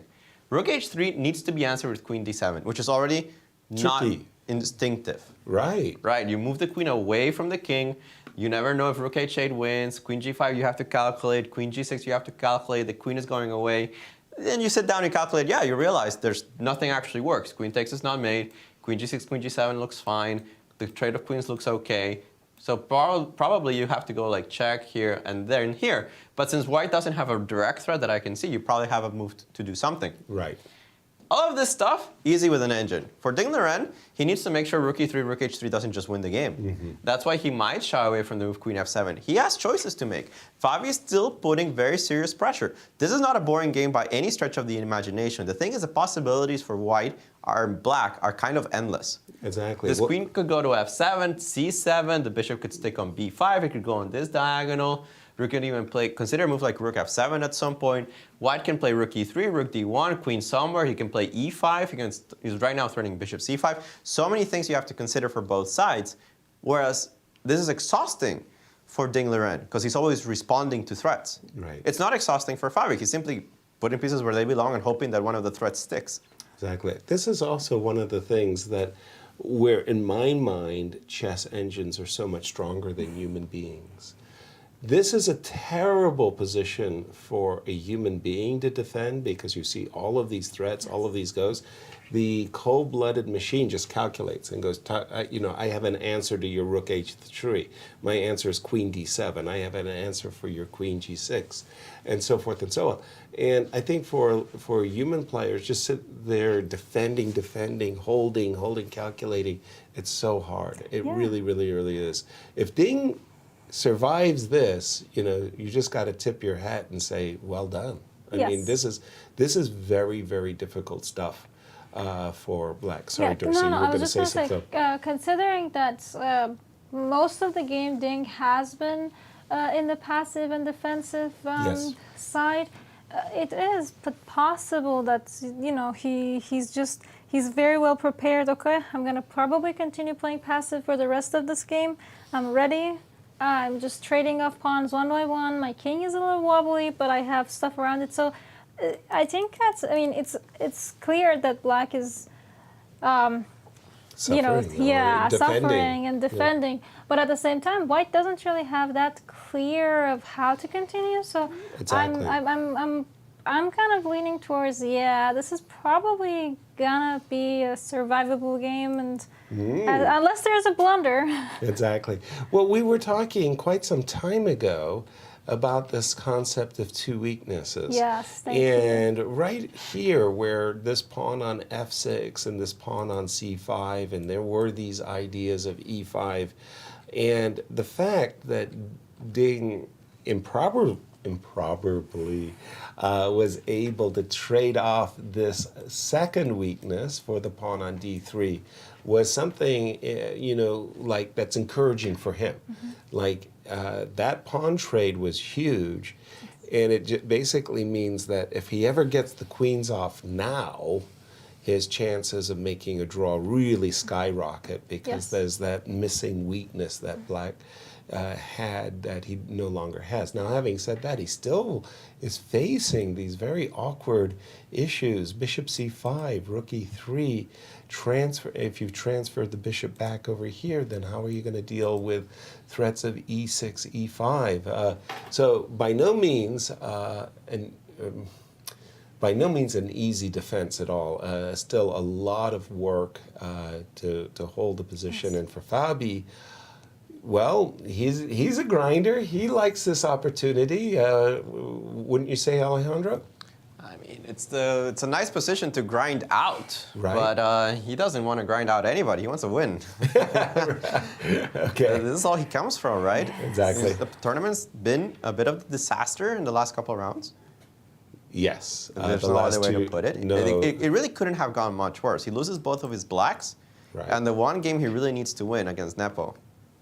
Not even close. Right. He gets a novelty in, he's already better, and then with one move destroys his advantage and even has to equalize the endgame. Right. So he feels the pressure. I think Fabi feels the pressure to perform. And I'm glad that he got this kind of position that's not too crazy. This is a two-result game. You never lose. So I think he's very happy about that a little bit of the pressure that he brings into the game is relieved by the fact that this particular position offers him no problems. Right.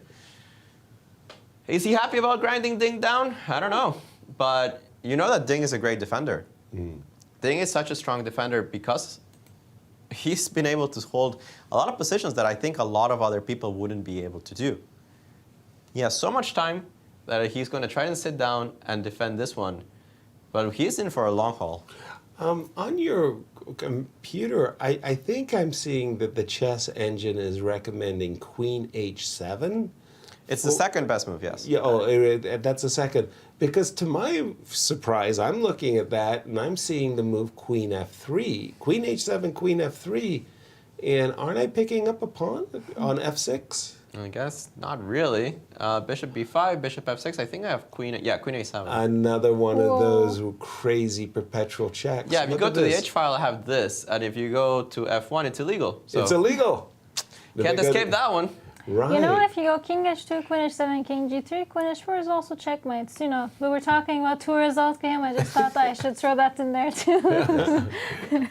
Did anybody ever say that you were a party pooper, Dorsa? King G3 walking into a Queen H4 mate. That's a St. Louis fangirl, boy. We're gonna revoke your membership here at the club. I mean, after that's ding, no touching bishop for 55 moves on winning the game. The chess curiosities. I'm having a little bit of a might be spreading around my fan membership. Right. Yeah, it's. What we were talking about yesterday, we saw a remarkable game where Ding Liren, the god, had given him a bishop on c8 at the start of the game, and it never moved. And thanks to that bishop's presence, he won the game. But it was a real chess curiosity that in a 50-plus move game? 55. 55 move game, the bishop never moved, and he won the game. We're going to take a break as we follow the two remaining games again. We have two results. Jan wins again. Wonderful. And we have three players tied for second coming into today's round. They're still playing, and it's the game between Ding Liren and Fabi that has kept us on the edge of our seats. Don't go away. We'll see you on the other side of the break.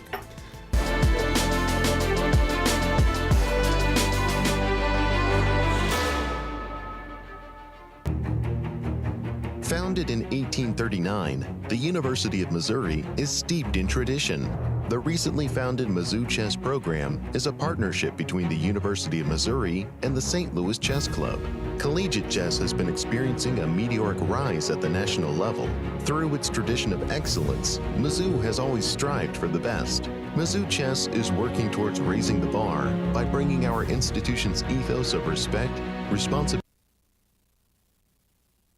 be surprised, be intrigued, be delighted. The World Chess Hall of Fame in St. Louis is nothing you'd expect and everything you love. 3 galleries highlight the history, culture, and creativity behind the game. Explore chess in ways you never imagined. It's a one-of-a-kind cultural institution where rare artifacts and world-class art play together. The World Chess Hall of Fame.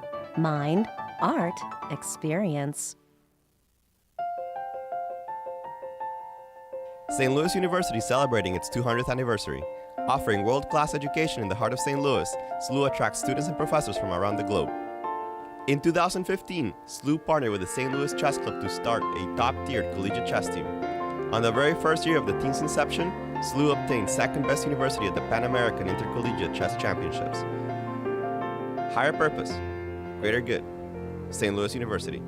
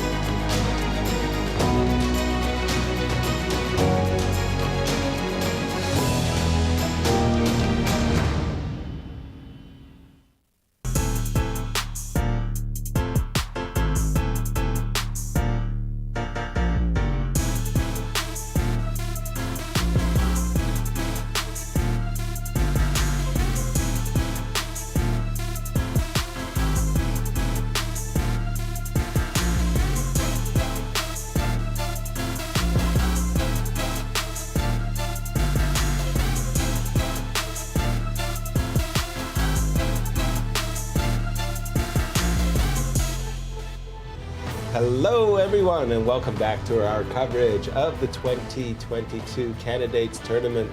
We are in round 11 with 2 games remaining. Jan Nepo soaring through the clouds as he wins yet another game, defeating Ali Reza. Timur and Duda, quick draw in that game, or rather a game that not much happened, but the 2 remaining games are very important to our tournament cross table, as 3 of those fighters are fighting for second place, Dorsa. Yes, and Alejandro has been saying Fabi is grinding, but he hasn't landed a blow yet. Ding Liren defending a very awkward position, and he's defending it very, very well. He did play the move Queen H7, and the explanation for Queen F3 is that you hit the bishop. If the bishop drops back, you think you can grab the pawn? No. You would fall victim to a perpetual check by this queen going all the way back and forth across the board, as you so gleefully pointed out a moment ago. You could walk into mate if you wanted to avoid the draw. Well done. Queen H4, Dorsa, was your contribution to our show. Thank you very much for coming. Next, but Queen H7, Queen F3 on the board, and I was looking, Alejandro, during our break, and the chess engine was just saying minimal advantage white, 0-3 in fact. Yeah, because the engines, as we mentioned, they just have a solution for everything. Mm-hmm. The difference is that Ding Liren doesn't have a solution for everything. He needs to calculate and calculate and calculate every single one of White's responses. Right. If you're wondering what he's thinking about, because I'm not entirely sure that he has an alternative, if you put the bishop on the c file, doesn't matter where, at the very least, I can play Queen c3, attack the bishop, then take on f6. And because the bishop can retreat to d4, Queen a7 is not a perpetual. Right. So I'm assuming this is forced. The only thing that he must be calculating is the move e5. Exactly. I think this is the key. And this is where the tough move comes in. This is where Ding Liren shows what he's made of, or he will suffer. If he takes on e5, it's like instant death. Queen d5 check, queen takes e5. Your king is so exposed. And with this bishop so safe on this diagonal, eventually this king ends up dying. The engine somehow hold it, but I call it a death. I call it death because nobody defends this with as a human. e5, the best move is queen d7. You hit that bishop, and you have the same kind of perpetual idea as if the bishop leaves this diagonal, right? And if you go bishop c5, again, you get this tempo with the move rook c8. Only move, but sufficient. The idea is that queen takes f6 doesn't work, at least not for a win. And if you move the bishop back somewhere, then you finally can take on e5. And because there's no queen d5 check, the coordination of the pieces of white in this particular version is not as dangerous. If you take on e5, I have this check, king h2, and we already know this trick, queen h7 check.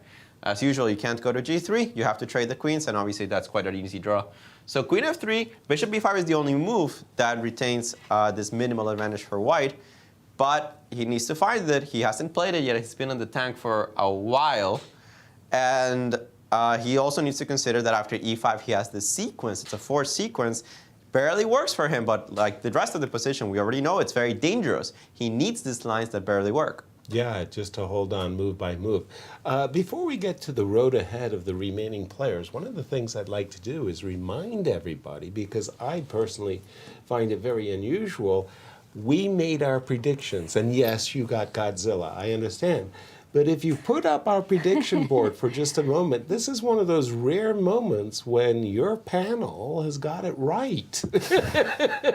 We have chosen the players who have the best scores. Go, come on, Tom, don't leave us hanging, you know, show. He's not pulling it out. But I assure you, I chose Hikaru. Who did you choose? I chose Ding Liren.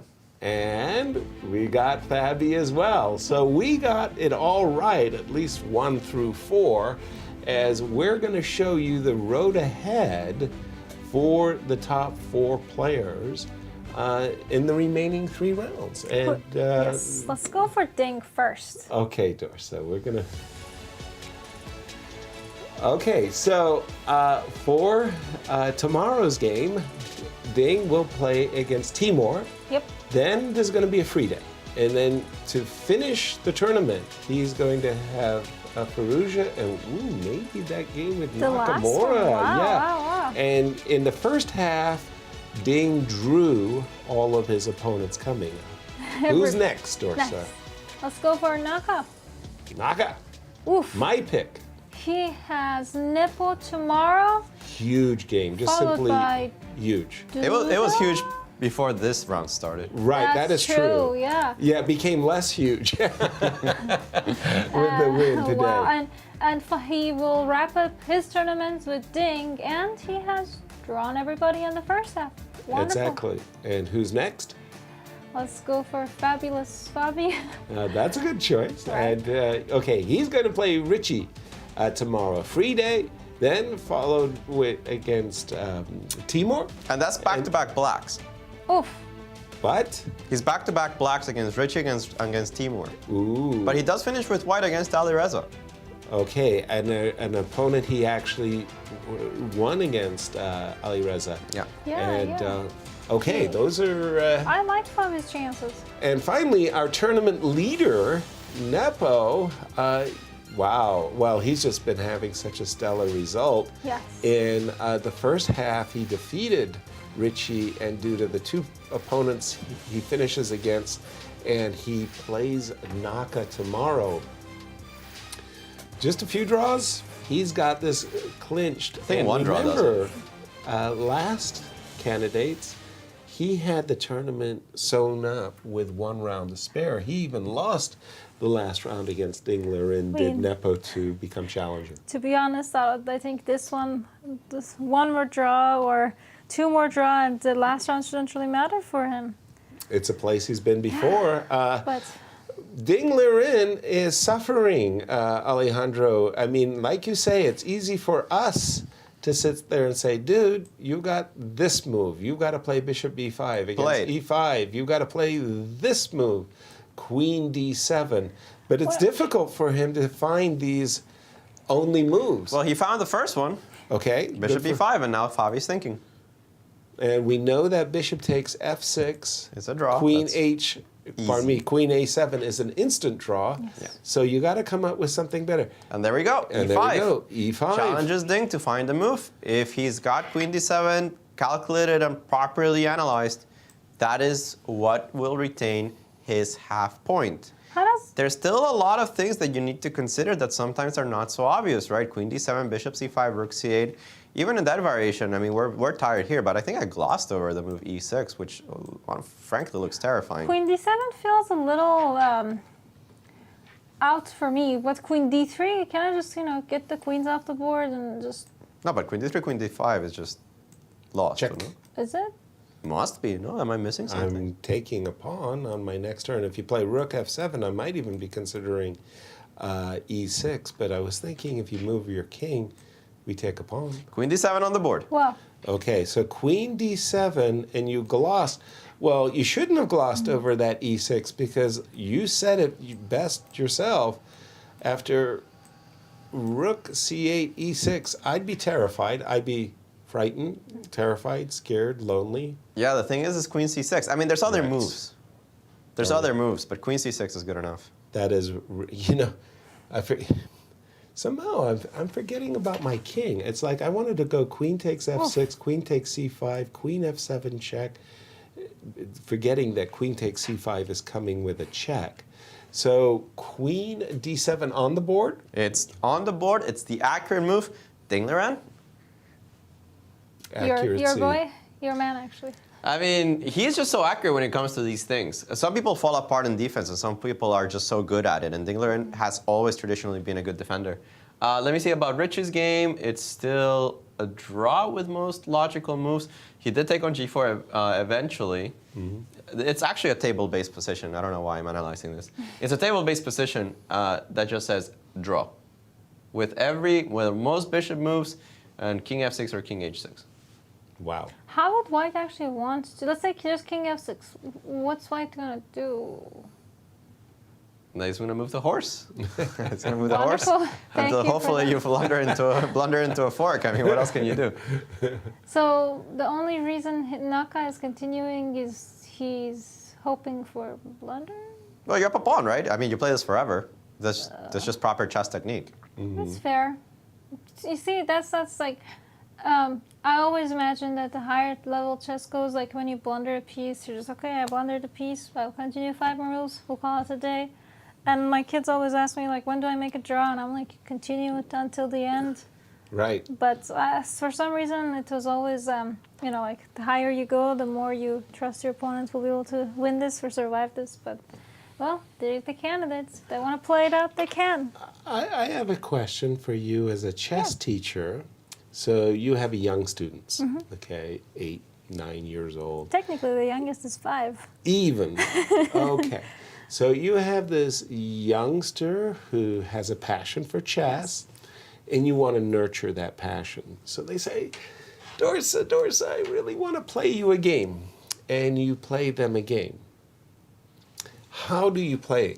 Do you play to beat them and just crush them? Do you play to give them a chance? What do you do as a chess teacher? It really depends. I mean, there are a few of my students who we do a lot of training games because there's a specific opening that they're trying to work on, and I want to give them that opportunity because if they play online, they won't get that. Right. For most parts, I will ask them to bring to have like a 10 selected games over the week so that they can bring it so we can talk over it so that they play their own level. But if we play, most of the time I've noticed that when I beat my students, they're not very happy about it. Exactly. So I started being like, okay, so we're going to give this game 15-minute total.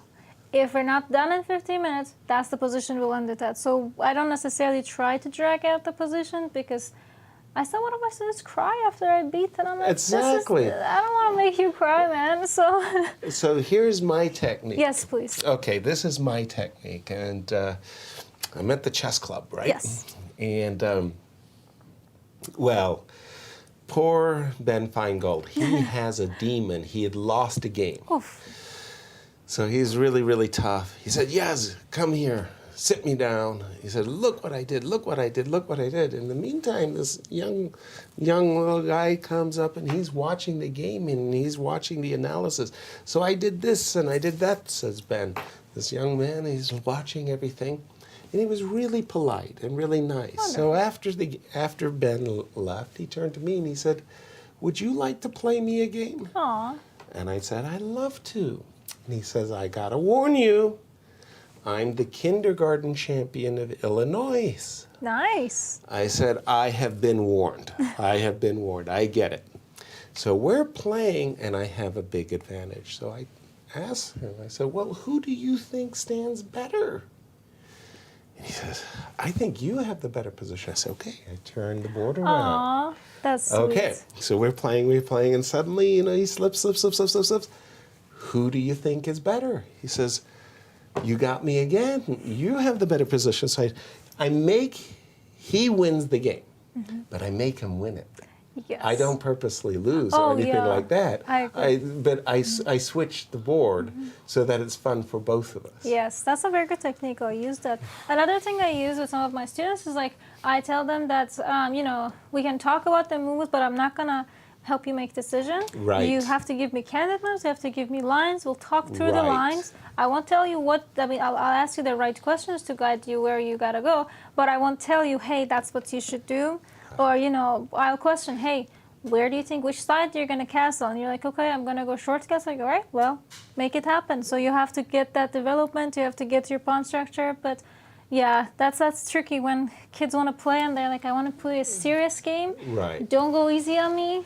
And I don't, and then they get upset. So. And they don't want to do it. What is going on with Fabi? He's played the move E5. Did Ding Laurent? It looks like Ding. Look, just a second. Let me refresh my board to make sure I'm not just repeating our analysis. Nope, he found it. Alejandro, Ding has found all of the right defensive moves. He's got all the answers. As long as he plays like an engine, he's going to be okay. And he's playing like an engine. He's doing exactly what he needs to do. Every accurate move. Queen H7, Queen D7, Rook C8. Sat down, he found it, and he's played it. So let me see if can I try to trick black? Absolutely. This is probably the best move in the position. Bishop f2. You can still take on e5. And then something like queen g3, trying to wrong step black.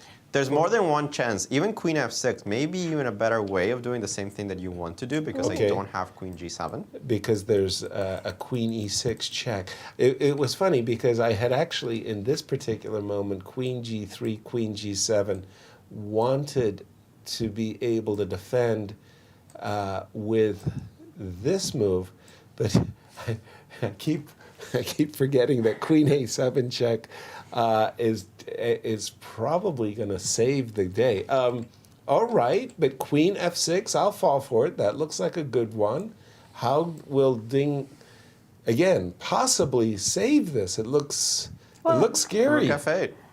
What? Yeah, just rook f8. Rook you got to check. Oh, Wait. man. It's actually not hard when you think about it, right? True. But at the time, I was just so eager to win a pawn and expose your king. Check, queen g7. Now, again, if I'm trading queens, it's a dead end. Unfortunately, that once really grants white any advantage, any winnable advantage. But Not enough. Instead of rook f8, would rook e8 work too? Rook Just e8? to drag the game. No, I mean, sorry. After take, queen f6, then rook e8. Okay, so this way. That looks like a try. But again, aren't your king just feels a little exposed? Like, I'm not going to trade queens, right? I'm just going to try to hang around. I'm not exactly nobody sure. believes you. Come on. It's just, it's too slow. It's too just too slow, Yeah.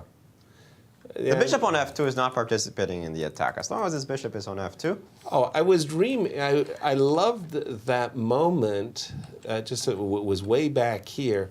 I loved that moment where somehow I could achieve this. This was, paradise. My bishop was dominating. I can give a checkmate. Even here, somehow, apparently, the engine can save the game. This is not for human beings. I would collapse under this kind of a pressure. What was it here? Because no, I do remember that f takes e5 was not a good choice for black. That was why queen d7 was played, in fact, in the game. And let me just refresh my board. First of all, I'm going to go to the Hikaru game for just a moment. No progress, and they are in the table basis. Yes. So if you're in Fabi's shoes, Alejandro, what is his best cheapo? There's nothing. No cheapo? Well, I mean, humor me. But we just saw all of it. We saw e6. We saw bishop f2. We saw queen b3. What about bishop d6, just for the fun of it? Okay, let's do it. But there's the same exact problem. That's fair. Bishop d6. What's the saying? Checky? Checks. Yeah, that's the problem. And e6 once again ran into queen c6. Among others, but queen c6 I think is the easiest to calculate. There's nothing to calculate. That one is easy. So I tried bishop f2. Fabi is, I understand what you were saying about Karpov and Magnus being grinders and keeping the position alive, and Fabi just going directly. He just goes straight into the lion's den and says, "Can you defend yourself, Mr. Lion?" And sometimes they do. And in this case, this is exactly what's going on with Ding Liren. He's being challenged very strongly, by the way. There was a lot of awkward moves he had to find. True. But it seems that he's up to the task. Whereas what Magnus does is he goes around and around and around, hoping his opponent gets dizzy before he goes in for the fight. So totally different approaches.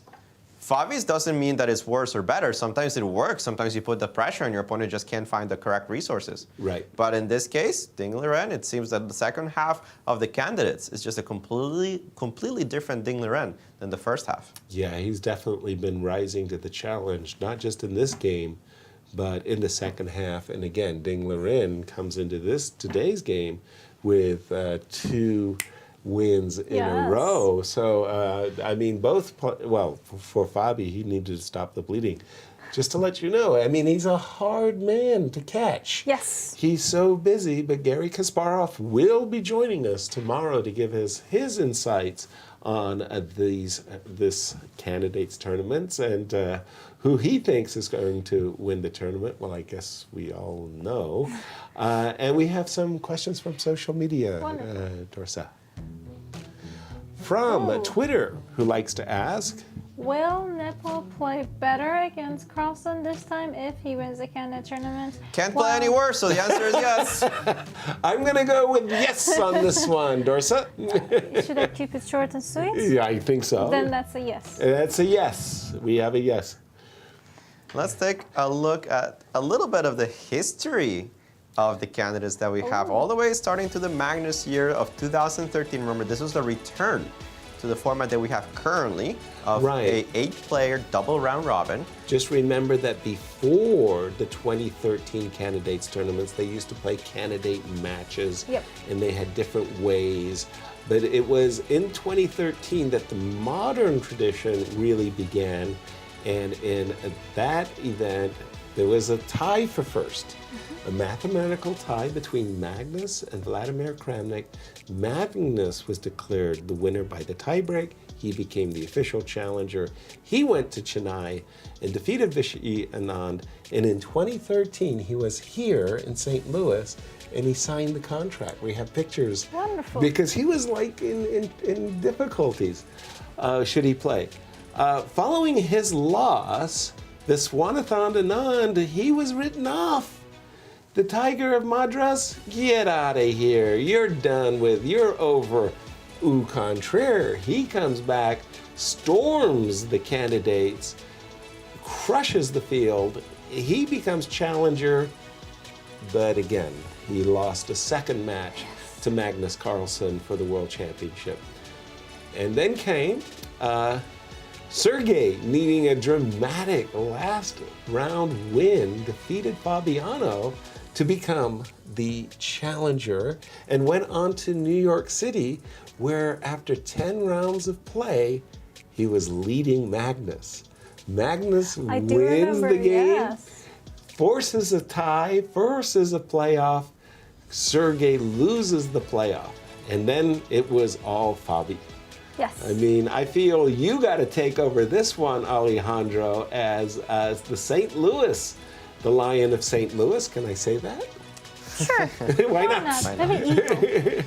2018 candidates in Berlin went to Fabiano Caruana, a sweeping performance, needing only a draw in the last round against Alexander Grischuk. Actually ended up winning the game anyway. Beautiful. And he had a wonderful performance there. Went on to play Magnus Carlsen in the World Championship in London. That match ended also with 12, well, actually ended with 12 draws, 6-6. Marathon.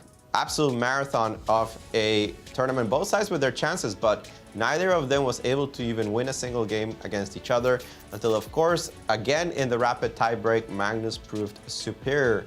And in the 2020/2021 candidates that we had in Yekaterinburg, well, that was a long tournament. It was more than a year long, but no questions about it. Jan Nepomniachtchi won that event with a full round to spare, but the World Championship match that he played in Dubai against Magnus Carlsen is one of the most forgettable matches that we're going to have in modern chess history. And I think Jan is happy to have a chance to rectify that ship, that at least if he loses again, that it's a fight.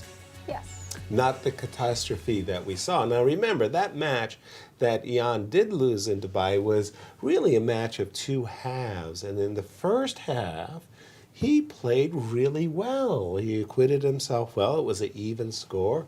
Both sides had chances. Then comes this marathon game 6, I believe, where it went like 140 moves, and somewhere in the first 40 moves, Nepo was first choice. He could have been a pawn up. Instead, he got dragged down and he collapsed. This defeat really, really cost him dearly.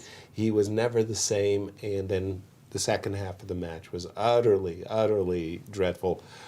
We do have a move, Queen B3 check by Fabi on the board.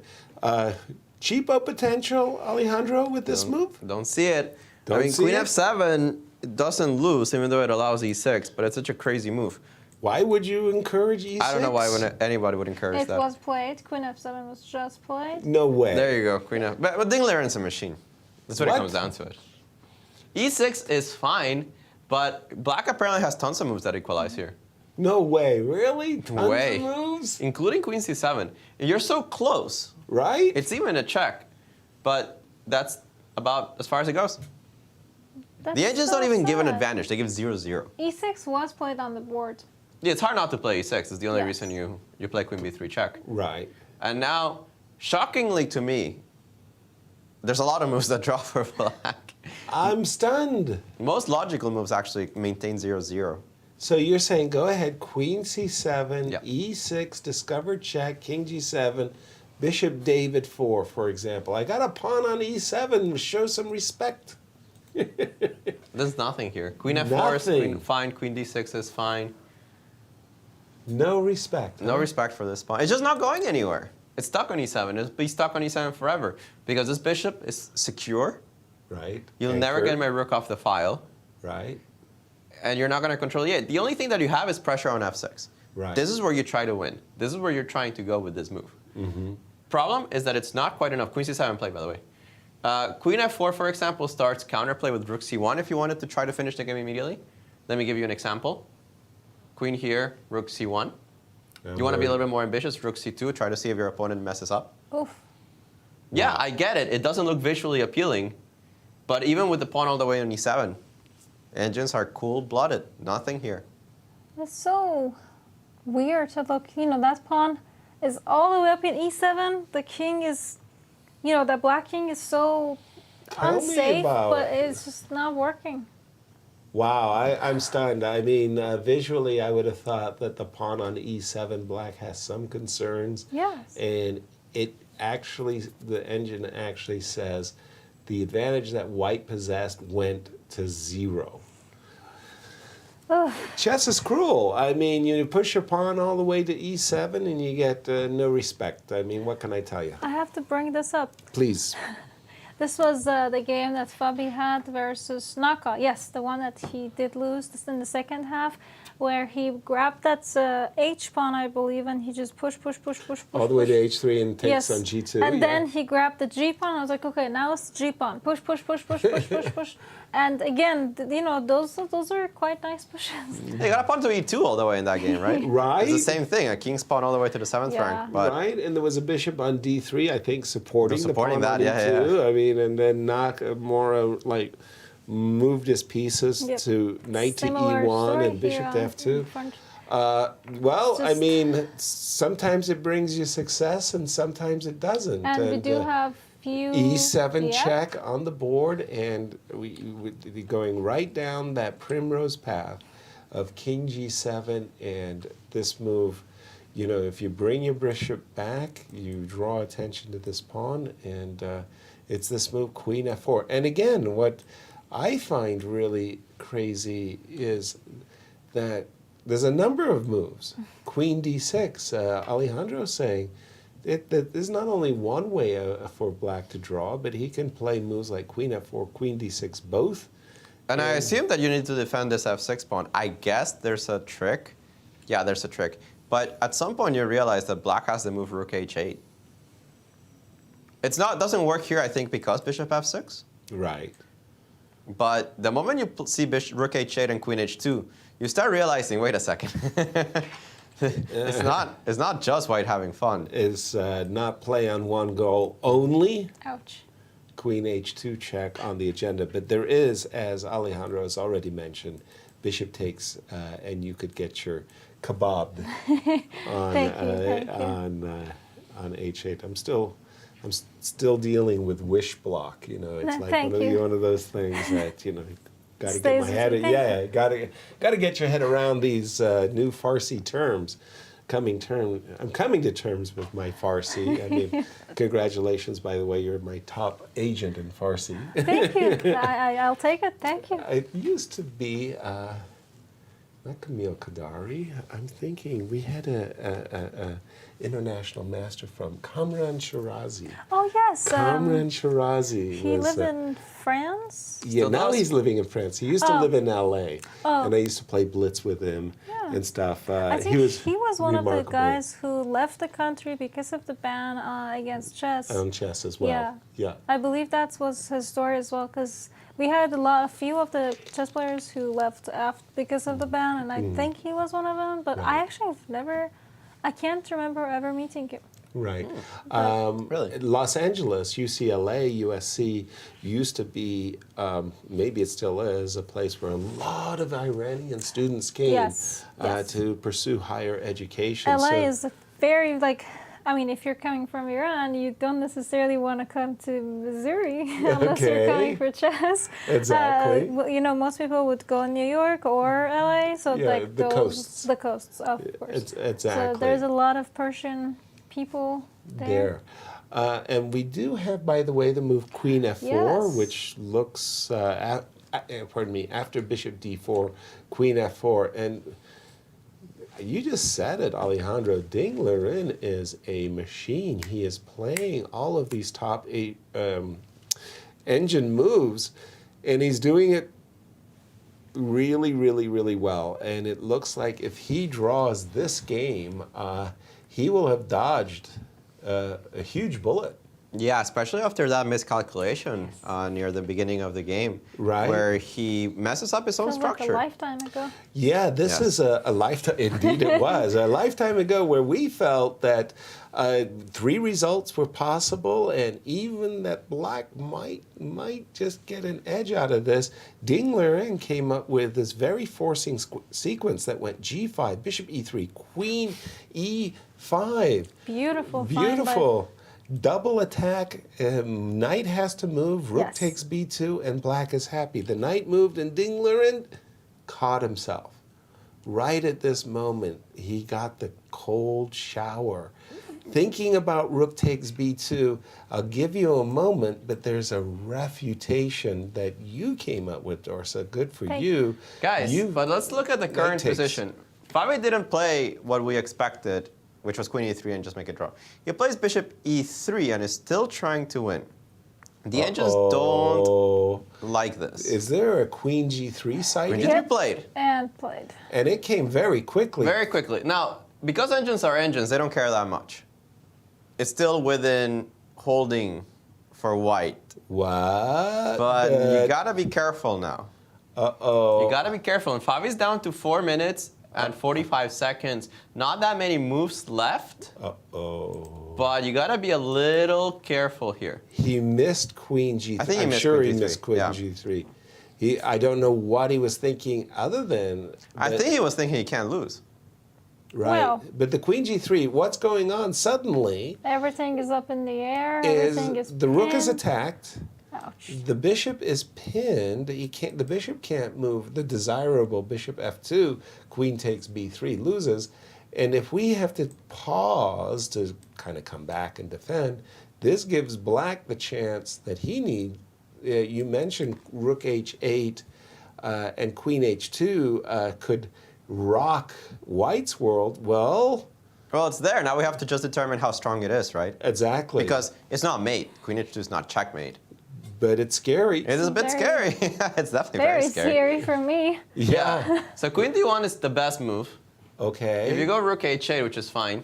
Right. The engines are saying promote your pawn. What? Not a fun move to play. But promote your pawn. You can throw in Queen H2. Doesn't really matter. Okay. You want to take with the bishop so that you don't destroy your... Yeah, you keep the battery. You keep the battery. And then you just move the bishop somewhere. The idea is to go bishop D6 and defend this way. Do I have to give up my bishop? But your pawn, you mean? Sorry, yes. Do I have to give up my pawn? Yeah, because if you play the move bishop C5 right away, after you check here bishop C6, there's no check on E7. It's an important resource to check on E7. Yeah. This king is totally safe, and it's difficult to answer Queen G2. So you need this avenue of attack against the king. And at this point, it's not easy, because even if you promote with check, rook takes E8, this is a check on G2. Oof. So that's an important intermediate. Fabi down to below 3 minutes. Oh, no. Below 3 minutes for Fabiano Caruana. He needs to find a move. Both Queen D1 and Queen B4 are within holding margins, but this game has changed completely. He's playing with Queen B4. I expect Rook H8, question mark?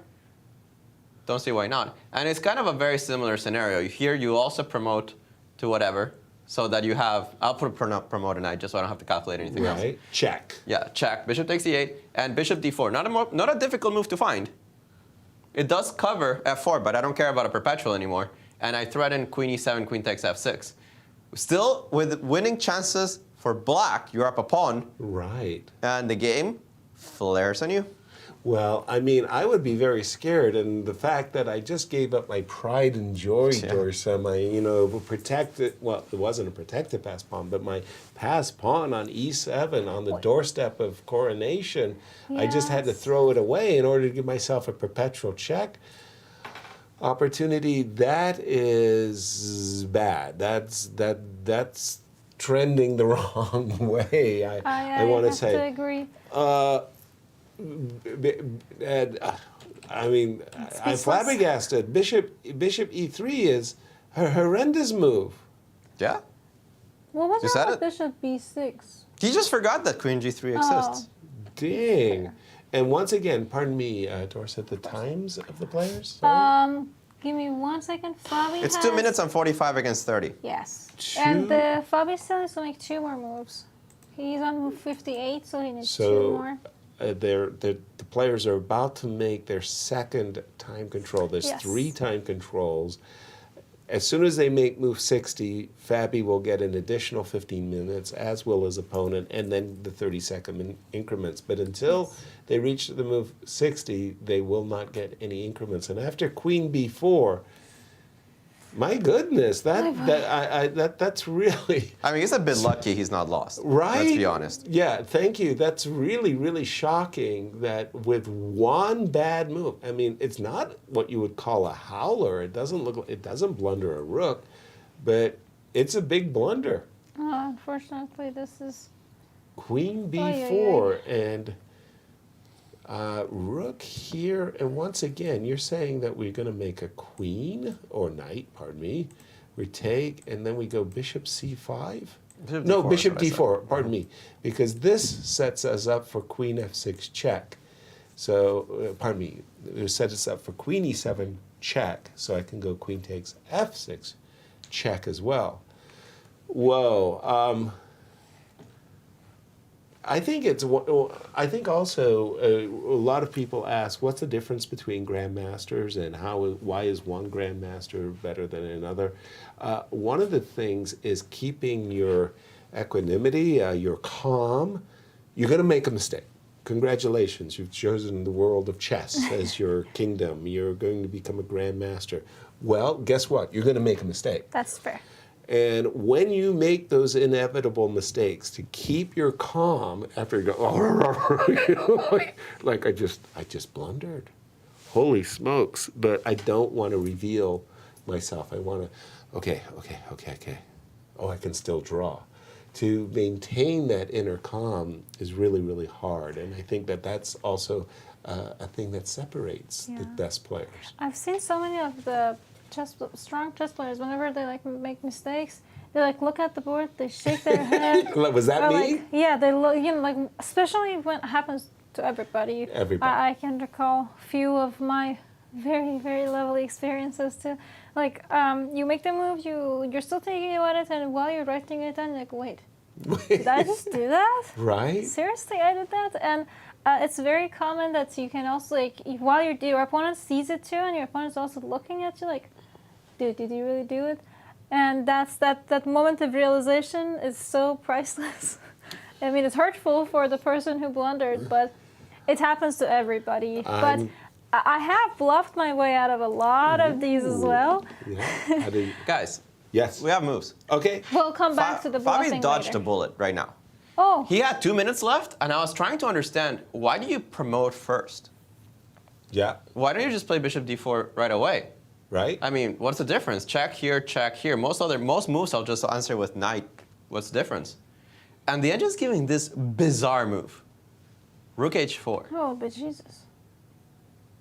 kind of a strange... Threatening queen h2 and maybe rook f4? Queen h2, rook f4 is strong. Okay. And when you promote, you never find this. Right. You never find this in 2 minutes. He just chose one move over the other. He got lucky bishop d4 was not the one he chose. He chose e8, which is correct. Okay. He made a queen, doesn't actually matter. Doesn't matter what he makes. You're kind of required to take it. This one does require you to take either right now or the next move. Okay. Rook e8 is an easy draw because I forced the rooks off the board. Yeah. That's it. That's it. So you probably take with the bishop. You could throw in the check on h2, but it doesn't help you very much. So you might as well take with the bishop right away. Okay. And then Fabio would have to make one more move. And that would be move 60. The English are pretty adamant, though, that here the move is bishop d4. A very logical move, that being said. What's wrong with check? The problem with check is that it disconnects your queen and your rook, right? You're going to have to spend a tempo on it. So after bishop f7, if you go bishop d4, for example, I pick up that bishop. Check here, check, and this is not defended. Right. Yeah. When the queen is on b4, right here, this bishop's defended on d4, right? Right. So check f4 doesn't threaten the bishop. That's the difference. Mm-hmm. Sometimes you just need to be lucky. Now tell us a story. How do you bluff your way out of a blunder? Okay, let's see which one. Oh, Which one? There's been a whole history, okay? Well, a very fun bluff that I can recall was, this was back in 2016. Like, I'm playing tournaments non-stop. Like, I'm flying here, and I have to be back and play the last round of this tournament, then I'm going to that league, and then I'm going to Airfield. It's like a non-stop event. It's so much fun. And so I played this tournament. I scored my first IM norm, and then I'm so close to crossing 2400. It's like 2398, and I'm like, okay. Just 2 more rating points. points. Oh my god. And I go to this tournament in Austria. I just need to play 2 rounds because it's a Bundesliga. And I'm playing, and I win. I'm playing this. Somehow we get into a weird technical difficulty. I said I adjust, but opponent didn't hear it, and she won the arbiter ruling, and Touch so move I rule. lost an extra pawn. And I'm like, okay, I lost my pawn. I need to win this, otherwise I'm not crossing 2400 and not getting your title. Yes, Life's terrible. So I have to win, and I end up bluffing, and I pretend like I didn't actually plan, and I win that. But that was not the bluff game. I cross 2400. I go and I have a little too much drink. Okay. I still have to play a round tomorrow. And it's a team event, so I don't want to let my team down. I show up, and I'm still, a little too much drinks from the night before, and I'm playing black. I have a worse position, but I'm way strong. Like, my rating is way higher than this girl. She was like 2100. I'm like just crossed 2400. So I have a terrible, terrible position.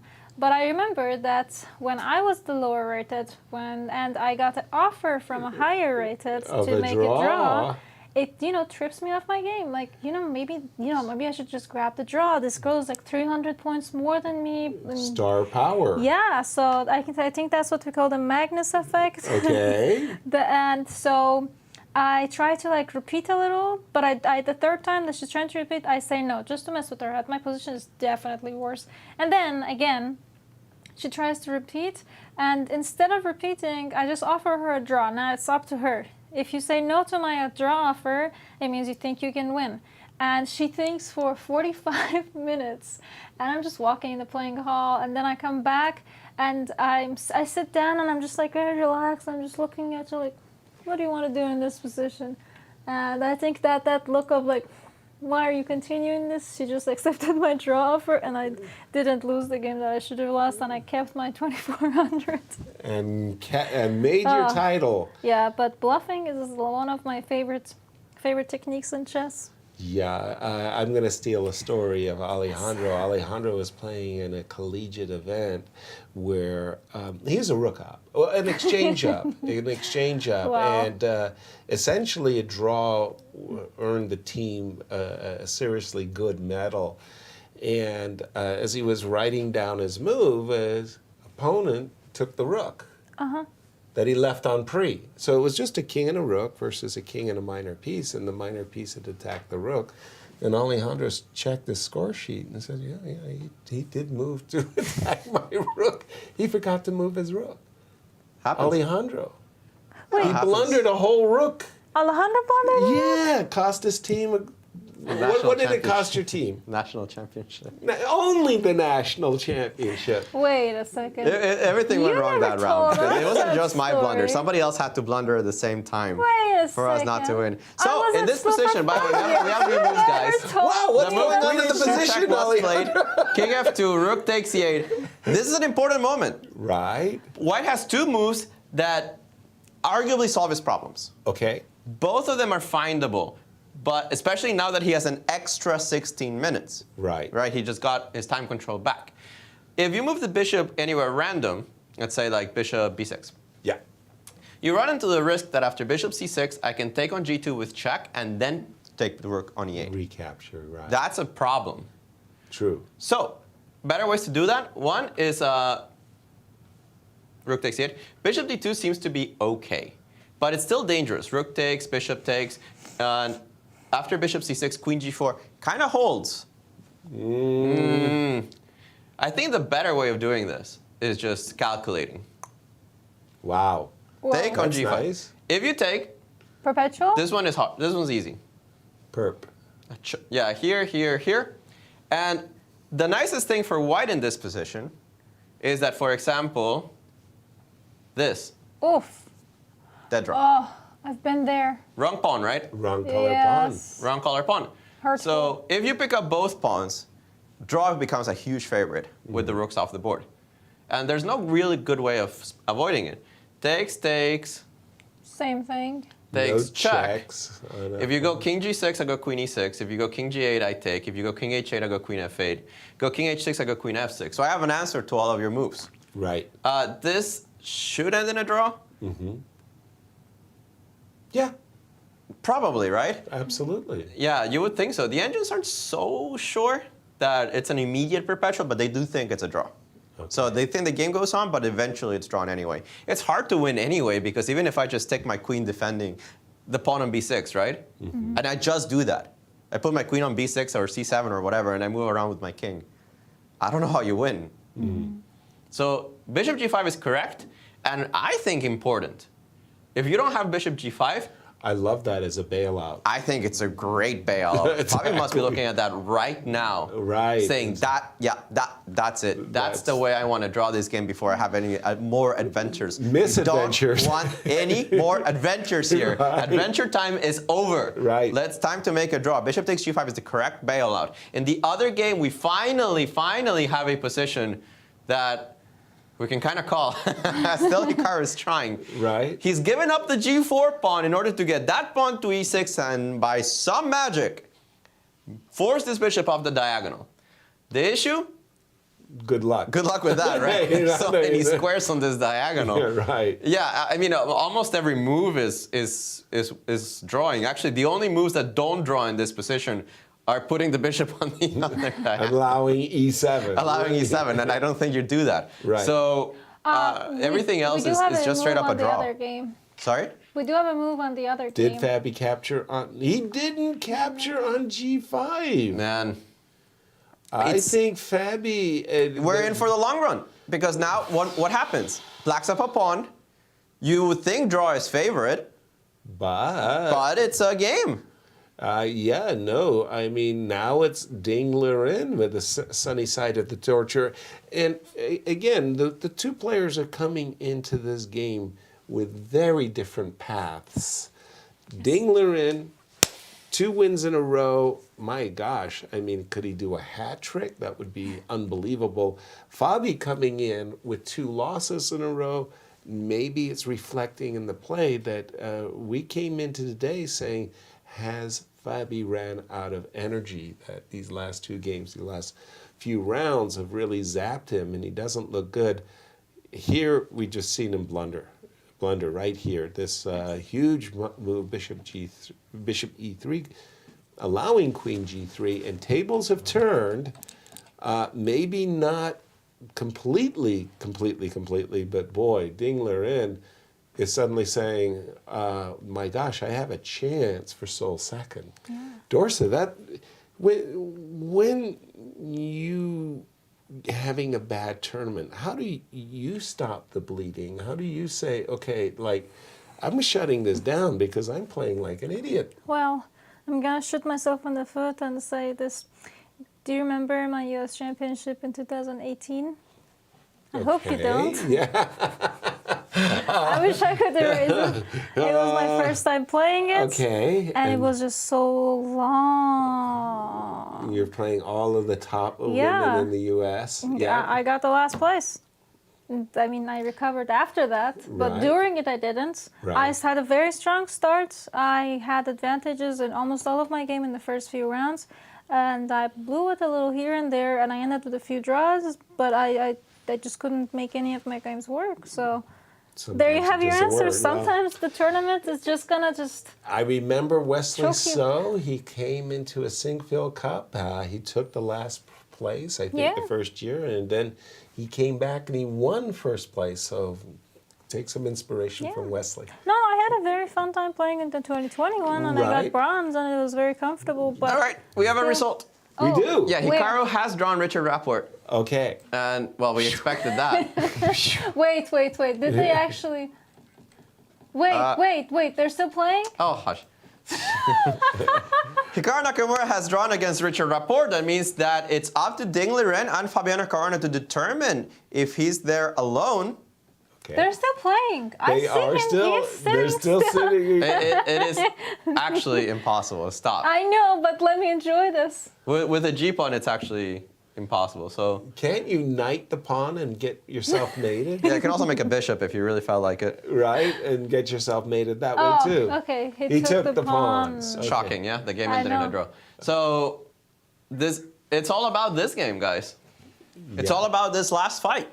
Fabiano against Ding Liren. Will Hikaru be in a tie for second with two other players? Or will one of these players, because at this point of the 6 hour of game, I don't know if Ding Liren's going to blunder a rook. Will one of these two players catapult himself on top? Say, you know what, Nepo, 2 points, still going to keep my hopes up a little bit, even if it's just to play better in the next games. And if Ding Liren wins another game, geez, that is a surge.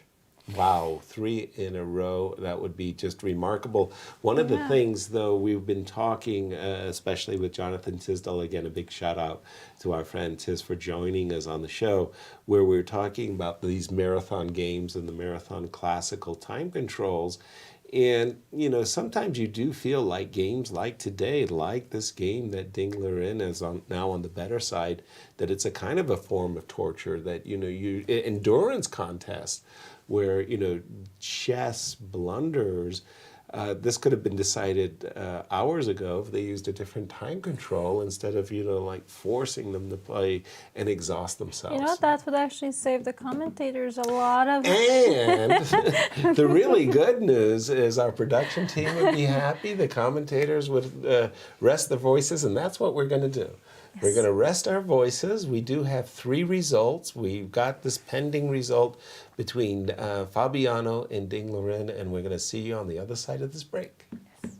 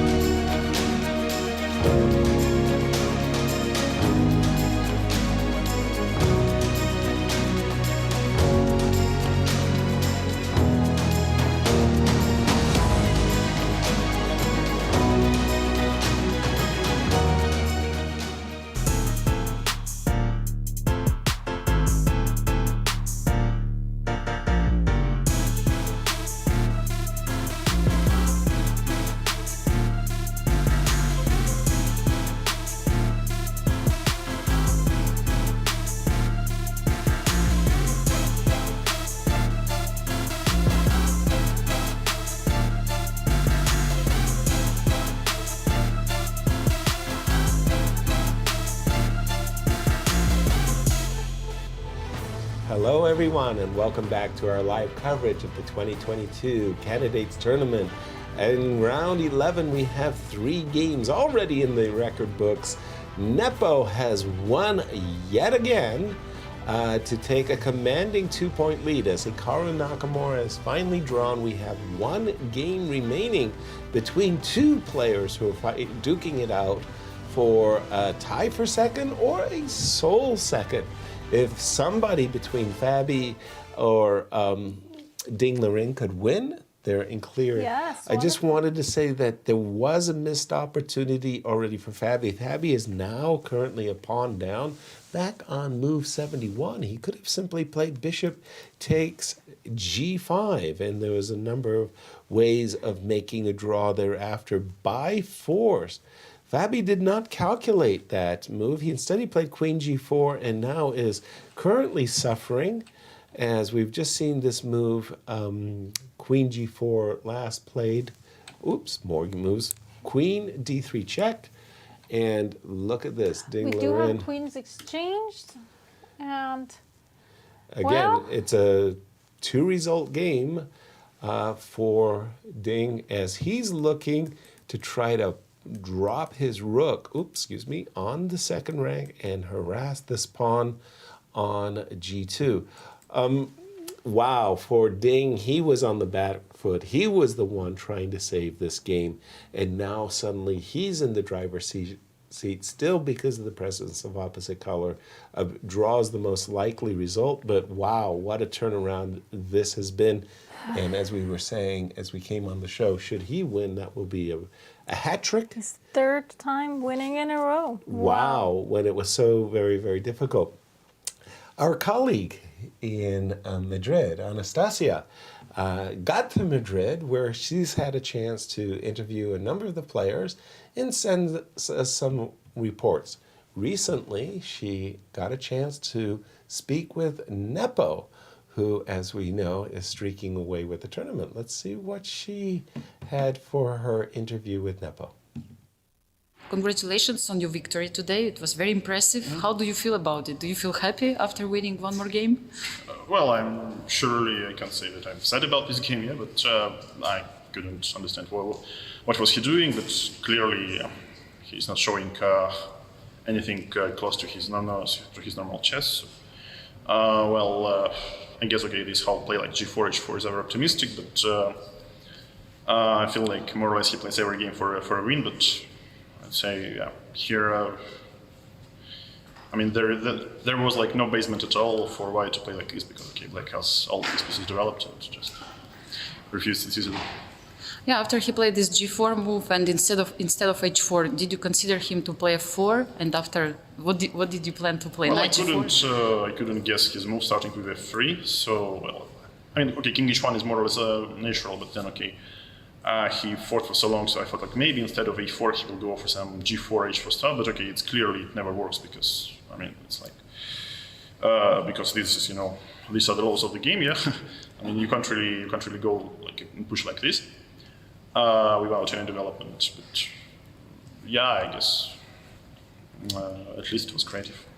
That's for sure. And I wanted to ask you, what do you think you are doing special during this tournament that things are going so good so far?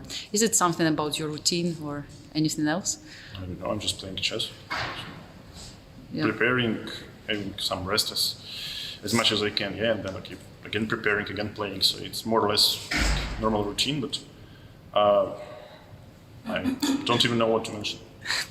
Have you had chance to check the game of Fabiano today, and what do you think about it? I read it very briefly, but I think he's pressing, but it's far from being obvious. Yeah. Do you think that second place is also important in this event, the candidates tournament? Have you thought about it? That's a question to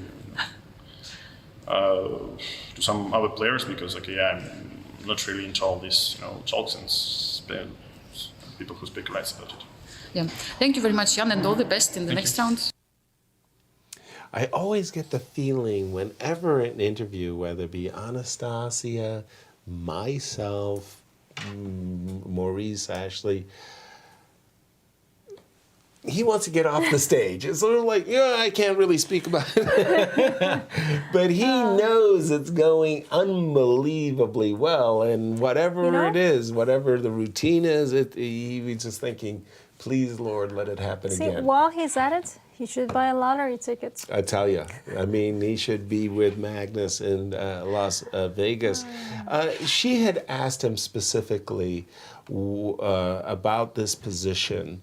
And Nepo said, yeah, you know, F4s are kind of right idea. And he started thinking, and I couldn't believe it when he came up with G4 and followed it up like with H4. Like, what is he doing? I don't know. And yeah, I mean, it was basically right here he was presented with this opportunity to make this very powerful combination, which is clearly in his favor.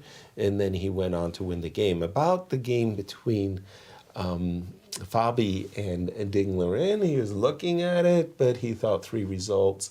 He thought Fabi was pushing, and that was earlier. We've got that one game between the two going, and Queens are off. He's pushing Alejandro. Is it how do I say it? Does Dinglerin have any realistic chances?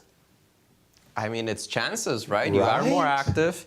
You do have this problem with the king on f2. You imagine that if a rook comes to the second rank and you pick up this pawn, the game is over. Clear.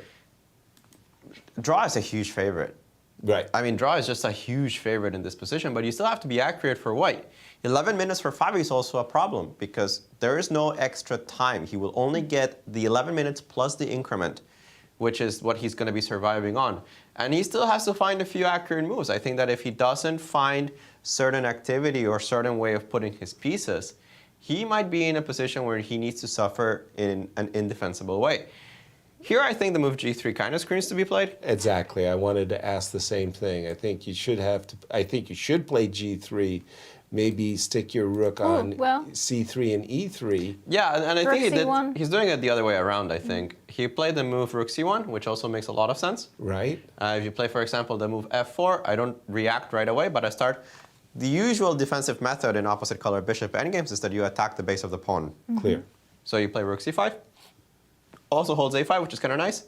And if you're ever forced to defend this pawn, the game is over. Yeah, you never make progress. Right. You put a bishop on F6, you're a happy camper. Yeah, it would just be completely over. So Dinglerin has to be a little bit more clever than playing the move F4, which allows this rook to attack on the 5th rank. Right. What that clever is. I like rook E7, rook D7. Okay, I think like that, rook E7, rook, let's say C5, rook D7, right? Right. At some point, I have to make this move. Exactly. This move has to be played at some point. Exactly. So I think G3, it's a good time to do so. Can I arrange a rook takes G3 kind of sacrifice? So let me start with rook D2 check, rook David 2 check, yeah? I want you to go there. I go rook check on D3. Let me give it to you for free. Yeah, go. I understand king F2. Yeah, of course. And I take. Ooh. And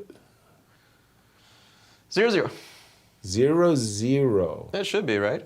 Well, yeah, but I thought there were practical chances for black. There's practical chances for black if that's the right pawn. Uh-huh. But we keep going back to that, right? If I sacrifice my rook for 2 pawns. So if the pawns were not on A6 and A5, but for example on C6 and C5, you couldn't just give up your rook for the 2 pawns. I think if it's on C6 and C5, it's just dead loss because the bishop defends the pawn. Right. If it was on any other square, then maybe. Right. But the way it is right now, no chance. If you don't mind, why? Is it so easy for you to give up the rook for the 2 pawns? I don't think you just make progress at all. Let's say I go here. G4, yeah. G4, and here I think I start putting my rook behind your pawn. Okay. I think I go rook C8. I guess bishop somewhere because you want to play F4. I was gonna go king G2, G3, maybe. But this was just stuck. Yeah, you're already stuck. Really? G3? What am I missing? G3? What am I missing? G3, rook G8? Oh, sorry. Yeah, of course. I have to go king F2 as a move, but. Right, but then you're not. Yeah, I'm not. I want to be able to push my pawns in a nice way. Yeah, you want to push them on dark squares, right? Right. Which is why maybe here you consider going not king g3, but bishop moves an f4 check. Yeah, but I mean, the pawn's hanging. Where are you moving the bishop? Right. Huh. Okay, so, but that would be my way of trying to win And the it's game. Dinglerin's try as well. Rook e7 played, I expect, because rook c5, rook d7. Now, nothing is forcing Fabi to play the move rook c5. I'm sure that there are other moves in the position. It's just that putting the rook on c5 because it eyes the 5th rank makes sense. Exactly. I think you can start with g3. I'm surprised the engine's not showing it. g3 loses to bishop d3. Oof. What? Oh, in this exact position. right. You don't have rook e1 here. Right. Because rook takes c7. The bishop and is you can't hanging. allow, obviously, you can't allow rook e2. Okay. Right. 7th hour of commentary, whatever it is. Yeah, g3 obviously loses to bishop d3. So rook e7, you have to be a little bit more clever. Can I put my bishop on b6? I always like this guy anchored. Bishop d3, rook e1. Producers are saying nonsense because it's also the 6th hour of play. Rook c4 is a draw, bishop d6 is a draw, rook c3 is a draw, rook c5 is also a draw. But you got to choose them accurately at this point, right? Right. There are traps and pitfalls everywhere here for Fabi. And I think that's what the difficulty is. Especially when the tables turn. We're talking about a position in which all the pitfalls were for Dingleren, where Fabi was putting pressure, and Dingleren accurately defended. Blunder by Fabi has changed the roles. And we got 8 minutes and 40 seconds against 28 of Dingleren. So also time pressure is going to be a factor. Well, once again, the players are now in the 3rd time control where they have already gotten their 15 minutes, and then they're going to be playing now and forever on 30-second increments. They will get each move that they complete and press the clocks. They get their 30 seconds. And he's played the move rook c3, and he's going for the g3. Yeah, rook c3, bad move, and instantly Dingleren returned it. Rook d7? Rook d7 was not a good move. Bishop d3 was a good move. Well, oh, remember that your rook's overloaded. Yes. Right. Is the rook endgame a draw?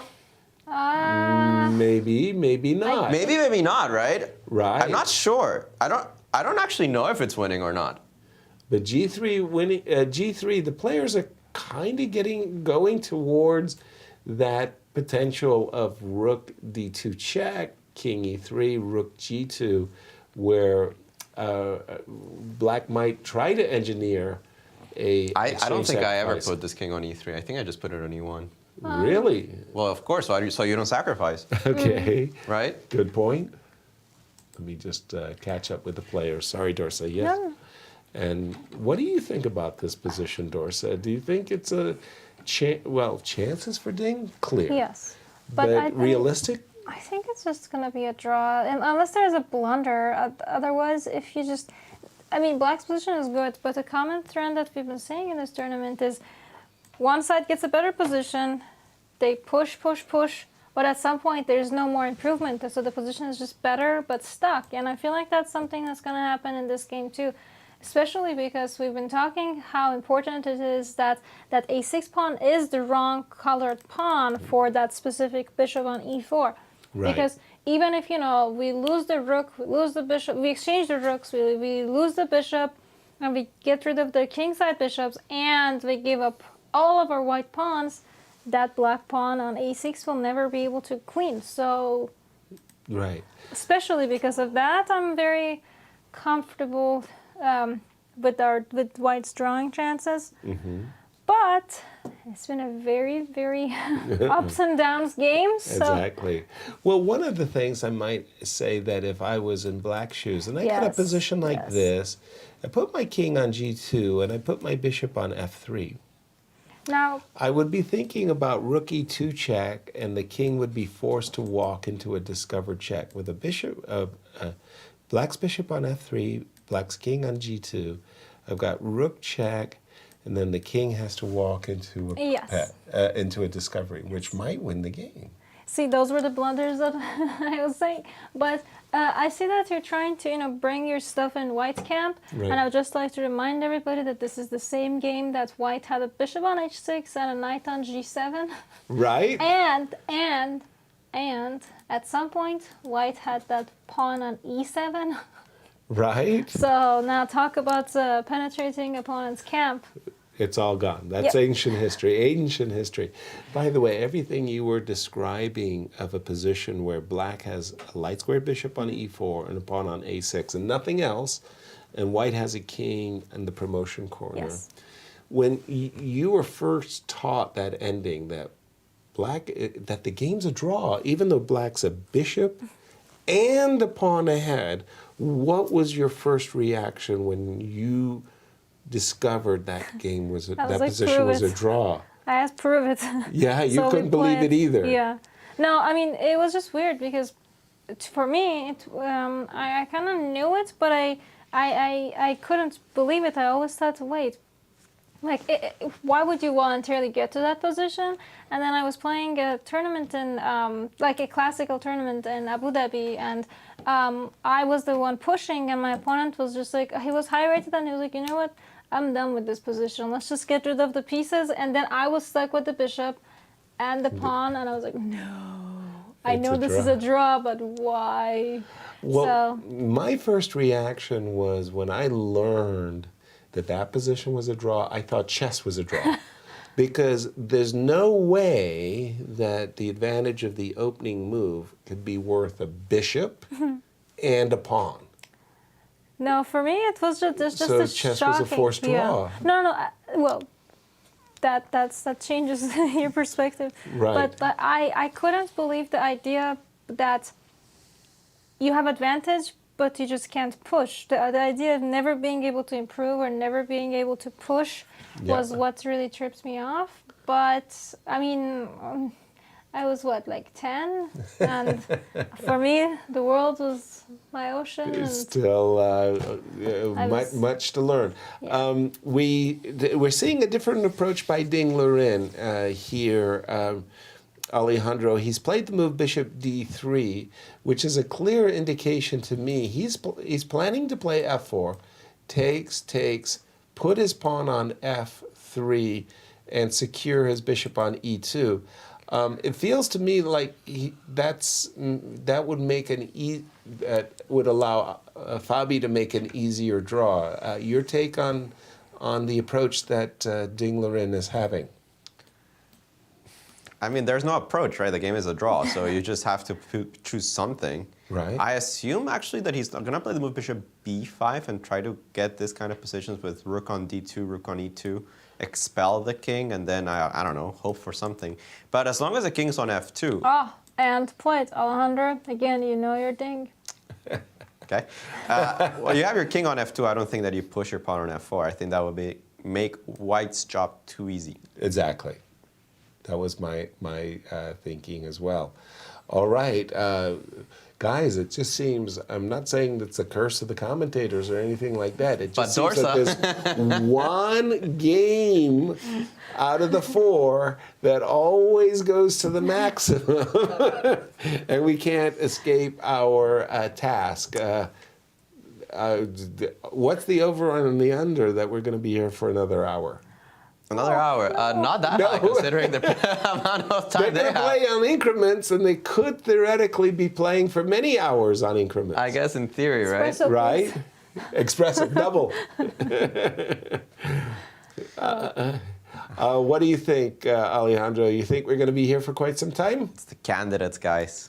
Candidates. Brings out the worst and the best. You saw what Hikaru did to Richard. Oh. He played, torture. 40 moves of nothing? Right? I have to ask, do you have a memorable experience that it went all the way to king? Oh, many times. Wonderful. Oh, sure. Yeah. I just, Many times. That wasn't really... the most memorable was the game that couldn't devour China. Oh. This was a game in the old days... All right, guys. He's done it. What?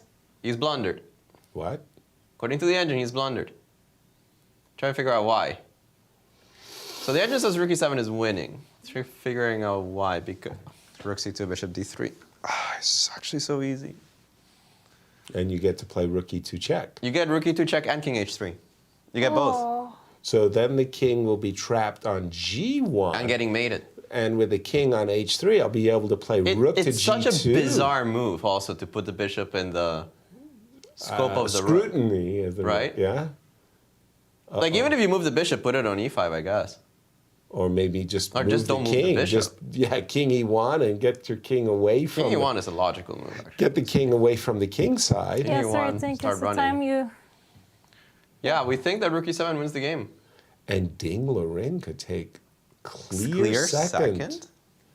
Wow. Ah. And he's done it. He's played the move. I think it's over. I think it's just not that hard from here. Because let's explain why. Okay. Let's take a look at why. Please. Let's make nothing moves, right? Rook e2 check.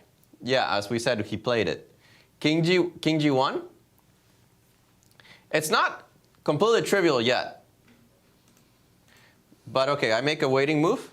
Also, killing the king. The problem is you're going to play king h3, rook g2. Why don't you just play king h3 immediately? I think I could start with this, right? Right, Also and your waiting. next move is rook g2 check.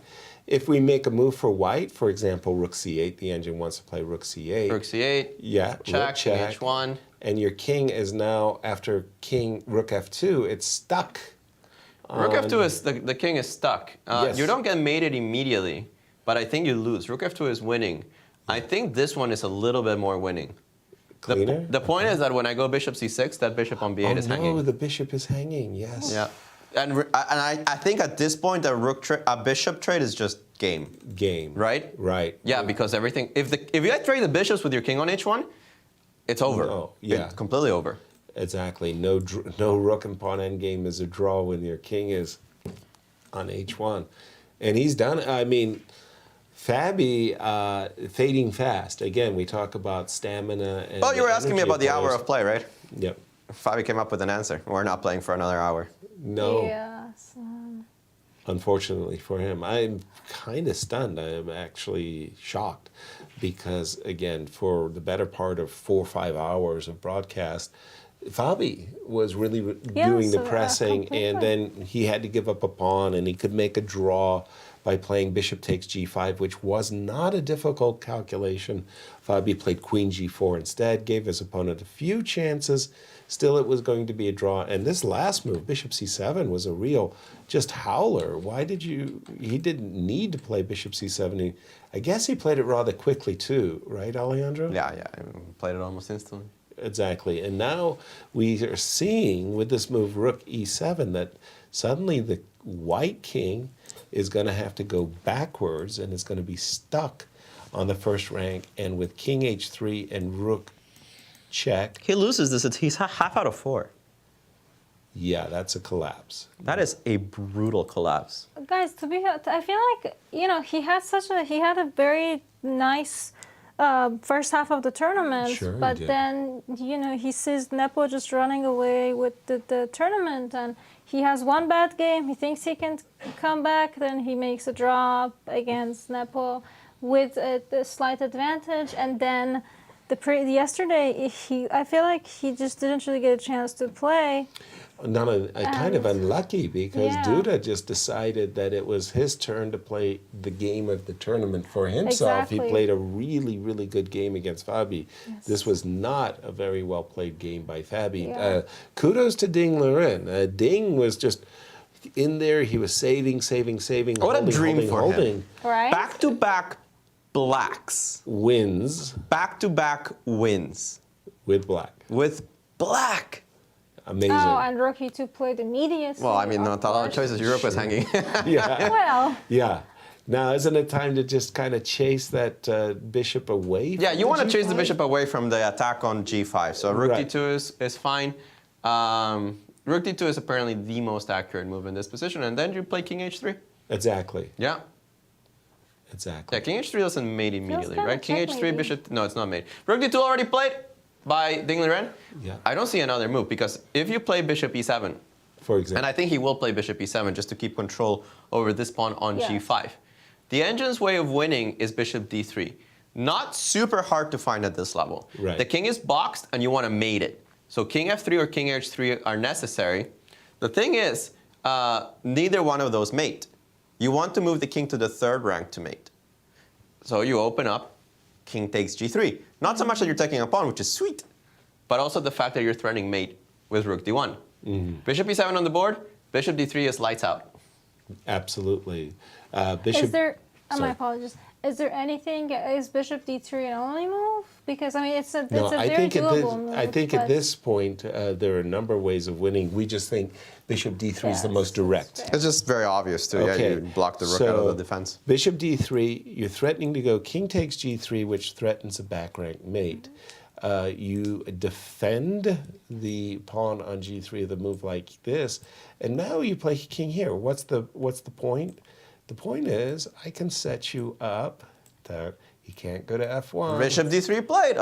Well, expected. This is Bishop easy. to E4. And now remember we were talking about those really evil discover checks. Well, rook takes G3 is going to be discover check and mate to begin. And this is why you want your king away from the corner. And Bishop D3 on the board. That's it. The game is over. Mate in 20. Mate in 20. Okay, I'm that's not going pretty to argue with definitive. that one. Can't argue with that. There was What a I was game, what I a was game. playing with in this man versus computer tournament, Aegon in The Hague, and my friend Roberto Sifu. It's done. Fabi has resigned. Wow. Well. Shock in the studio. Shock Right. around the chess world. Shock that Fabi took this advantageous position and lost it. Right, completely. What a collapse by Fabiano Caruana. And our congratulations to Ding Liren as he comes out of nowhere, out of the cellar, let's be clear, and he has just had a brace of 3 wins in a row to give himself clear second place, Dorsa. Look at this.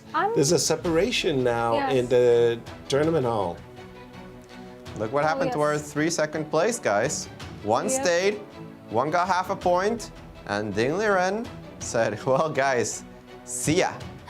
Nice. Timo Radjabov is sitting there going, why is it I'm in clear 5th place? All by myself. I haven't had a tournament nobody's of the asking ages. why Alireza is in clear last. Oh my gosh. But It is Tomorrow's pairings, guys, let's take a look at what we got. Nepo against Naka. Okay. Nepo's white, though. Ouch. Ding Liren is white against Radjabov. Oh. My goodness, My what an goodness. opportunity. And Richie, for a very, very struggling Fabi, a very badly fading Fabi, what's going to happen there? And finally, Duda and Firouzja to round out our 4 pairings. I'm stunned. Yes. I would just wanted to, well. You guys made fun of me for the first half. No, we didn't. We made fun of you for 10 rounds. Ding is in the cellar. Is doing so bad. 10 rounds. I said it was a long tournament, and never have I ever wanted to be so wrong. I Right. wish I was wrong. I wish Ding wasn't in second. I wish Fabi was in second. But that's not the way this tournament is going. Ding surges. And one of the commentators, well, he kind of saw Ding. He's a good chess player. Speaking of Ding, can we take a quick look at his draw ahead? Yes, indeed. Yeah, let's see. What does he have left? We got that It's a very relevant question. Forget the scores for just a moment, but these are his 3 opponents tomorrow. Yes. White against Timur. Black against the last place in the tournament, who Ding is hoping will go for another 5,000 bullet game session. Right. And he finishes with white against Hikaru. Ding is looking at this tournament like, what just happened? I have an opportunity to emerge from who's the back? ashes. Yeah, big time. Yeah. Wow. Wow. As he surges to, I'm kind of stunned. Alejandro, please bring the broadcast home for us. Final thoughts of yet another eventful round. I'm stunned as well, guys. Alireza has disappeared. Nepo surges even further. Ding Liren says, hey, remember me? Now I'm clear second. This tournament has completely changed from the first half. Completely. The only thing we have in common, Nepo, unstoppable. Everything else, flipped on its head. And I think with that, Yeah, that's a good place to end it. Thank you all for joining us and staying with us, staying true to us. Tell your friends where you're hanging out. We're going to be seeing you all tomorrow as we try to recover, Dorsa, from Yes. another long day of broadcast. Good night, everyone.